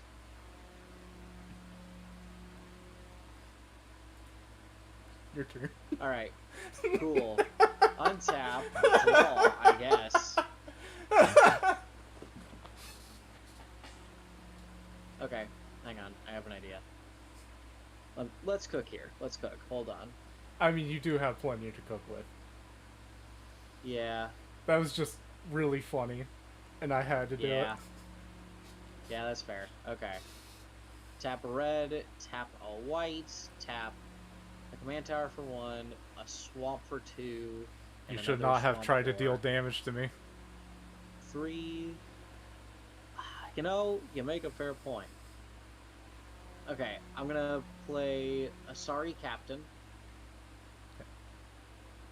From there, I'm going to tap the rest of my mana. So 1 swamp, 2 mountains, and 2 plains, and that What? puts my commander back out on the field. Oh yeah, you tapped command tower for him. I was gonna ask, wait, what's the 3 tapped, and then I saw command tower. Yeah. So, there we go. Ishin 2 Evans is 1, and Asari Captain are now on the field. Mm-hmm. From there, I'm going to throw... I'm going to go to combat. I'm going to throw the Wandering Rescuer at you. Now we're going to get our triggers. Okay. We get to throw out 2 lands. So I'm going to do that now. And then I'm taking... We're going to do... You're only attacking with the Wander? Yeah, so only 2 damage. Oh, you son of a bitch. But let me cook here. Hold on. Okay. Okay, so let me just tap these lands real quick, throw them on their respective piles. Oh no, or not, nah. It's a max stack of 3, I guess. Oh, shit. Okay, fine. Oh, that's gross. So, yeah, so there we go. Those are tapped. Shuffle the library. Captain. Whenever a samurai or warrior you control attacks alone, uh, until it gets 1+1/+0 until end of turn for each samurai or warrior you control. So 1, 2, 3, 4 goes to 8. 4, because the wandering rescuer. Yeah, so it goes to 7 + 4 is 11. Cool. So it has 11 attack now. And I'm blocking you with an invincible creature. And then plus another 4, because each 2 Evans is 1 makes that ability trigger twice. Yeah, 2 and 8. So, yep. That's an 8, so 8 + 7 is 15, if I recall correctly. Okay. Okay, cool. So that would have been 30 damage directly to your face if each Tola was in here, the little bastard. Yeah. And yeah, so all you really do is you take 2 damage because of the enchantment. At least you prevented me from drawing a card. Yep. That is true. Because that is what let me throw out so much shit earlier. Yep. Could you give me 2 seconds, pray tell? Oh wait, Okay. hang on, you're still looking at my screen, you little bitch. No, I'm not. Yeah, I know, you're probably not. It was just still streaming. Oh. 1 second. Yeah, I had my stream set up on the entire time. I didn't know. Does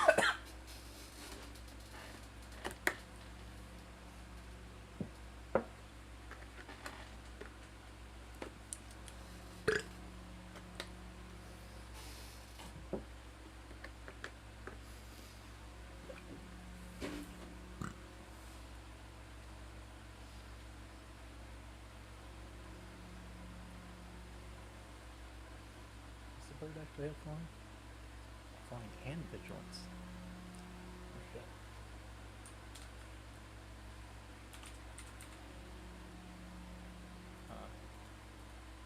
There we go. This is the correct bird. Not this.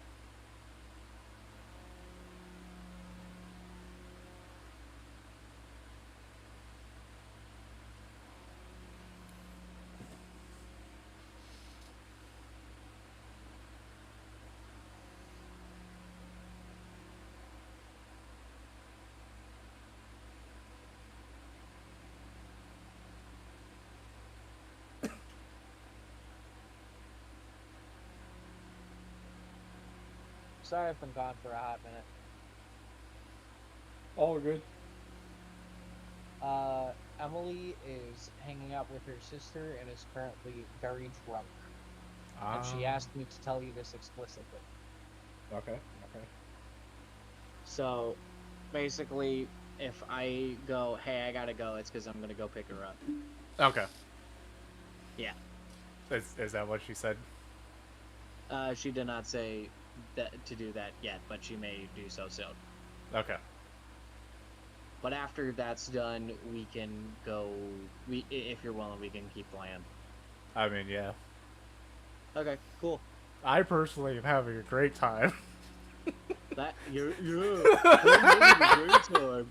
Ooh. The biggest problem with your deck I'm noticing is that you're so focused on one building up one creature, but then I just have the invincible creature. Yep. That's just hard counters from fucking hand. Yep. It sucks. It sucks, it does. It sucks. Because I don't like it. Anyways, you got anything else? Hang on. Let me look. I mean, you got no lands. No, I don't. I do not. So, pass the turn, I guess. Golly. Thank you. Oh, Okay. shit. Forgot on tap. Oops.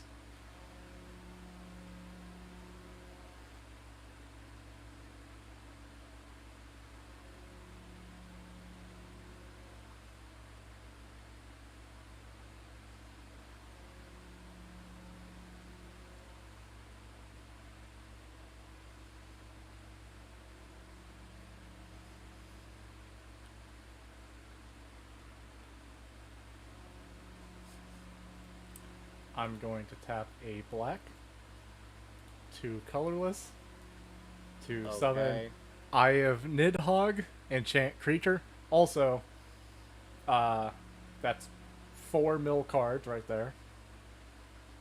Oh boy. And I gain 2 life. Okay. Alright, buddy. Also, okay. Another bird. Ugh! Why do you do that? Don't do that to me. Also, I'd appreciate if you didn't. Thancred. He is immortal right now. Yep. 1, 2. You said 4, 3. Yep. 4. God damn it. Also, That's a good chunk of all my power plays right there. I'm going to turn one of my... Actually, you know, yeah. I'm turning one of my birds into a black dragon with power and toughness of 4/2, has flying and death touch, and is goated. It attacks each combat if able, and attacks a player other than you if able. And when when Eye of Nidhogg is put into a graveyard from the battlefield, return it to its owner's hand. You are a little rat bastard, I must say. Also, I got to, I don't think it keeps any of the previous abilities, I don't think. I don't I think it just so fully either. transforms. So, Yeah. Let's see. Try again.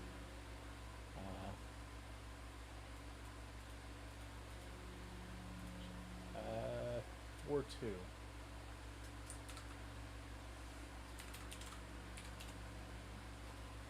So a 4/2 back dragon.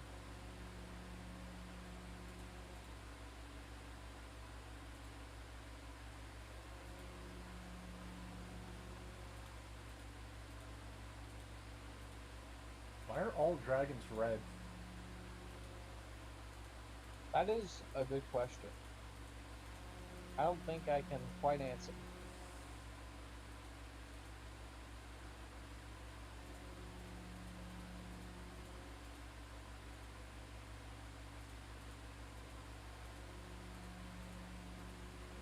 I guess I'll just power toughness.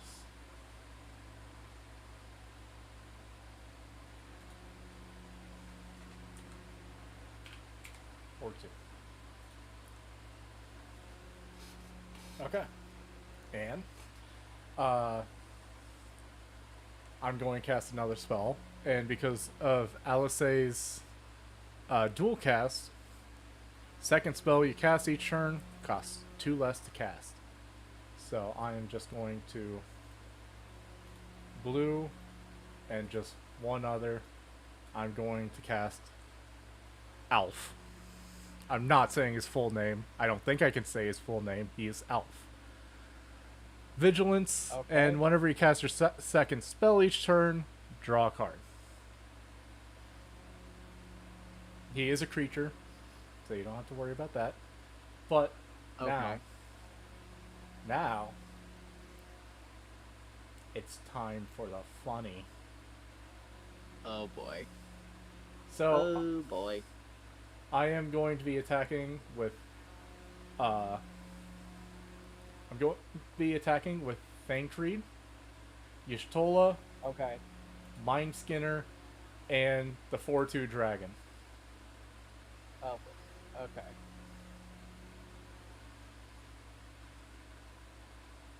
And my other bird. Right. Okay. Cool. Oh wait, the bird has vigilance, so. So the dragon and the bird have flying. Thancred and Y'shtola are invincible, and Mind Skinner is untouchable. Oh boy.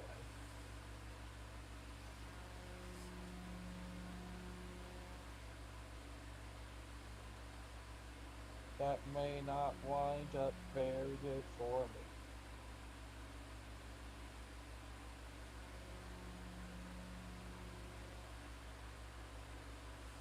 Okay. Alright, but I believe. I believe. Do you believe? Oh, actually, I did. I did. real quick, I did forget something. Do you mind if I go back? Sure, go ahead. Okay.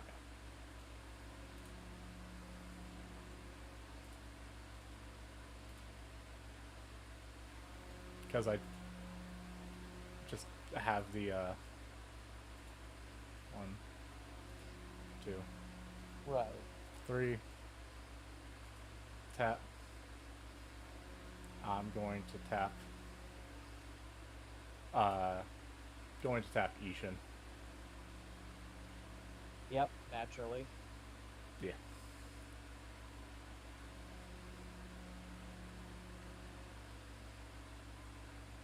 And then I'm going to attack with Y'shtola, Thancred, Mind Skinner, Bird, and Dragon. Okay. Naturally. Naturally. Naturally. Okay. In that case, here we go. Warrior goes to block Thancred. We take... Okay, so reiterate. 1, Ishin's tapped. Mm-hmm. And, okay, cool. Warrior goes to Thancred. So that's who... so that's who blocks. I can't fight against the birds, so that just goes through.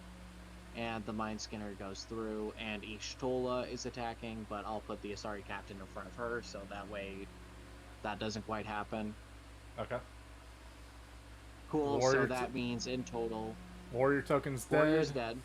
And then you mill 15 cards. Yep. 1, 2, 3, 4, 5, 6, 7, 8, 9, 10, 11, 12, 13, 14, 15. Ah, man. I'm losing a lot of good stuff here. Gabagool. Yeah, fuck you. And then, Okay, asshole. yeah, pass turn. Okay. All right. Cool. I untap. What we're gonna do now is very simple. We're gonna draw. Okay. Well. What do we got here? What do you Okay, have? cool. I'm gonna tap. Let's see. What would be better to have? Actually, you know what? Let's go for. All right. Tap the command tower. That's one. Tap a mountain. That's two. Tap a swamp. That's three. Tap another swamp. That's four. Tap a plains. That's a white. Throw down Iron Soul Enforcer. From there, we are now going to put tap a mountain for a red and a plains for a colorless. Throw down Goro Goro, Disciple of Ryusei. We're going to now. Let's see. We need 3. We got that. X. No, hang on. We don't want that actually. What we're gonna do is we're gonna pay a red. And now creatures I control gain haste until end of turn, which means Iron Soul Enforcer gains haste. From there, I'm going to take Sword of the Animist and tap 2 white to move Sword of the Animist to Iron Soul Enforcer. So that's step 1. Okay, and now that is brought back to a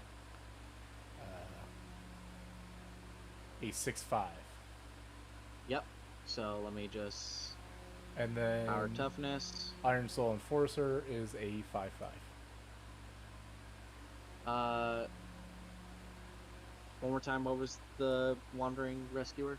6/5. 6/5. Yep. And then Iron Soul Enforcer is a 5/5. Okay. And so now we're gonna Power Toughness.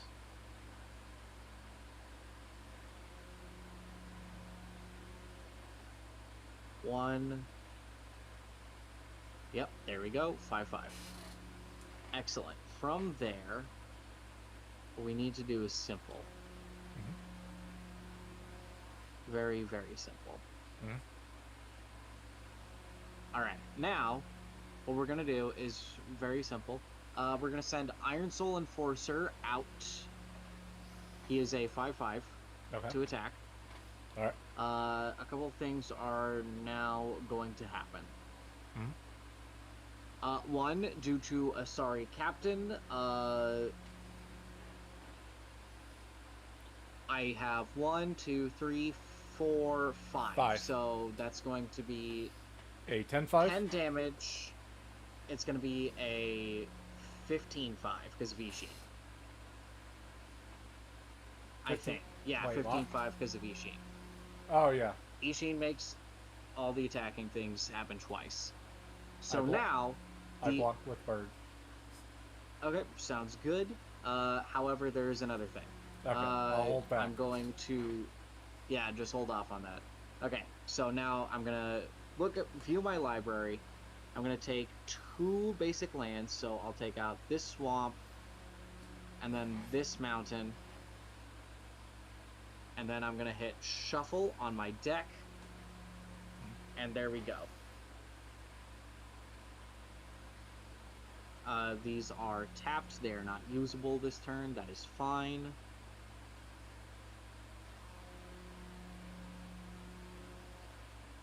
From there,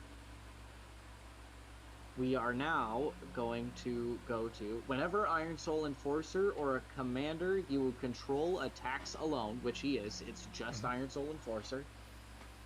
So it is just I get him to attacking. return... What? It is just him attacking. It is just him attacking. Okay. I now get to look at my graveyard, and I get to take 2 artifacts in here, and I get to put them on the battlefield. Mm-hmm. So I'm gonna do that now. Let me just look for some.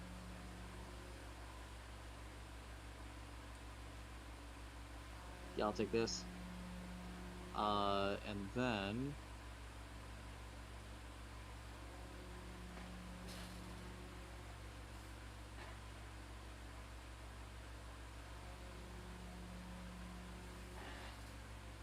I'll take this. And there we go. And those are the things that I add to the battlefield. Okay. From there, that is a 15-5 coming right at your face. You're not gonna add anything else to him, or can you even do that? Actually, I can. But I'm not going to. So, yeah, no, just a 15-5. Y'shtola is indestructible, so she takes 15 directly to the dome and nothing happens, and that is the end of my turn. Okay. I'll drag Iron Soul Enforcer over here to show that he is not available to block. Okay. So, gonna tap the blue and 2 to summon Blue Mage's Cane, artifact, equipment, job select, equipped creature gets +0/+2, is a wizard in addition to other types, and has whenever this creature attacks, exile up to 1 target instant or sorcery card from defending player's graveyard. If you do copy it, you may cast a copy by paying 3 rather than paying its mana cost. Also, Right. you know the drill, mill 4 cards. Right? 1, 2, 3, and 4. Mhm. There we go. Also,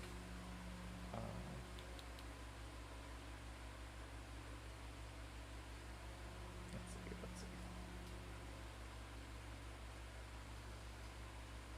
I gotta like figure out all the fucking things that happen.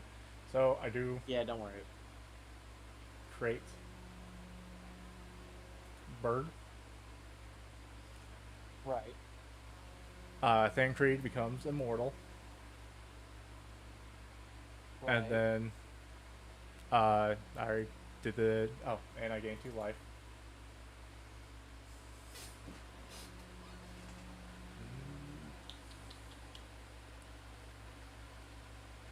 See.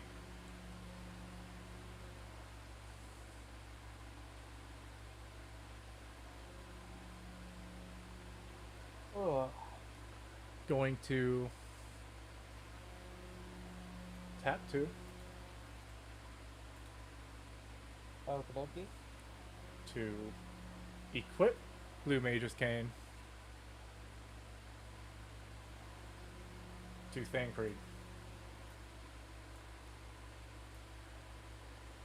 Damn. That doesn't give us another one. He is now a 3/7.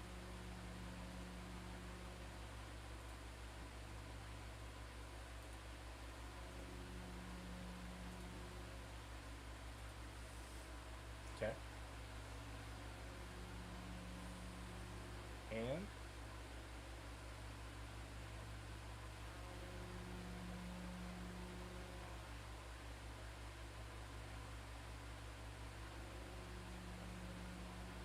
I am going to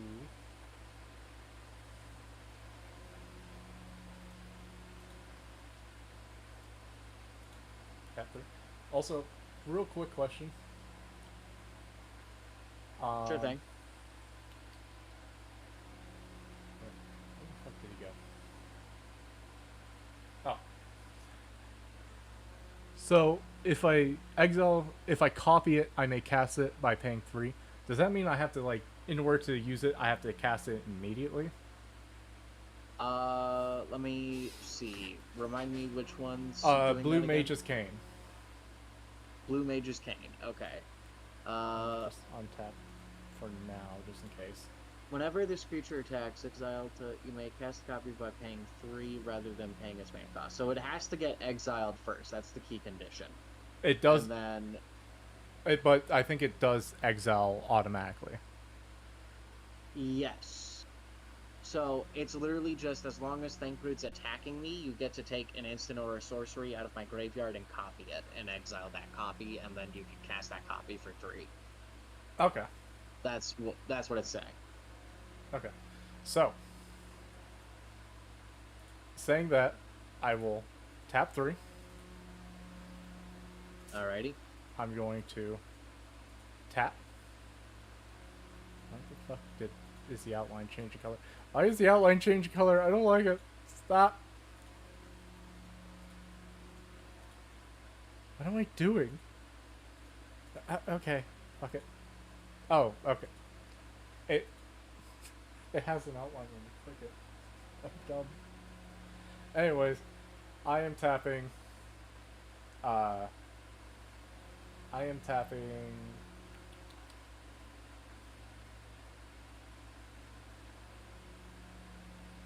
Yeah, I'm just tapping Yishin. Okay, sounds good. 1 tapped Ishin. Alright, he can't do anything, so that's that. Okay, now to the attack phase. Mind Skinner. Flying Dragon has to attack every turn. Both the burbs, but since I am attacking with the burbs, I will get to scry too, but let me finish this.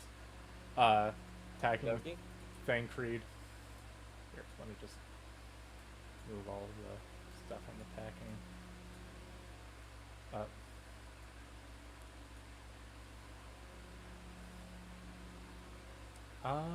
Yeah. Alrighty. Also, can I can view your graveyard. What did it say specifically? Instant or sorcery. Okay. So yeah, let me do a couple things real fast. Okie dokie.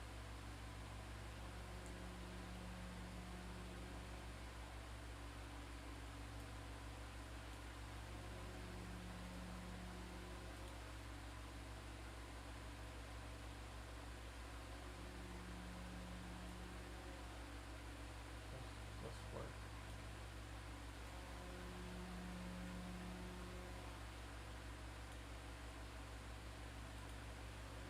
I gotta figure out how this works. Yeah.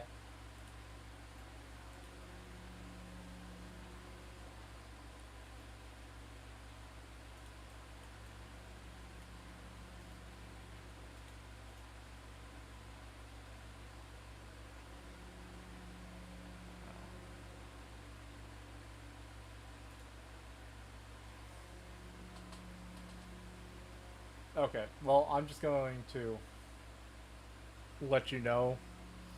It's Ruinous Ultimatum. Yeah. Yeah, I figured as much. Yeah.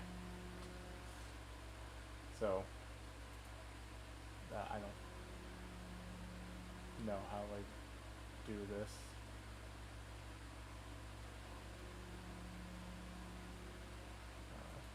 Take a token. That's weird. I can't, like, just yoink it. Actually, is there, like, Is there, like, a crate clone? Because there was there was clone. The clone option, like, for this. Clone, but it's like, okay, I cloned it. Wait, what?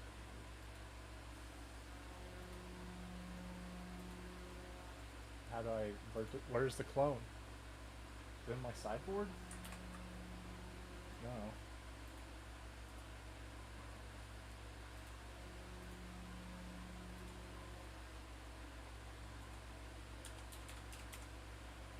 Clone card, control, yeah.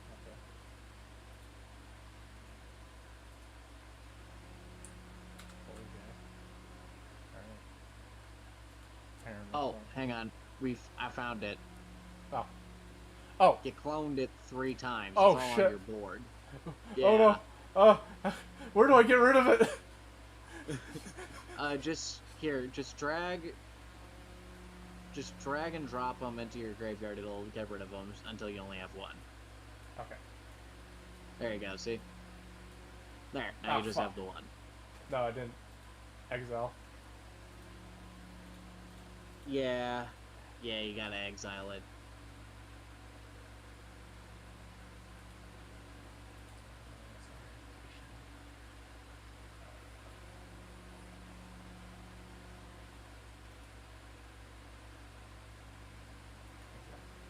Fuck. Why did it destroy? Come on.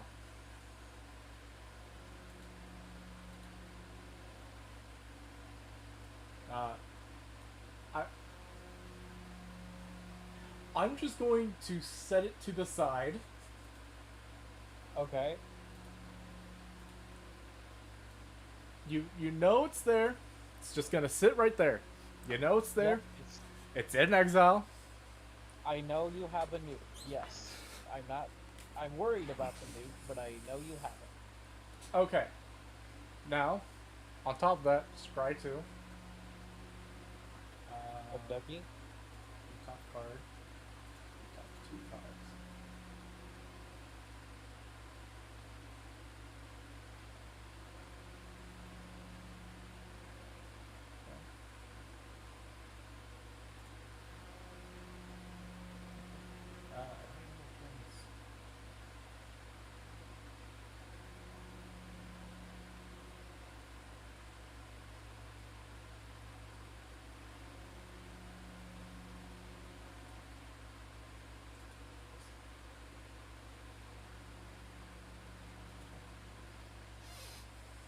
Alright, so now do what you're gonna do. I got Alright. Thancred and Y'shtola. Those 2 you can block, so I'm assuming you're gonna block Yep. them. Wasn't Yep. the Wandering Rescuer tapped? Or no? No, she wasn't. No. She's doesn't, not. Doesn't matter either way. Yep. They're both invincible. Correct. And none of them have reach. Right. So here we go. Let's go the simple way. Wandering Rescuer in front of Thancred, Captain in front of Y'shtola. Goro just stays off to the side because I can't block the Mind Skinner or the birds. Yes. Okay. Here we go. And that is 16 cards milled. 1, 2, 3, 4, 5, 6, 7, 8, 9, 10, 11, 12, 13, 14, 15. You said 16? Yep. 16. Alright, cool. One more hit like that and I die. Well, no, I deck out. That's the thing.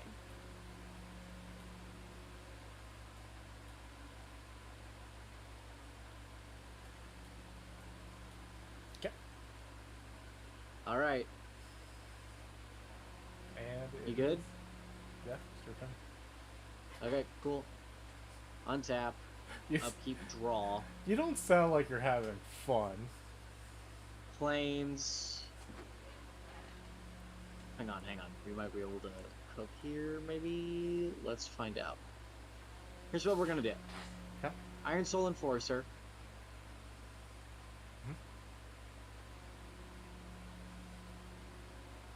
I'm gonna...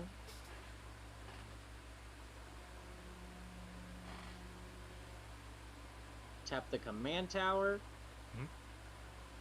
Tap a swamp. Mhm. Tap a plains. And then tap 2 mountains for 2 red. And then I'm going to create a flying dragon token. Okay. It is a 4/4 dragon token, I believe, but I it is don't want to. It is a 5/5 red dragon spirit creature token with flying. Activate Okay. only if you control an attacking modified creature. You can't do that quite yet. Okay, cool. Let's rephrase that. In that Yeah, case, what it's we gotta- can do is this. Yeah, it's gotta pop in when you're attacking with a modified creature, equipment, auras, you control count, encounters are modifications. So once you Cool. attack with Iron Soul, Enforcer, or Wandering Rescuer. Yeah, so let's do that. Let's go to... Let's actually... Hang on, I have an idea. I'm going to tap Command Tower, tap a Swamp. I'm going to attach...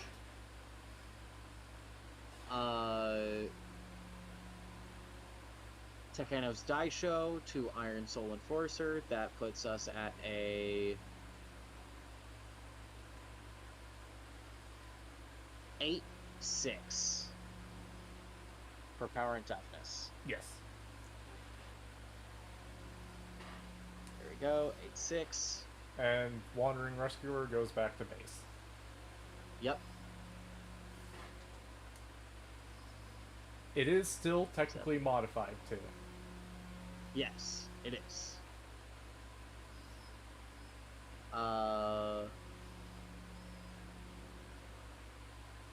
We're gonna tap...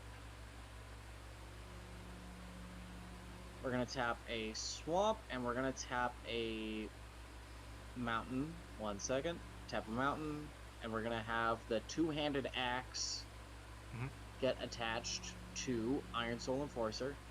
So now, when he has... so now when he attacks, he will double his attack until the end of... double his power until the end of turn. That's the deal. Okay. Yep. From there... Let's see, do I have enough? Yes, I do. Okay. From there, I'm going to tap 2 black to attach Vorpal Sword to Iron Soul Enforcer. That doesn't do anything. Well, actually, no. It gives him... +2. Yep, +2, so we'll do that real quick.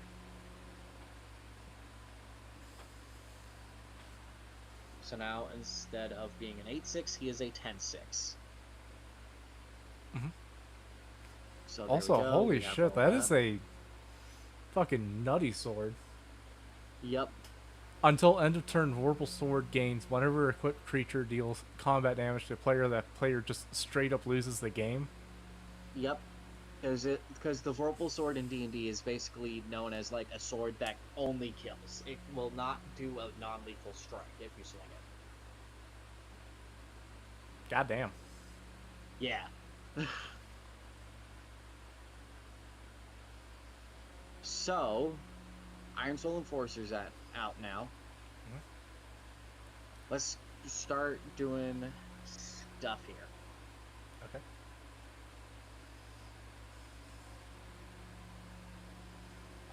And by stuff, I mean just give me 2 more seconds, because I actually want to do something else. So let's see. Tap the plains for 2. Tap a mountain. Tap another plains. Tap another mountain. That puts me in 2 red. That leaves me with 4 mana. I play Izuka the Ruthless. Real quick, just a reminder, if you do that, you won't have enough to play the 5/5 red dragon. I don't fucking care. Okay. I just wanted to let you know. Yeah, I know. Don't you worry. Instead, I'm going to take a plains, I'm going to tap it, and I'm going to attach the Swiftfoot Boots to Iron Soul Enforcer. Okay. From there, we're going to hope for the best. Okay. Hang on 1 second.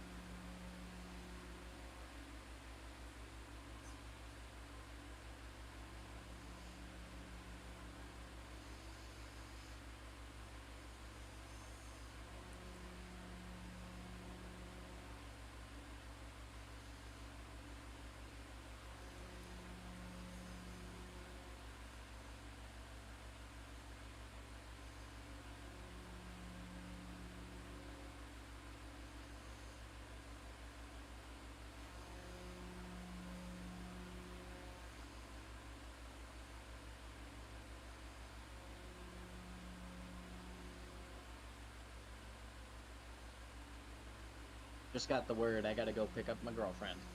Alright. I mean, we could sit here and wait. Or I can sit Yeah, here okay. and wait.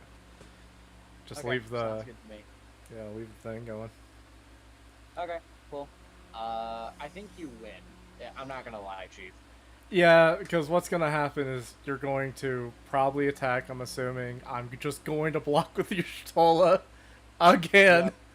And Yep. then... I'll And then it's all going I to can do is be... attack, and if I can't do that, I lose. So. Yeah, and then what I was going to do is, hold on. So, just going to untap everything real quick. That's 2 blues.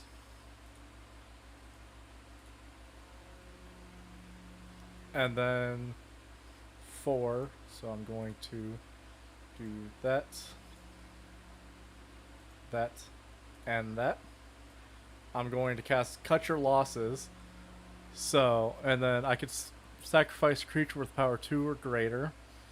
My bird. I'm going to sacrifice my bird. So, let's just do that. Eye of Nidhogg goes right back into my hand. Yep. Copy the spell, and you may choose... Oh, doesn't matter. I can't actually do that. Oops. Well, anyways, you mill half your deck.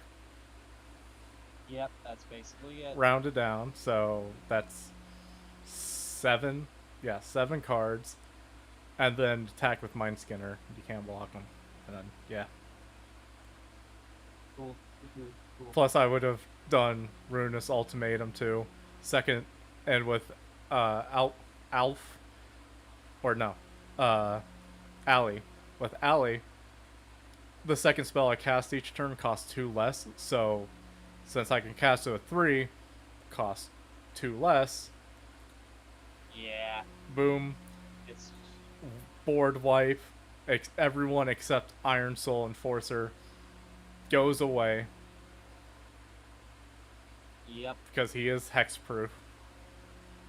That just means you can't target him. That doesn't mean Well, no, it doesn't also mean it can't be the target of spells or abilities your opponent control. It can attack. So yeah, okay. it can't So, be the yeah. targets. So destroy all Yeah. non-land permanents your opponent controls. Yep. Can't be a target. Yeah. So that thing lives. But Well, no, because it means like if you say, "Oh, I play Monster Go Bye Bye," and I target Iron Soul Enforcer, hexproof means you can't. If you are not targeting, so nukes if still you're not count. targeting him, yeah, Iron Soul Enforcer would still count because you're not targeting him. You're nuking the field he's on. It's not. It's like, oh, I can't sniper shot him because he's wearing a helmet.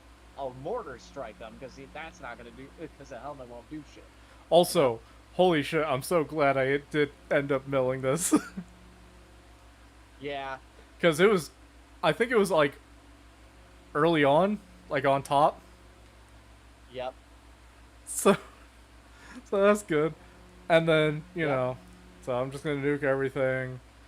Already milling like half your thing.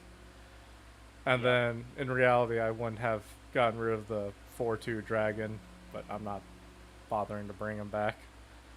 So also you would have milled 4 cards anyways. I would have gained 2 health. Lane Creed would have become immortal. Another bird. I do gotta go pick up my girlfriend, so let me go do that.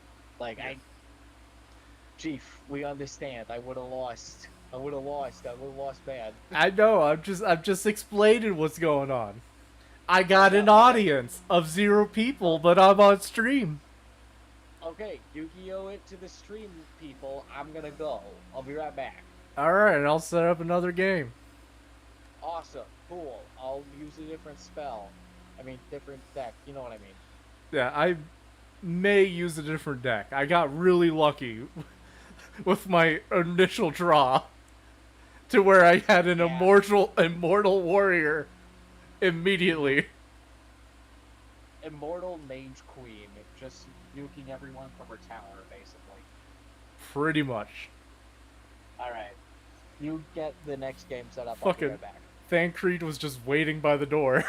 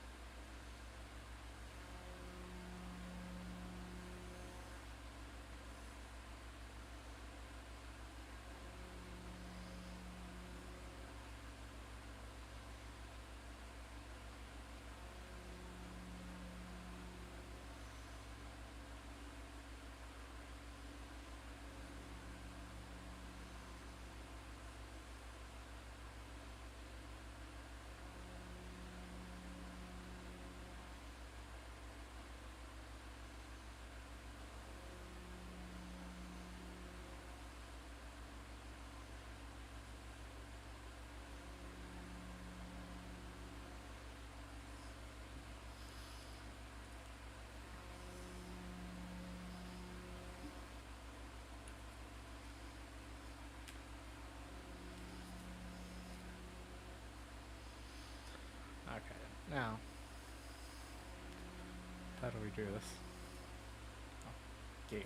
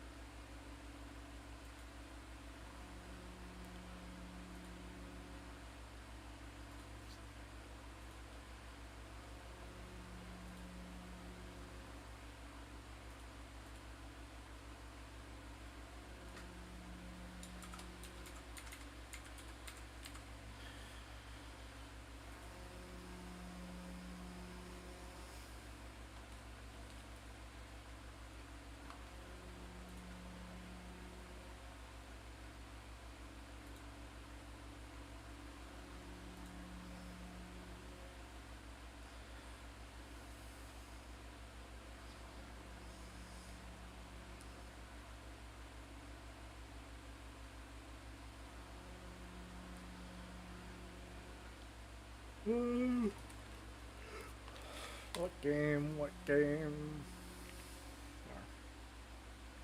What thing shall I play?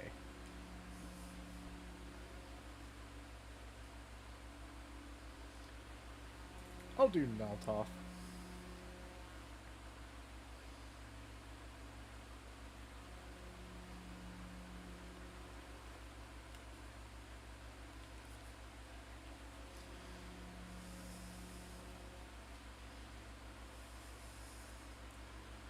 And then, in the meanwhile, not bad.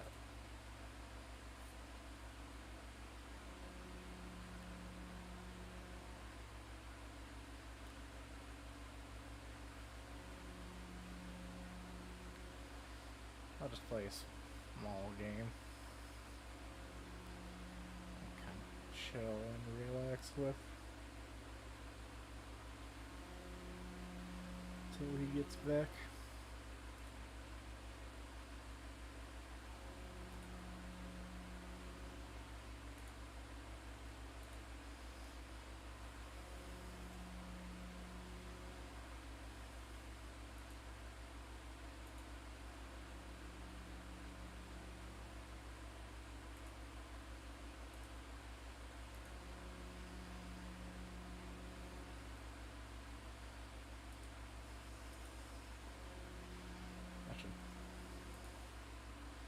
Hold on. I just realized something.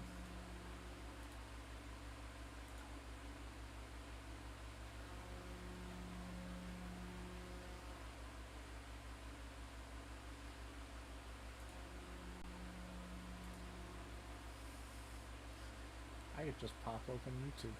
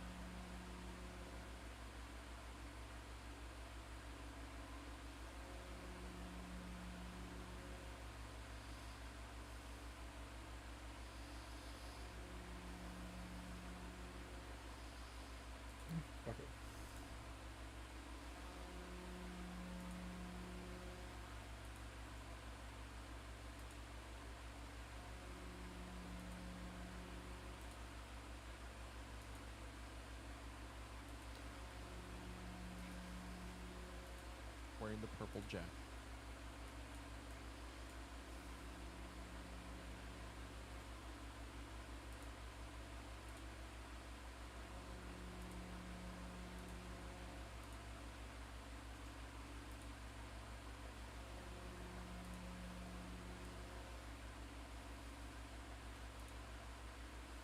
In April of 2017, a strange YouTube channel began uploading mysterious videos. Most of the videos didn't even have a specific title, just the default title that came from the video's file name.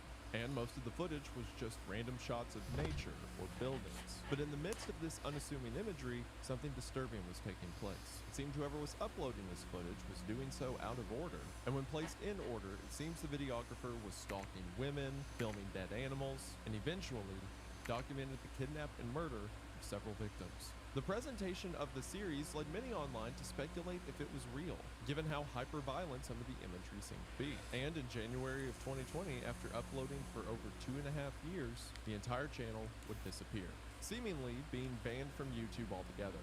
This has led to speculation that at least some parts of the series are connected to real crimes, and of course added to the mystery of the whole channel. Well, using archives of the series, we can see that it's not only as intense as everyone described, but beyond the shocking presentation, there's a puzzle. A puzzle that can be pieced together using the different film types and titles for each video, and opens up a found footage terror full of murder and betrayal. Hello everybody, today we're going to be talking about the now gone YouTube channel, Kept Here, or Kept Her Eat. I heard about Kept Here not too long back, and I am amazed that more people aren't talking about it. Like, sure, the entire channel got deleted, but there's archives of it, and this entire series is absurd. Not only because I think it's well done, but I am blown away that anyone uploaded this to YouTube because of how over the top intense some of the imagery is. The two places you can still watch this series are, for one, on the Internet Archive, where all of the videos are still broken down with their original names, and the Cockitus,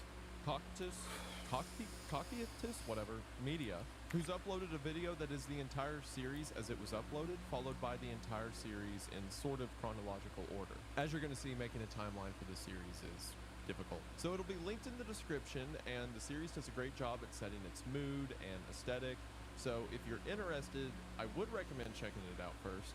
However, major, all capital letters, viewer discretion. I'm not going to show the images in this video. I'll have them like blurred out or pixelated or something. But in the original series, there is completely uncensored full frontal male nudity, which is probably why I got taken off YouTube.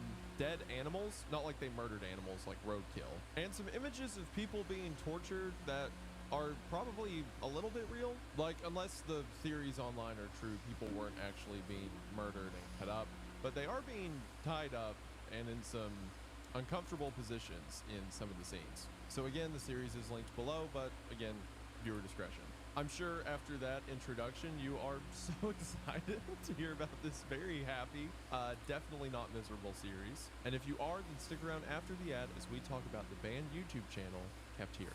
While talking about fictional things that can go wrong, it's important to focus on real things that can go wrong, like your sleep schedule. Throughout the day, I have a million things on my mind, so typically when I go to bed, it can be hard for me to get to sleep and then stay there. I've talked on this channel before about how AG1 helps me start my day, but now they're here to help me end it. And that's thanks to today's sponsor, AGZ.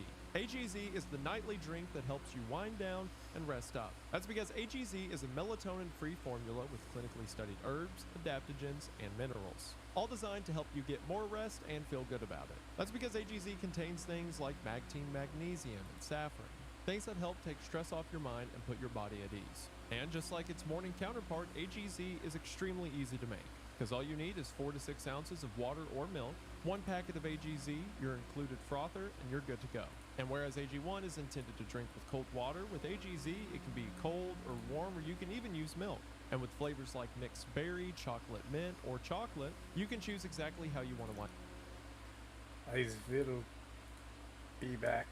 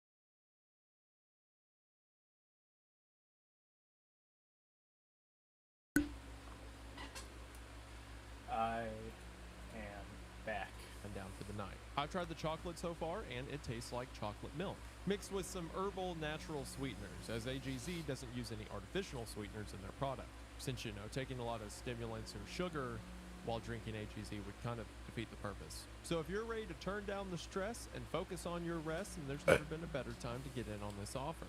That's because if you head to my link in the description or scan the QR code, you will get a free frother with your first purchase of AGZ. That's right, a free frother to make your easy-to-make nighttime routine even easier. Again, just head to my link in the description or scan the QR code to get in on this incredible offer today. Thank you for watching the ad. Thank you to AGZ for sponsoring the channel. Their link will be in the description, and we are back to the video. We are going to go ahead and get into it, but as always, thank you for watching.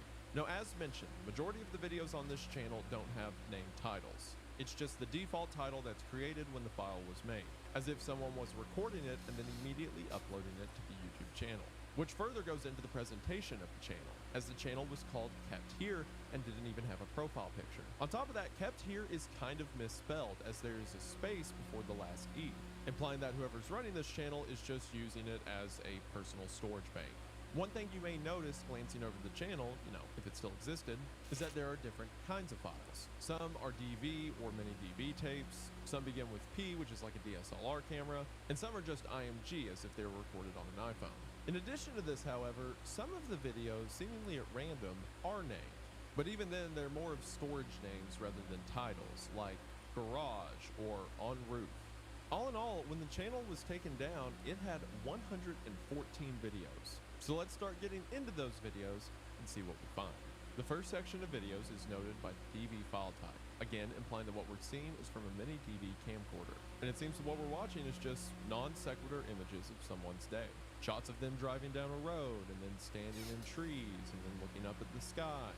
They go to the woods and zoom in on a pink ribbon. They stand by a river, go to a construction area, and the first video ends with them standing in a parking lot with a school bus. It's as if someone is going about their day and then just picking up the camcorder, recording for a few seconds, and then putting it down.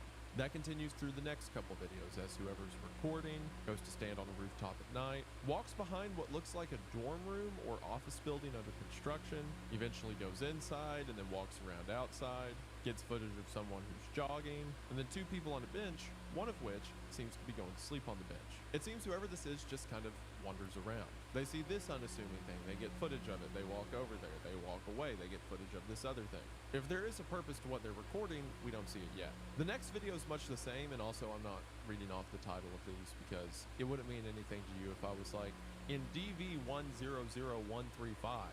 So unless I say it has a title, just assume it's unimportant for now. In the next video, our cameraman is walking around an abandoned building. He then goes to the woods behind the building and gets footage of ants. Then near the end of the video, he seemingly crouches down into the grass and then scurries away. For whatever reason, it seems like he's hiding from something. Our next video is the first one that has a title, and its title is Garage, Groundbreaking Stuff. And then, believe it or not, the footage of which is inside of a parking garage. Most of the footage consists of our cameraman recording unassuming parts of a parking garage. The staircase, a bottle on the ground. He eventually starts recording this dude in a green shirt, but from his perspective, it seems that our cameraman is hiding as he does so. Perhaps he knows this guy, or just doesn't want this guy to know he's filming. The next video takes place inside of a large, unfinished house. The house itself is several stories tall, but the inside is little more than baseboards. From the top floor, our cameraman gets footage of what I think is a raccoon crawling around in the yard, that or like a big cat. And then there's footage of him walking around in the house in the dark, and then the video just ends. Now, I understand how these videos are probably a filter for a lot of people coming into the series. They hear it's creepy and graphic, and they watch 5 videos, and all they've seen is some trees and the ground. I think it does a great job at kind of setting the tone that we're just watching someone's personal videos that they maybe recorded trying to learn a camera, or they just want to record the mundanity of life. And it gives us our setting that our narrative will later occur in, but I also understand if you think it's boring. Our next video is once again a titled one, and the title of the video is Cat 1 through 6. When the video starts, we see that it is not about a cat at all. It is in fact about a dead raccoon. And this is not a fake dead raccoon or like a stuffed raccoon. This is a decomposing raccoon. I don't know if the guys that made Kept Here found a dead raccoon like roadkill and just put it in the house to record, or if they killed it themselves. Whatever they did, they left that raccoon rotting there a while. There's also some blue writing next to the raccoon. We can't see what it says yet, but we will later. This is followed by shots of a flashlight out in the dark and a bonfire. In our next video, we're once again around a fire with a group of guys talking, and we get this quick exchange. What were you telling me earlier about the girl? Do you mind like putting the camera down for a minute and actually talking to me? So for one, this establishes that our cameraman films everything, as you've probably gathered, but also he seems to have interest in a girl. Well, as we're about to see, that interest may not be a good thing, as right after this, we see several shots of our cameraman walking around a mall. He sees a girl in pink sweatpants and begins filming her from a distance, once again doing so in a way that makes it seem like he doesn't want to be found out. While earlier, when recording footage of the guy in the parking garage and the dude jogging at night, it could be argued that maybe he was just getting footage of people going about their day-to-day life, but this footage of the girl becomes much more sinister when he begins to follow her. He walks through the mall, eventually to the parking garage. All the while, our cameraman keeps recording short glimpses of her. Eventually, she leaves, and he seemingly turns his sights onto a woman in a purple jacket, doing the same with her, only eventually getting much closer. So perhaps what we're witnessing is a series that is from the POV of a stalker. But if he is a stalker, and that's what it's meant by the girl he's interested in, then why would he be telling his friend about that? Things to keep in mind. Well, the next video seemingly confirms that suspicion, as it is titled Prey. And this video is of somebody's house from the outside at night.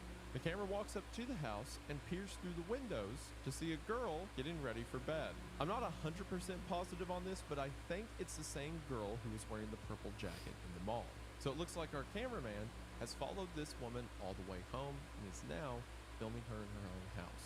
This is what I mean by the setup for the series makes the punch of it all the more effective. Because up until this point, you've just been watching videos of clouds and trees and ants. You get used to the way that the cameraman shoots these scenes, but then when it's something as intense as this, something as intense as peering in on a woman in her own bedroom, it's recorded with the same objectiveness, as if she is something to be observed. And it makes the sickening feeling of what you're watching all the more impactful. Which also, I should clarify again, because people theorize about the series online. No, it's not real. This is not actually a man stalking a woman. The acting, for the most part, in the series is fine, but when acting's required, you can tell that they're acting. There's also some more fantastical elements of this later, and some of the crimes we'll see, if this was real, then they should get Batman on the case. I've also seen people talking negatively about this series because someone said that this is based off like a real criminal case, and that some of the images that are used are from an actual crime scene, and that some of the names are from actual victims, which is not true. Everything in this series is fictional, and all the imagery was made by the series creator itself, whoever that is. The YouTube channel they're thinking of is Deeper, which is like an ARG that's based off an unsolved homicide, I believe. But yeah, Kept Here didn't kill anyone, except for the raccoon. To follow up the imagery from Prey, the next video is called Clouds, which is just a minute and 20 seconds clouds. The next video, titled On Roof, shows our cameraman standing on top of the unfinished building from earlier. Once again, just recording the sky, clouds, people on a golf cart. We get some images of the unfinished house from outside, and it is huge, but again left in a state of disrepair for some reason. However, once again, when night falls, our cameraman goes to a house, perhaps the house of the same woman with the purple jacket, and begins to peek through the windows as the video ends. Our next series of videos switches over to a new file type. These files being designated by P or DSLR camera. Our first clip is just of the woods at dusk, but the quality is already a stark contrast from what we've seen prior. And from here, we have a couple dozen videos from the P series, and it's immediately clear that this is from a different perspective. While in the DV and titled videos thus far, it seems that our cameraman is just an unnamed figure, the P videos are from the perspective of a young couple. A young couple that wants to start a YouTube channel, so they're vlogging their weekend camping trip in the woods. There will be more examples of this as we go on, but every time we have a different file format for a video, it is a different perspective. All of these stories will interconnect by the end analysis. But for now, this new narrative just seems to be taking place around the one we're familiar with. At the end of their video series, we'll hear the boyfriend refer to the girl as Elowen. I'm pretty sure I know what the boyfriend's name is, but it's a puzzle piece I'm going to save for later. But Elowen and her boyfriend are disgustingly cute. And I mean that in the worst way. I hate young love. Burn it. There's several out of order clips of them setting up their tent, or walking in the woods, or playing with ice. All the while joking without a worry in the world. However, we get a haunting reminder of what series we're watching, as while walking in the woods, they come across a pink ribbon. The same pink ribbon we saw tied to a tree back in the first TV video, reminding us that these two narratives are in a dangerously close proximity to each other. I have also heard several people refer to these two as friends when discussing them, which, no. Not to say guys and girls can't be friends and go camping or whatever, but with them specifically, if they're just friends, then he should never upload this to the internet. The comments are gonna destroy him. The P-series is then suddenly interrupted by another video from our original cameraman's perspective. This video is titled Sleeping, and it's our cameraman once again outside of the same house from before, looking through the window as a woman is sleeping, a woman I believe to be the purple jacket girl. And the footage just consists of him looking at her, looking at the clock, noting it's 1:43 in the morning, and just watching her. She's quiet in bed. Right after this, we go back to the couple. A lot of the punches the series throws works really well. Like, for example, I can't watch this anymore on the original channel, but there's the compilation video on YouTube I mentioned earlier and the Internet Archive. Either way, as you're watching the videos, they autoplay one after another. So after watching over a dozen clips of a couple setting up a tent and walking around in the woods and having a good time, bam, a woman sleeping in her bed and the perspective of a man looking through the blinds, and then right back into the couple. The entire series is told out of order, but it's in such an order that it delivers a different kind of impact. The highs and lows are balanced in such a way that it keeps the tension constant, while still delivering information in an order that lets you keep track of things and by the end, put it all together. When we jump back into the couple's story, as mentioned, all the clips we see are out of order. But from the clips we've seen so far, we can kind of get a general timeline. All the videos of them driving and playing around in the woods are from files like 40 to 80. But there's a few files we've seen that take place in the 30s, which of course would have been before this trip began. It seems that the boyfriend went to pick Elowen up, and before they left, she decided to walk her dog. Well, right after sleeping, when we come back to the couple, we see a clip that shows when they were walking the dog, they came across the 3-story house. Who owns this house? This establishes that the couple is not only close to our cameraman from the Stalker series, but that Elowen is his neighbor, close enough that she would walk into his yard while walking the dog. Also, the outside of the house looks abandoned. It's as if either no one is living there, or at least Elowen thinks no one's living there. After this, there's a brief shot of Elowen's dog looking off into the woods next to the 3-story house. Perhaps the dog sees something they don't. After that, we get more clips from the camping trip, which I have to say, I have no idea what their YouTube video is supposed to be about. Like, sure, I get no one's first video is their best, whatever, but they're just like breaking ice off of sticks and then like singing Britney Spears. Go.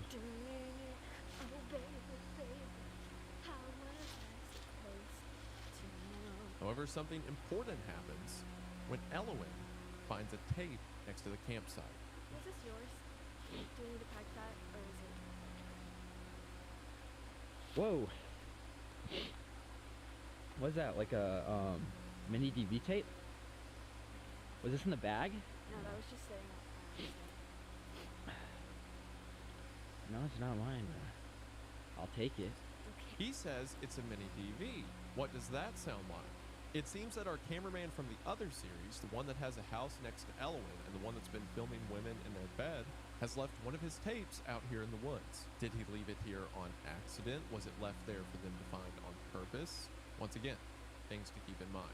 Before we switch back to the mini disc tapes, there's this really funny shot where it's just Elowen walking on a road, and it's very awkward and she looks uncomfortable and there's no audio. So you know her boyfriend was just like, oh, go like walk on the road in front of the trees. It'll be a great aesthetic B-roll shot for our vlogumentary about our weekend camping trip, like 20 feet off the side of the road. And she looks so over it. Which, by the way, later you see another perspective of their tent, and they really are like right off the side of the road, like next to houses. Babe, you don't get it. We're gonna pull over on the side of the highway. There's this little clearing. Babe, it's gonna do numbers. Our next video takes us back to the stalker's perspective. This time he seems to be in a small room with a concrete floor, like a garage or basement. In the room is a chair and dog bowl, but what's also in the room is a completely naked man with a bag on his head. It is there for a brief instance and then it's gone. While this isn't the first bad thing we've seen him do, I mean, we've seen him peer through a woman's window twice at this point, it certainly ups the stakes. Now there's some guy seemingly held against his will inside of this dude's house. Our cameraman begins to move through the house, and as he does, we can see the same dead raccoon lying on the floor that we saw earlier, letting us know that it's likely the man with the bag on his head, who I'll refer to here on out as Baghead, is being kept in the 3-story house. Our cameraman continues to move through the house until eventually he gets to a staircase, and as he turns up the staircase, he sees a figure in a black robe standing at the top. The camera glitches and we see a brief instance of someone saying, Get it? Do you have a ladder? and the video ends. So it seems there's more going on in this house than just a decomposing raccoon. Baghead is being kept there, and it seems that our stalker isn't alone, as we not only see the figure in the robe, but we also see that brief glimpse of someone asking if he knows how to get into a house. Quite possibly the house of the woman he was stalking earlier. So it seems this operation is much larger than just our cameraman. We'll see how large as we move on. Our next video seems to be shot on a stormy night, as our cameraman drives down mostly empty back roads. There's a guy walking with a package in his hand. This could be someone the cameraman knows or just someone walking at night. There's also these brief instances of what seems like a flashlight off in the distance. Whatever it is seems significant enough that at one point our cameraman pulls over, rolls down the window to record it. After this, we switch back to the perspective of Elowen and her boyfriend. However, in this first clip, something seems off. Her boyfriend asks how she slept and she's too busy looking around. Something about her seems agitated. Pretty nice, right? Without all the animals and shit. Did you sleep well? I thought I only woke up like a couple. Did you sleep okay? What you looking at? After this, we get a segment from the end of their hiking trip. When the two of them reach the car, Elowen seems bothered about something. When her boyfriend asks what's up, she said she had a bad dream and heard what sounded like walking around the tent.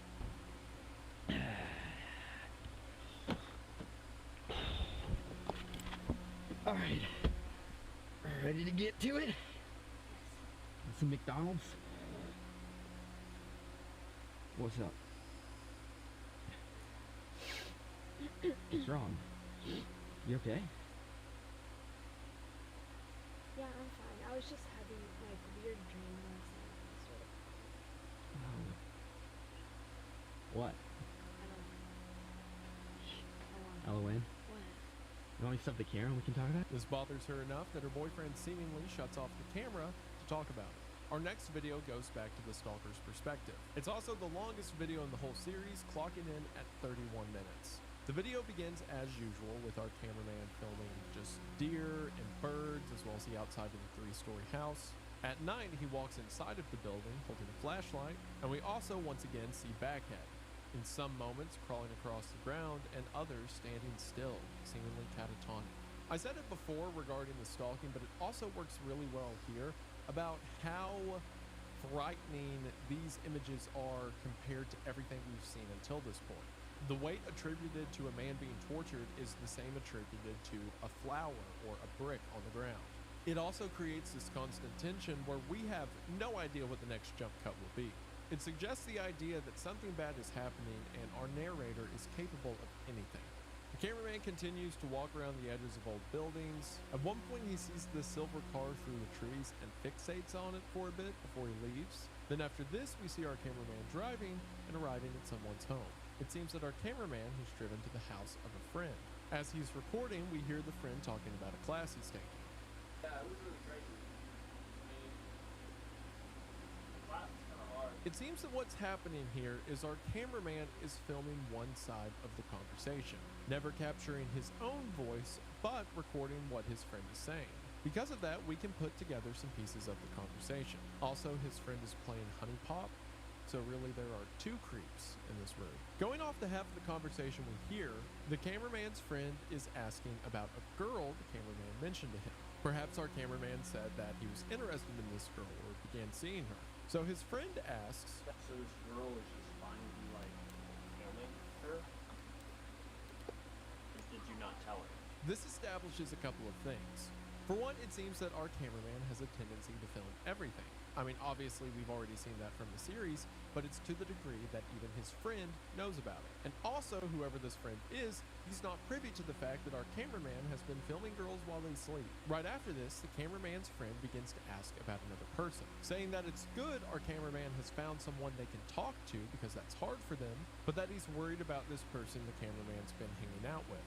Especially, as this person points out, the guy the cameraman's been hanging out with is high all the time. His friend then notices that the camera guy's been filming this whole time, and in his frustration, we finally get a name for our narrator.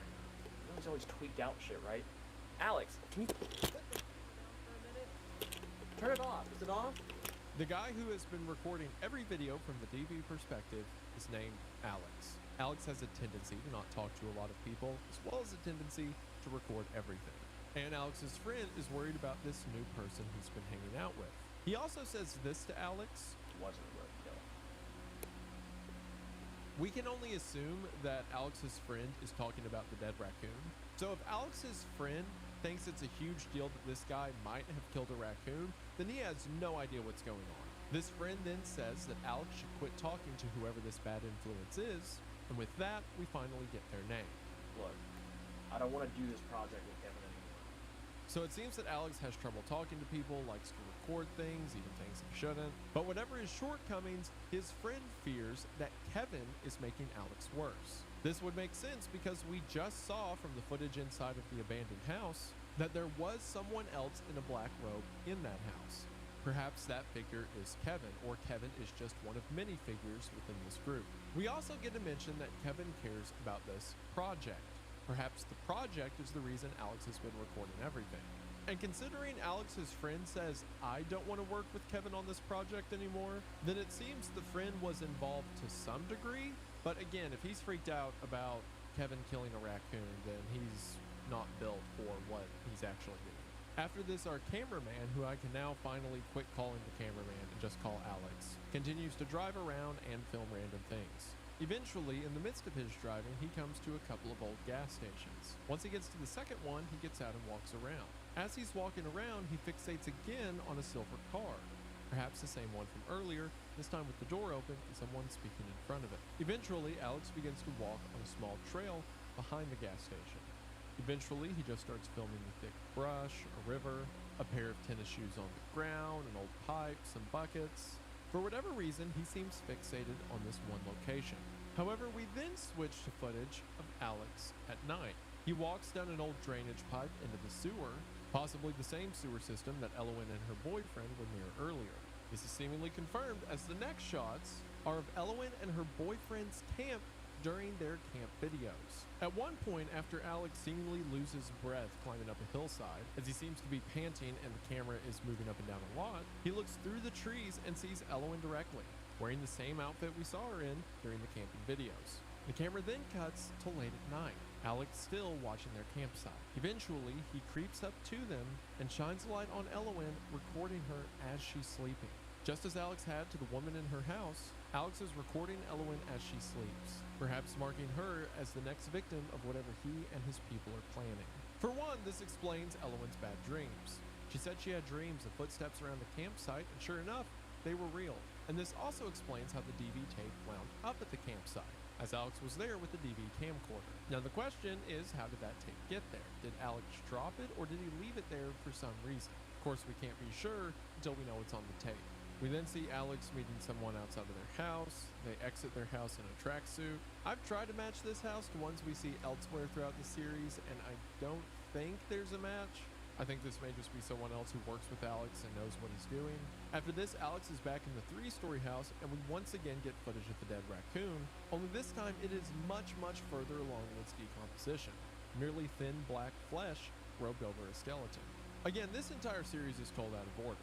Until you get to the end and piece together all the file names, you're not sure what happens when. But weirdly enough, the decomposing raccoon acts as a kind of sundial. Given its stage of decomposition, you have a general sense of where you are in the timeline. Because after this, when we see the raccoon again and it's more freshly dead, we know that it's earlier than the events we're currently witnessing. Morbid, of course, but effective. We then get more shots from the inside of Baghead's room.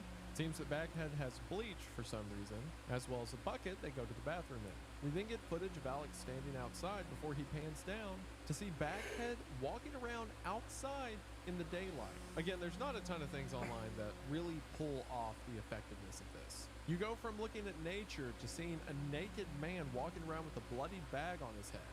And then, I kid you not, it hard cuts into a turtle. And Alex gets footage of this turtle for longer than he recorded, again, the naked guy with a bloody bag on his head.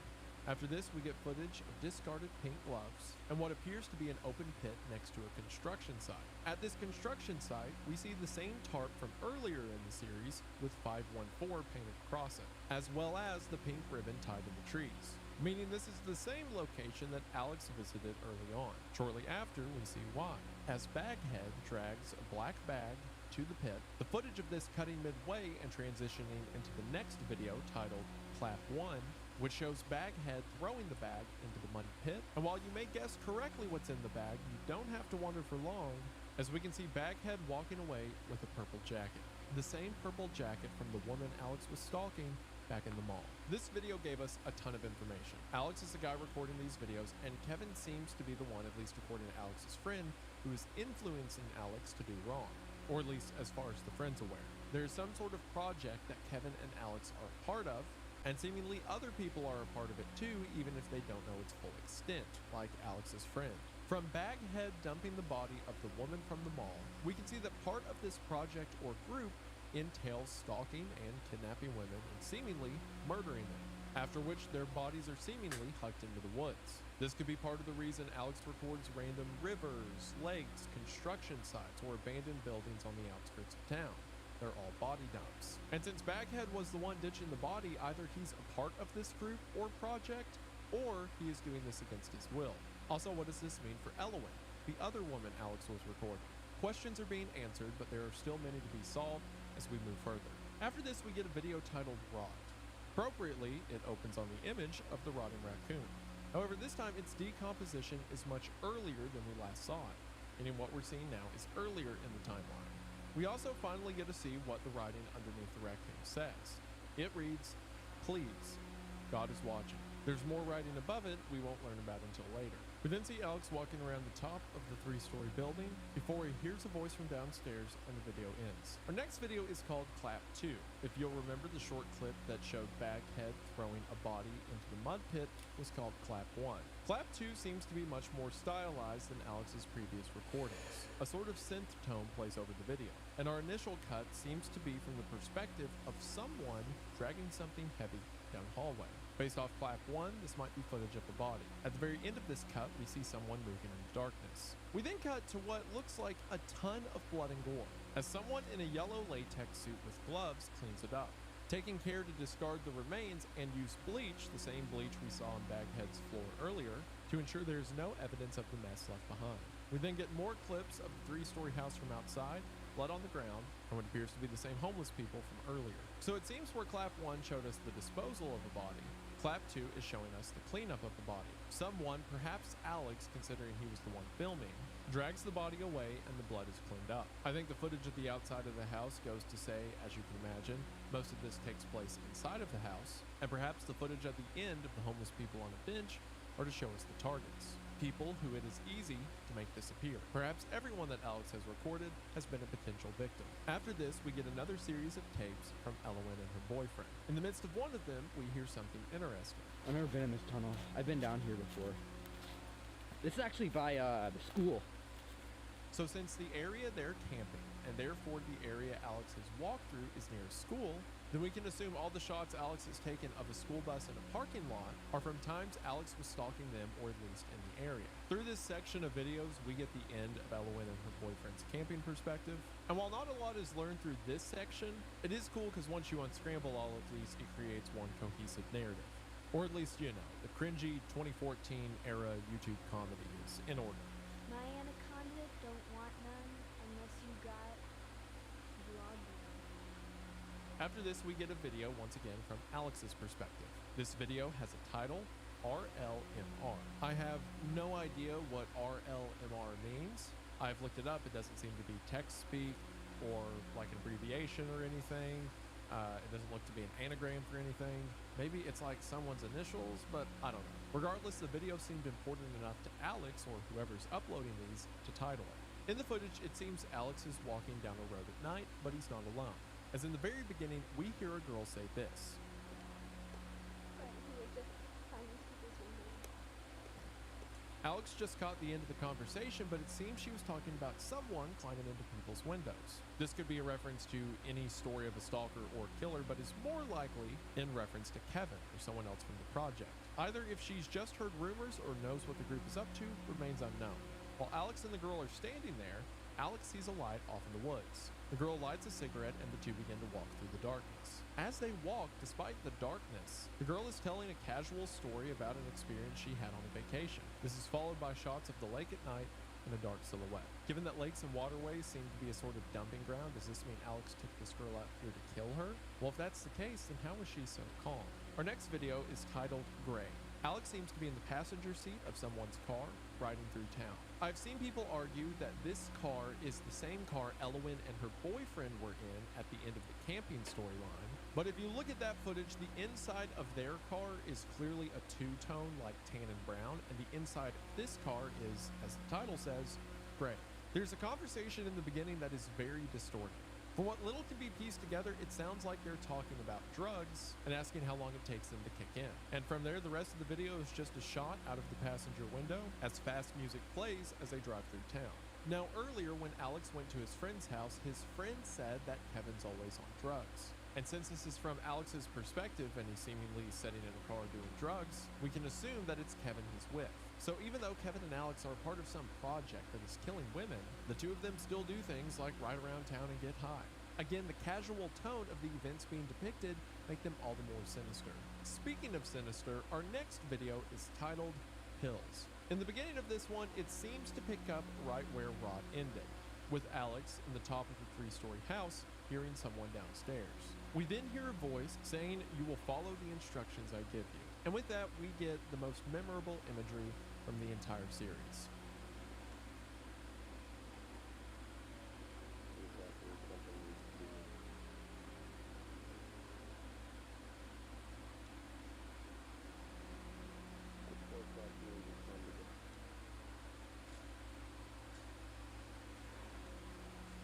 So, from the title of this video being Pills to Kevin saying you will follow my instructions, it seems we now understand what Baghead is. All of the women we've encountered so far are killed by the project. And while some of the men might also be killed, it seems that at least this one was turned into a slave, made to take some kind of pill that made them susceptible to control, likely combined with the conditioning of being kept in a dark basement. We also hear the commands that Baghead is made to follow. One clap means Baghead is to bury the bag or the body bag, as we saw in the video titled Clap 1. 2 claps means it's time to clean up. Again, the cleanup we saw during the crime scene cleanup in Clap 2. 3 claps is hard to make out. It sounds like he says something needs to or something needs to be. And then 4 claps means it's time to go. Perhaps 4 claps is what happened to Baghead here, as he's being led out to a field by Kevin, who is holding a sledgehammer, which would explain his bloodied head we see lying on the ground later. Perhaps whoever Baghead was, people became suspicious, or people began to look for him. So Kevin and Alex couldn't have him around the house, so they had to get rid of him, causing them to take Baghead out to a field and kill him. I've seen some people be critical of the story and say this is kind of where they got off. Like, everything up until this point is a stalker and people trying to kill each other, and the addition of mind-controlled drugs does add a layer of the fantastical to the story, but it doesn't really go further than this, and I think the idea of a bag-headed slave made to clean up bodies is cool and, dare I say, creepy.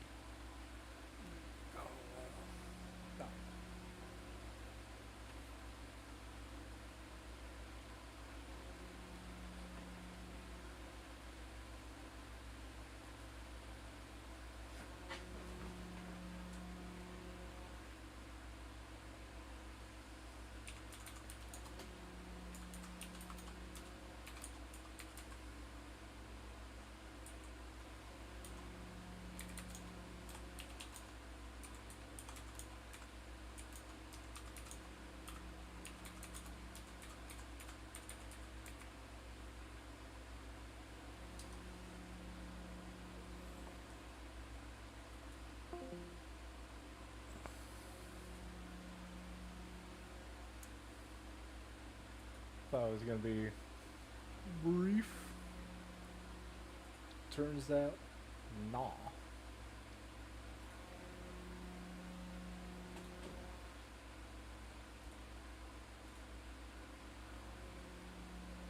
It was not brief at all. And I am getting tired. So, I'm gonna go to bed. Good night.